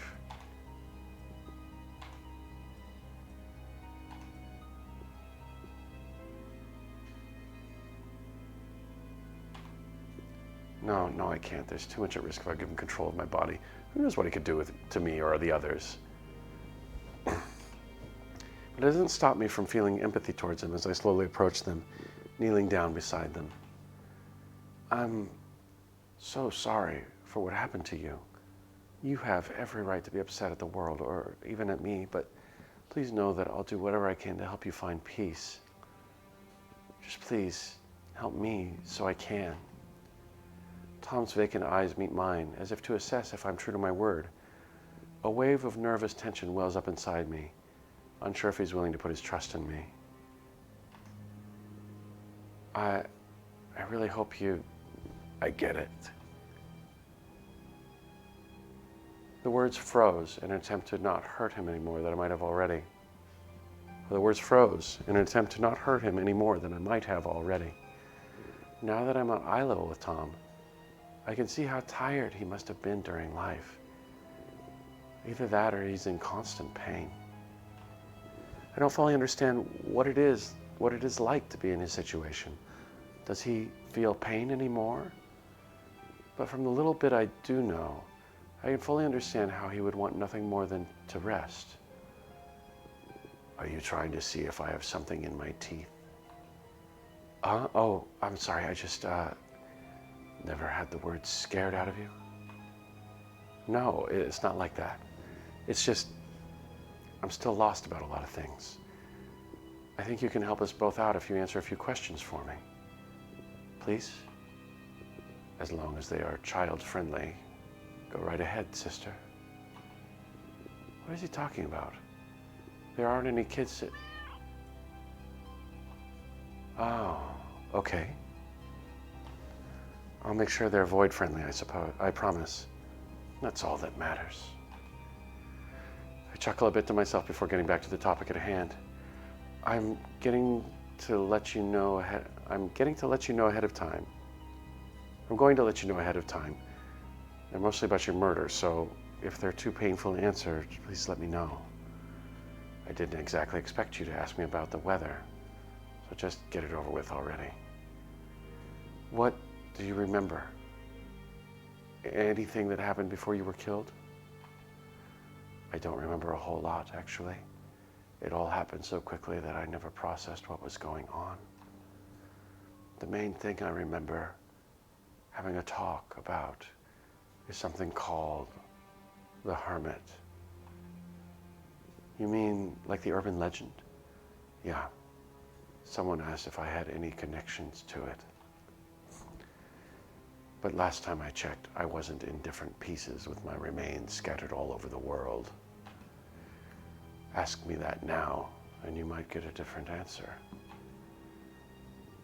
I can see the fury on his face as he started to speak through his teeth, partially in fear of him losing whatever kind of humanity he has left. I try my best to remind him of the best possible outcome, but more importantly, I just want him to be better both emotionally and spiritually. Finding out how to get you to rest in peace is more important than being angry, isn't it? You make a point there. Sorry. Thank you. But anyway, do you remember anything else? Like who came to visit you or anything? I told them to politely fuck off with a broom up their ass. Well, that's not very nice.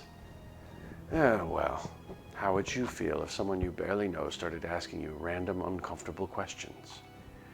But I guess they really didn't like that. But I didn't think it was enough to have them want to off me like that.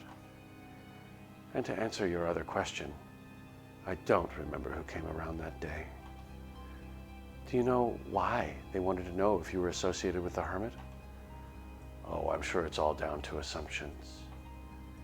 Let's just go to the one person who leaves his apartment only once a week. That must be the Hermit. It's not like I just wanted to be left alone or anything. Oh, I understand what you mean.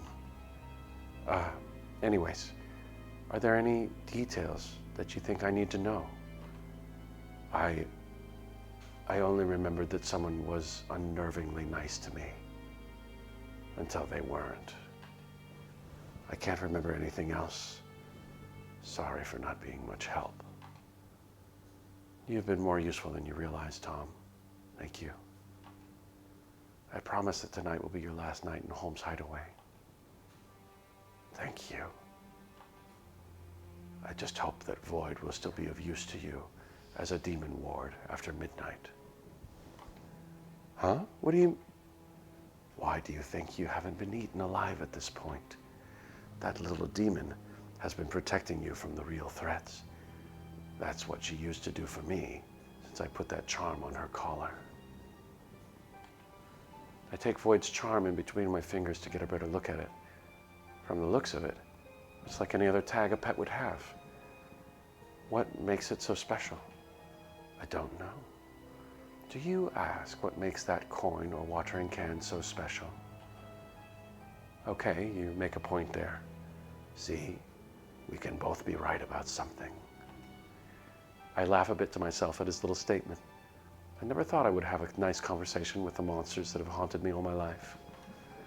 But the major difference is, what are you cats doing? Sorry, cats tearing around the living room. The major difference is that Tom isn't just a creature waiting to eat somebody. He was once a person with mental problems that affected his life. He needed Void in his life, like I still do. Yet my mental train came to a sudden stop as I remembered that leaves secured in my pocket for Maury. As I remembered the leaves secured in my pocket for Maury. With that on my mind, I run to the front door to jiggle the doorknob. This time around, the door pushes right open, leading me to fall face first into the hallway. It doesn't take long for Tom and Void to follow me out the door. Void at least cares enough to rub herself up against my face to make sure I'm okay. All the while, Tom crouches down to be closer to my level. Again, I would try to help you up. There really wouldn't be a point if you phase right through me. Sorry. It's fine. At least I know you're a nice person when people give you a chance. His eyebrows shoot up like he had heard the most shocking bit of news. It almost seemed like he had never gotten a compliment before, or he's just not used to receiving them. I can't say I'm not new to that concept either. At least I can still work on building my confidence. Tom can't. Not anymore, at least. Which adds to all the reasons why I feel bad for him. I brush myself off as me and Tom both get back on our feet. Before I can even let him know about how I needed to go back to Maury, Tom interjects with his own statement first. You need to go, don't you? I would say I was surprised he came to that conclusion already, but I did try to see if the door was still jammed the moment I remembered I needed to leave. At the same time, I can hear the disappointment in his voice about the idea of being alone again, which makes me feel all the more bad for leaving him. I'm sorry. I do need to go. Someone I know is really hurt and needs to come back, and needs me to come back with medicine. Nah, I get it. Do what you need to do. Just make sure your buddy doesn't end up like me. Got it? Got it. I give Tom a pain-filled smile as I pick Void up in my arms. Turning back one more time to say goodbye, I see that there is now no one in the hallway with me.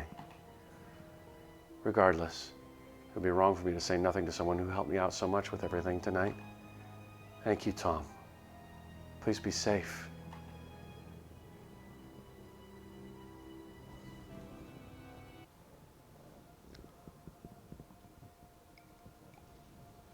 I'm going to take a drink here.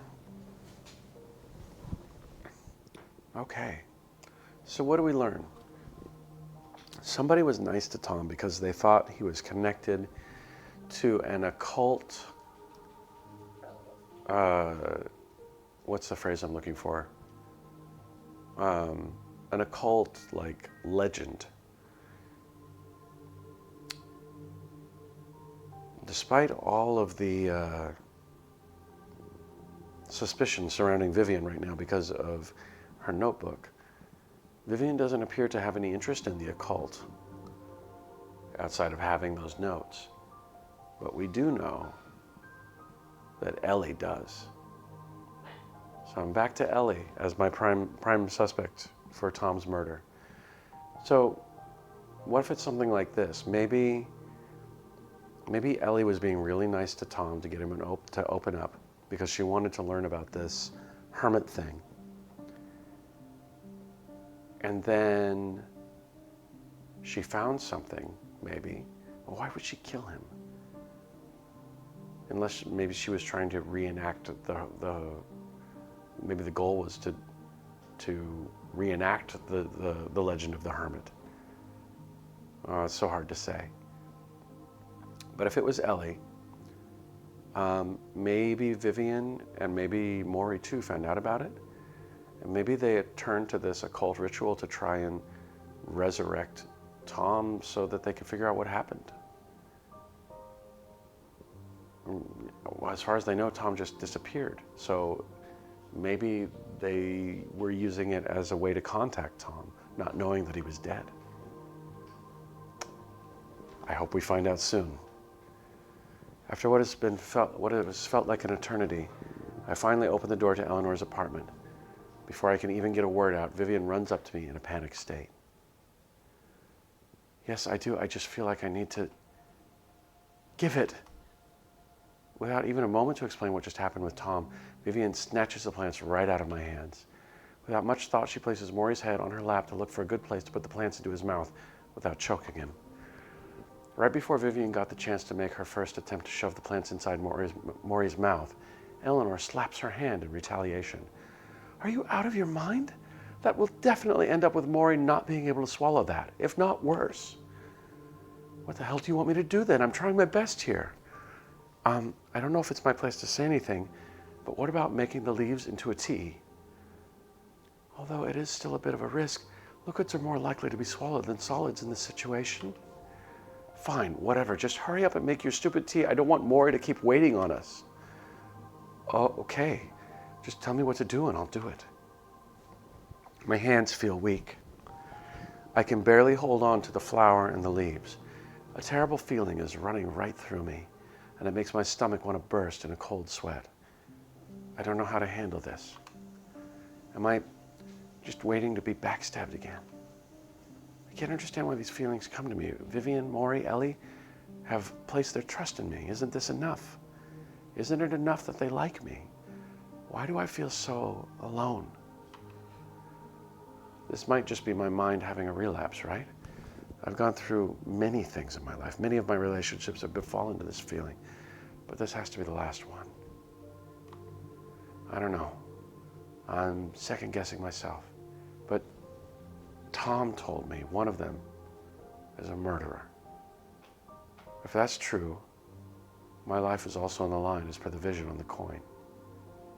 Tom didn't exactly tell me that, did he? He told me that he didn't know who came in, but that somebody was being nice to him, and somebody was interested in the hermit. Am I making an assumption here?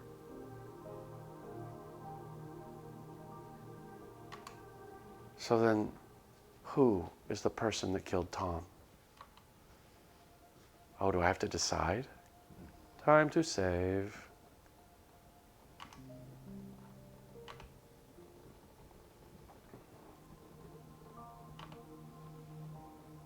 Return.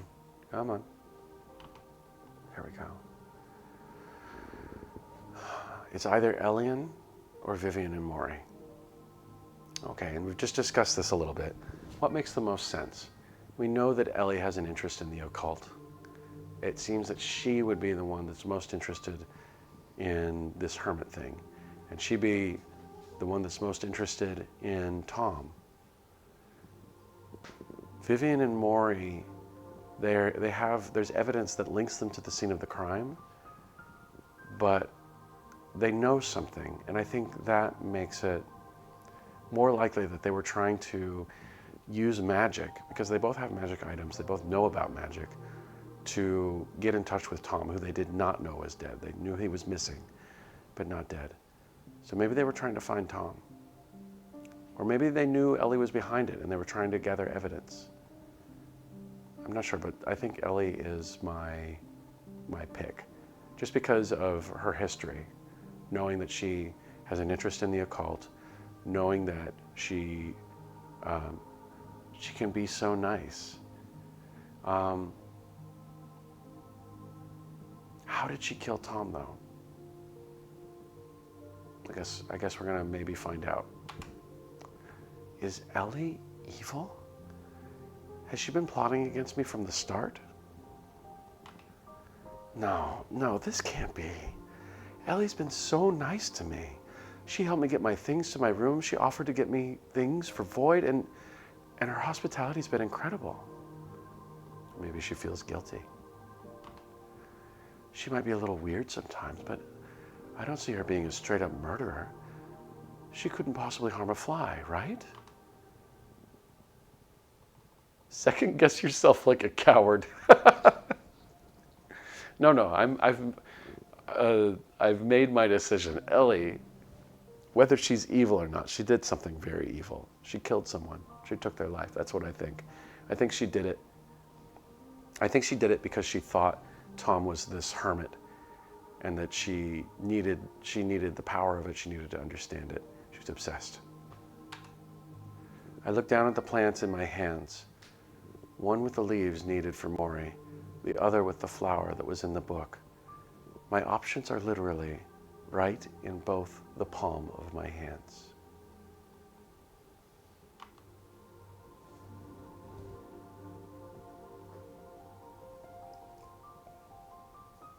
Oh, I'm sorry, hold on, what?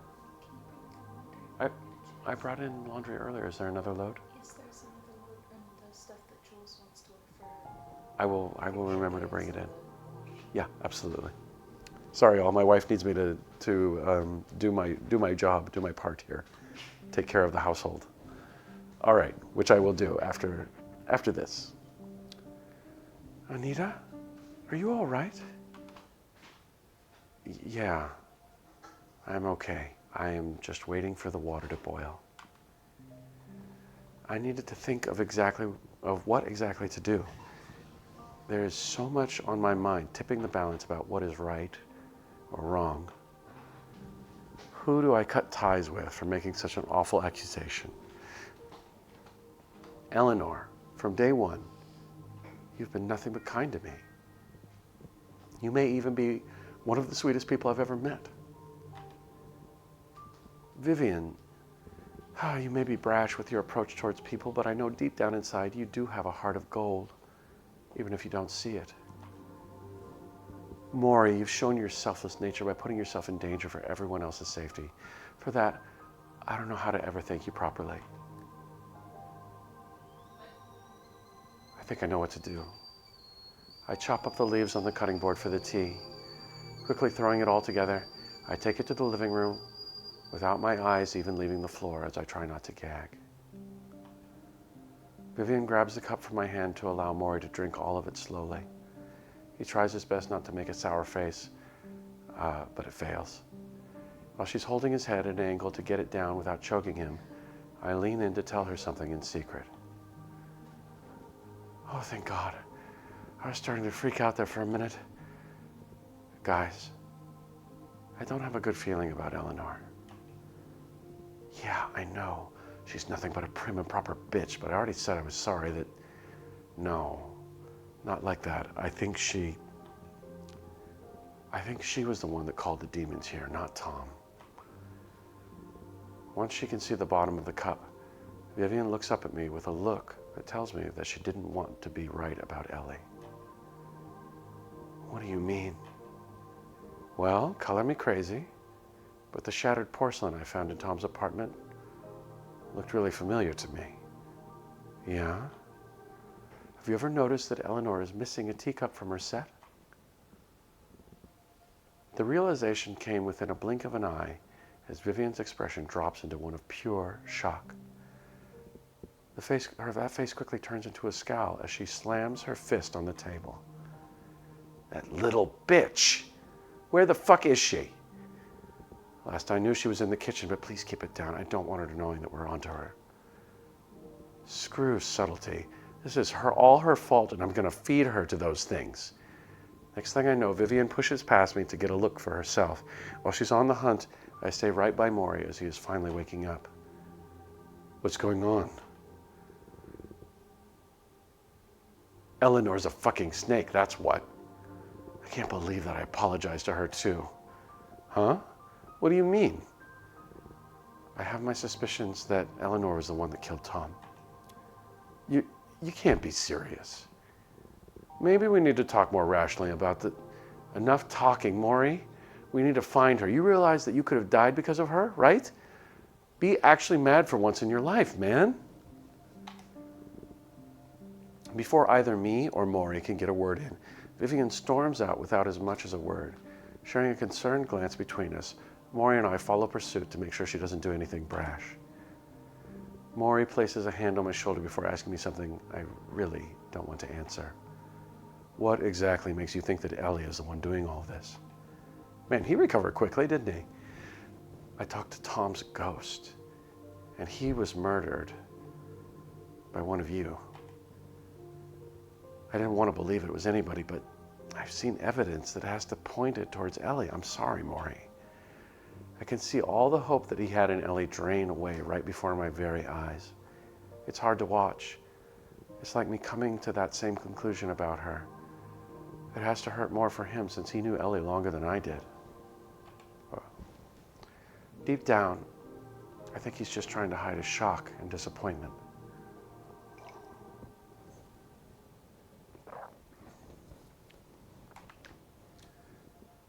Maybe it might be best if one of us stays close to Viv so she doesn't hurt herself if Eleanor really is the one behind all of this.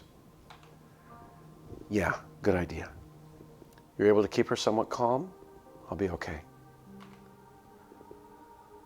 Are you sure? Yeah, I'm sure. But how are you doing? Much better, thanks to you. I literally owe you my life. All right. But if you're in trouble, please don't hesitate to make a scene. We won't be far. You got it. Thank you, Maury.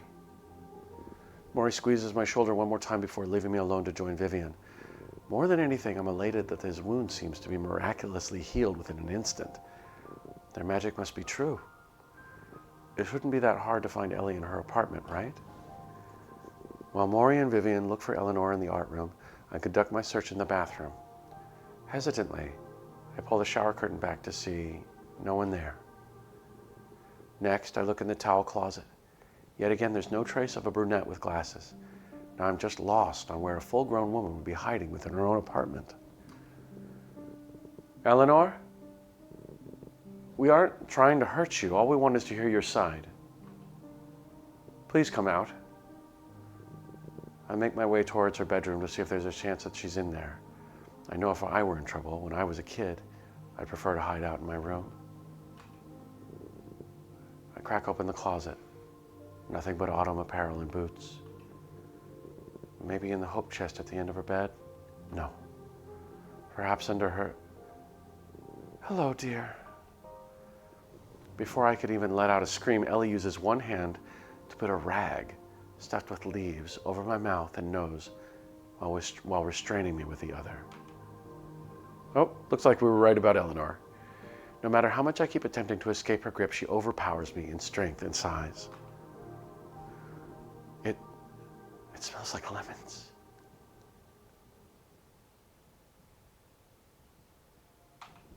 No. Like straw. I slowly flutter my eyelids open as the pain in my wrist becomes noticeably intense. Trying to free myself from this uncomfortable position, I instantly notice how it is impossible to move my arms. It took me some time to realize exactly where I was. With how much I twisted and writhed to get myself free from this ordeal, I just woke up to, I thought I had broken the skin. The more I tried to break myself free, the more my wrists sting in pain. If I were to make an attempt to slip my way out, I know for a fact it would only lead to making my hands bleed in the process, so I have no other choice than to be at the mercy of my captor. As I begin to lose all hope, I take more time to notice my surroundings. The tight walls around me begin to look familiar. My blood pressure begins to rise as I realize where I am. All deniability is thrown out the window once I register the familiar, repulsive smell of the room. No matter how much I try to avoid this fate, it still happens. How is it possible? I did not do enough to change my future.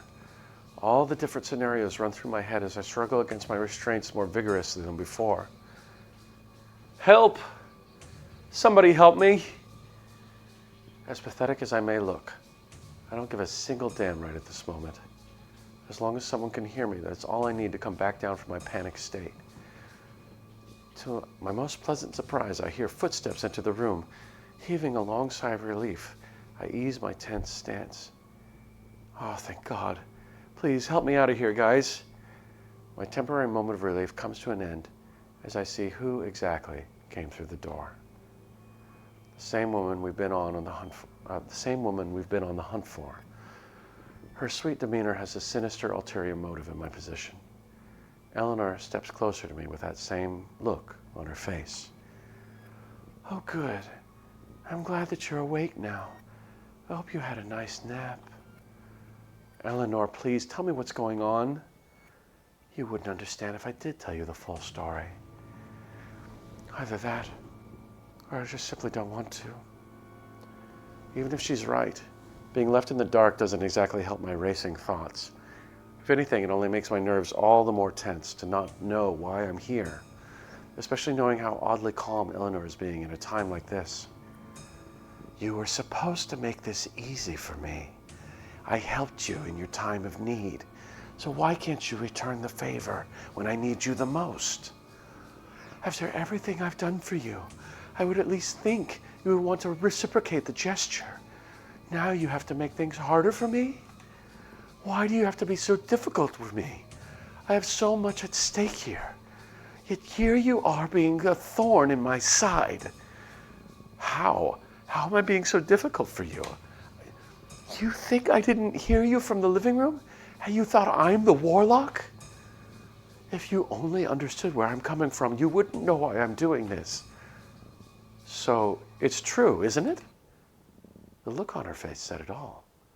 She backed herself up into a corner that she can't get herself out of now. All color from her face fades away as she stands before me, speechless.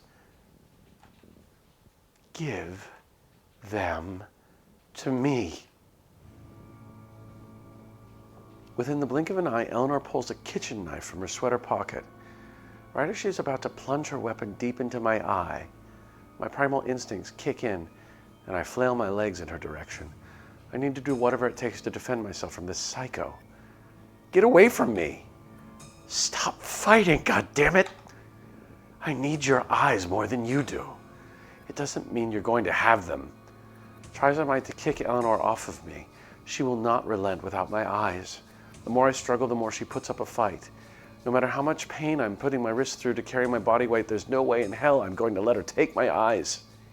With each attempt, the stinging pain in my arms gets more intense. My wrists increasingly more raw where skin meets metal. I don't know how much more I can take the constant cuts to my skin. The tip of the knife becomes less visible as it comes closer to my right eye. I can't help but let out a shrill scream as my options begin to run out. Right as I close my eyes to have one last stitch effort to save my skin, I hear an odd crunching noise in the air. Once I open my eyes again, I am greeted to the sight of my newly made friends harming one another. Vivian raises the bat to aim and directly hits Eleanor in her cranium. The blow from her bat leaves me utterly speechless. With the words caught in my throat, I can only stand and stare at the travesty in front of me. I don't want to believe this is happening. No one here needs to die for this warlock to win whatever kind of messed up game they want to play. Viv, what if Ellie is the only one that can send them back? Ask me if I give a shit. Other than a few cuts and scrapes, I'll be fine. Okay, thank God. You gave both of us a hell of a fright when you screamed like that. Yeah, but either way, we got to get you out of there before she wakes up. She just got hit in the head with a bat. Is she going to wake up? Just saying. Vivian pulls Eleanor's keyring out of her sweater pocket without even a hint of remorse for what she did. The most important task at hand is to find the right key for these shackles. Vivian goes through each individual key to check the lock. Each one of them is a failure. If me and Maury didn't know just by my restraints remaining locked, if me and Maury didn't know just by my restraints remaining locked. Vivian's colorful language gave it away just as much. Once she turns the last key to hear the most satisfying click imaginable, Vivian pulls it out of place, finally giving me my arms much needed freedom. That was until I heard that same hit with a baseball bat against Vivian's head, causing her to drop hard to the floor. Stunned into silence, Maury and I peer over to find that Eleanor has woken up and has a bloody bat in her hands. Vivian! Stop! You don't know what you're doing. I know enough not to want out. Oh, what? What was that? I know enough to not want out.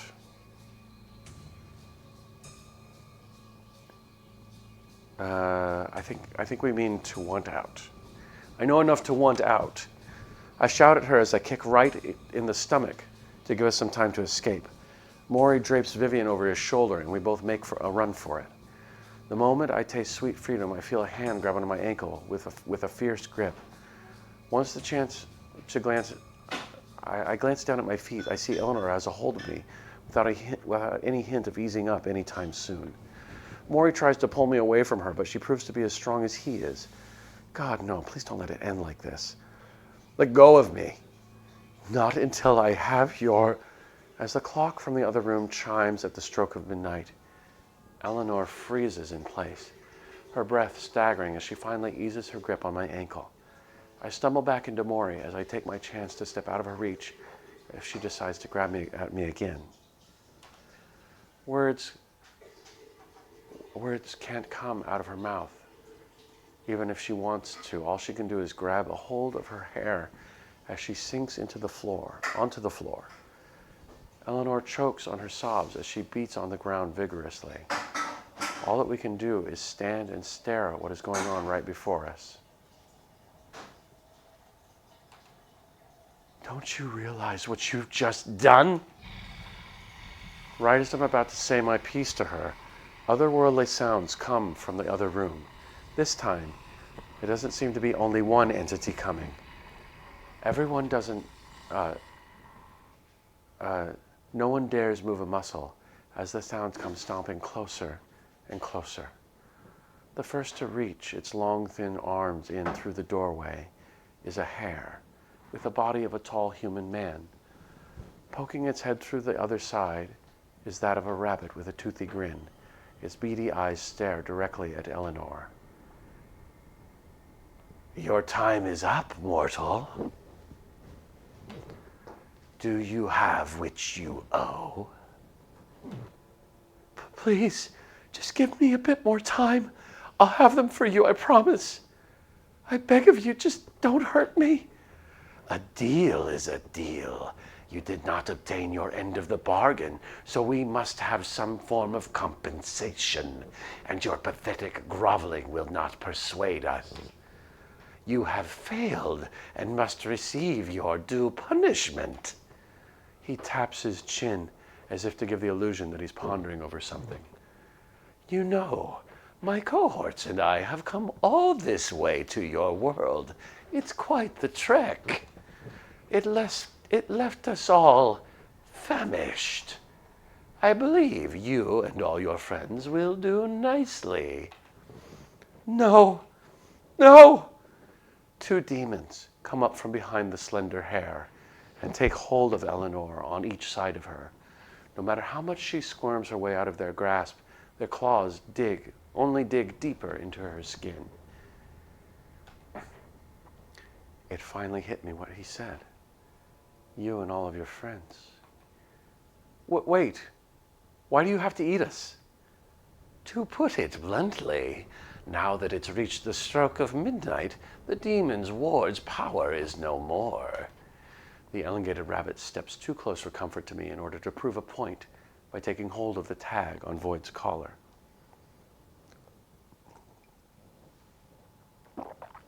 I step away from him to prevent him from harming Void. That makes all of you ours. Wait, what? But we haven't done anything. My heart and mind start racing as I try to think of any possible reason to save us from becoming a demon buffet. Come on, your life depends on it, others' life depend on it. Wait, A sea of eyes are now staring directly at me. Please let this work. Would you want my eyes? Silence, mortal. With a single strike to the face, the demon rabbit sends Maury flying into the wall, leaving him and Vivian both knocked out cold. Maury! Ignore them if you wish for them to live. Good child. Now, I believe you know exactly why we wish to acquire your eyes. They belong to our world, and we wish to have them returned to us. What if I give you their abilities, but I can keep my eyes? His smile vanishes in an instant, as if my offer offended him. I only hope now that he isn't offended to the point of killing me. Because that's all you want, right? The power that they have, and not my eyes themselves. I don't care about what they can do. I just want to be able to see. If anything, this ability's ruined my life for so long. Please, take it away. Just let me keep my eyes. Very well. We have a deal. Placing a gloved hand over my eyes, all I can see was darkness, and all I can feel is a part of me being torn out of my body. I can hear Void trying to attest to the suffering I'm going through, but I can't live with myself if anything happened to her. I couldn't live with myself if anything happened to her. I want to pull away, but I have to bear this out. Not only for Vivian and Maury, not only for Void, but for myself.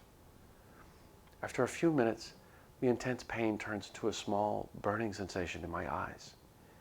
As he pulls his hand away, the world seems less chaotic than before. It seems more bright. I can still see some of them, but not nearly as many as before. Thank you for your compliance. We are done here. It is quite the disappointment to not have consumed the hermit himself. I said we're done here. Even though it was said in such a calm manner, the king seems to recoil in fear as he obeys immediately. I stare at the hare dumbfounded at the situation as a whole. From day one, I've been caught up in some messed up plot, just for someone else's selfish desires. My head begins to spin as I try to piece together all the times I should have seen Eleanor's manipulative actions behind a sweet smile. All those times she helped me, lended me an open ear, or even laughed with me about silly topics, they were all lies, just to get me in a vulnerable position, so I could trust her all the more easily. The realization of what Eleanor has been this entire time makes my blood boil. If this is what it feels like to have unbridled fury, I don't like it one bit. But this is the one time it is completely justified. This mess on the floor that was once a woman with dignity almost got us all killed. I just can't accept that, not this time. If all you wanted was the magic in my eyes, I could have just fucking gave it to you. You didn't need to play with me like I'm nothing but a pawn. As a response, Eleanor looks up at me with eyes of a defeated woman. With a shaky hand, she reaches out to me as a final effort to get herself in my good graces. Please, I beg of you, I need this one thing from you. I'll get out of your hair for as long as we live. You don't need to worry about me interfering with your life. I'm sorry for everything I did. Just please help me. I look Eleanor dead in the eyes as she begs for my forgiveness. Any other time, I would have considered giving her a second chance. But this time, I don't have it in me to give her another chance that she doesn't deserve. It's too late. You are out of time. All the color drains from Eleanor's face as her reality closes in. The only course of action she can take is to flail around like a fish out of water to find any chance of escape from her captor's grip. All the while, she's screaming at the top of her lungs for any kind of god to help her at this point. Eleanor is kicking and screaming her way out the door, where she will never be seen again. Her distant screaming came to a sudden halt after a short while. As much as I want to be sad about Eleanor's impending death, I have to focus on how to get the rest of us home. Even if it's just to have the magic in my eyes taken from me, then so be it. It's been nothing but an obstacle in my life in every possible way. Do what you need to. The hermit's magic is all yours. Hold still, mortal. It'll be over quicker. I do as he says as he holds my head in place with his gloved hand. With the other, he holds his hat in front of my face at a distance where I have no other choice than to look inside of it. After a few seconds, I can feel a spiritual force coming out of my eyes. As much as I want to close them shut and back out of this ordeal, but I have other people's lives depending on me. I can't give in to my own cowardice at the last second. This is the one chance we have to go back to our reality. As much as it does feel like a part of my soul is leaving along with the hermit's loud magic, I can feel myself wanting to pass out right then and there. But I stand tall and firm with my newly made friends in mind. I hold on just a bit longer until the hat is moved from its place. I can finally have room to drop down on my knees and relieve some of the tension in my body. A deal is a deal. Now go and never interfere with our world again, mortals. Once the hat is placed back on his head, the world around us begins to shift again. The moment I feel the floor move right from beneath, The moment I feel the floor move right from underneath my feet, I instantly bolt towards Void to make sure she doesn't get hurt. I look down at Maury and Vivian, embracing what is happening around us. I close my eyes and wait for what is to come.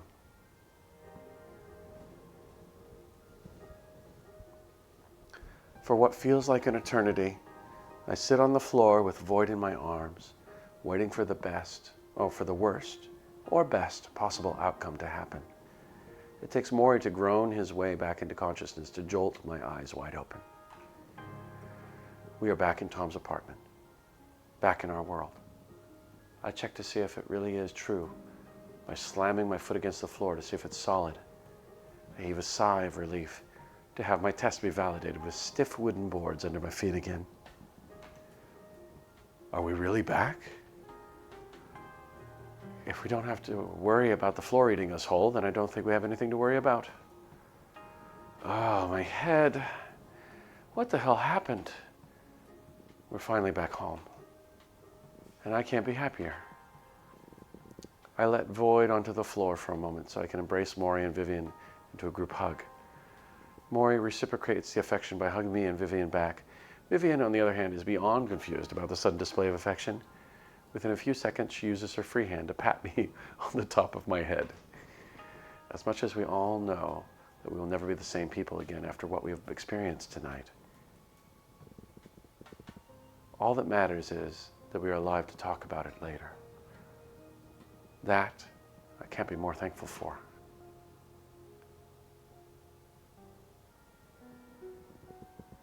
Thomas Harris.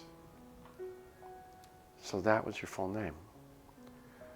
Heaving out a long sigh, I hang my head with the idea that he never had a real chance to prove himself innocent to someone suffering from their own delusions.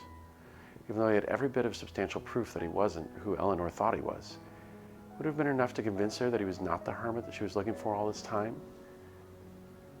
Regardless, the past is set in stone. Like your name on the slab, I know I need to stop taking the blame when the situation is out of my control. Very good. I am glad Anita has come to this conclusion. But I can't help but wonder if things would have been different if I'd have come to Holmes' hideaway before Eleanor. Would the tides have turned in your favor? Or would someone else be Eleanor's person of interest for her own selfish pursuit of happiness?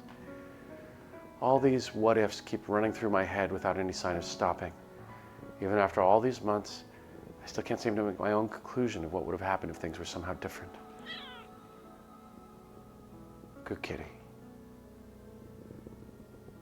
That all too familiar sweet sound makes my train of thought come up to a screeching halt. Looking down at the grass by my feet, Void rubs up against the headstone. The sight alone makes me want to bawl my eyes out. thought of how she doesn't understand that she will never be with her person again buries itself deep in my consciousness. As much as it will never leave me, at least the slightest bit of peace is restored to know that Void still loves Tom. Even when he's in a place where he can't pet her, in the places she loves, or let her sleep on him at the most inconvenient times. I know it's silly to think of all these insignificant things, but they all pile up now that I have Void in my life. Since day one, I fully understand what it must have been like in your shoes, Tom. I fully understand what it must have been like in your shoes, Tom. No one understands how the world can look like such a dangerous place in your eyes. How not a single soul is even willing to take the time to listen to your pleas that echo into the abyss. With no one but yourself to call for any kind of refuge from those fears that infest your mind. Void was your salvation, wasn't she? That one being who stood beside you no matter what came in your way. Your best friend. Your only friend. For these past few months, she's been beside me like she had done for you. In ways, I want to say how sorry I am for taking the one thing, the one solace in your life. Others, I want to thank you for protecting her all this time before I came along. I promise that I'll continue where you left off. I pivot to see Vivian and Maury waiting for me at the entrance of the cemetery, hand in hand. Aw, hand in hand. They finally got together. Both of them are dressed in black attire as well, but they're aware that Void and I wanted some time alone. At least now I'm not alone. I have you and them. Well, that's more than I could ever ask for. Coming. She's right. We better get going, baby. I pick Void up after getting up on my feet. A few paces away from Tom's tombstone, I look over my shoulder to take one last look before leaving. I'll see you later, Tom. What a game. Oh, wow. Okay, well, I want to thank the developers for giving me permission to stream this game. It was a pleasure. Specifically, I want to thank Eris's for talking to me and letting me do this. I cannot believe you guys, you developers created a game jam game that took me 5.5 hours to get through. Unbelievable, incredible. If you are still here in the chat, I know it's awfully late, and you are interested in any of these Spooktober jam games, if you're interested in So Below, please go ahead and click on the link that's there in the chat. If you're watching on YouTube, I'll have that link in the description, and you can click there. Please download the games and rate and review. The rating is really important for the game jam. And the game jam is ending very soon, so it'll be done by the end of this week. So coming up here, the end of October, that's when it all stops.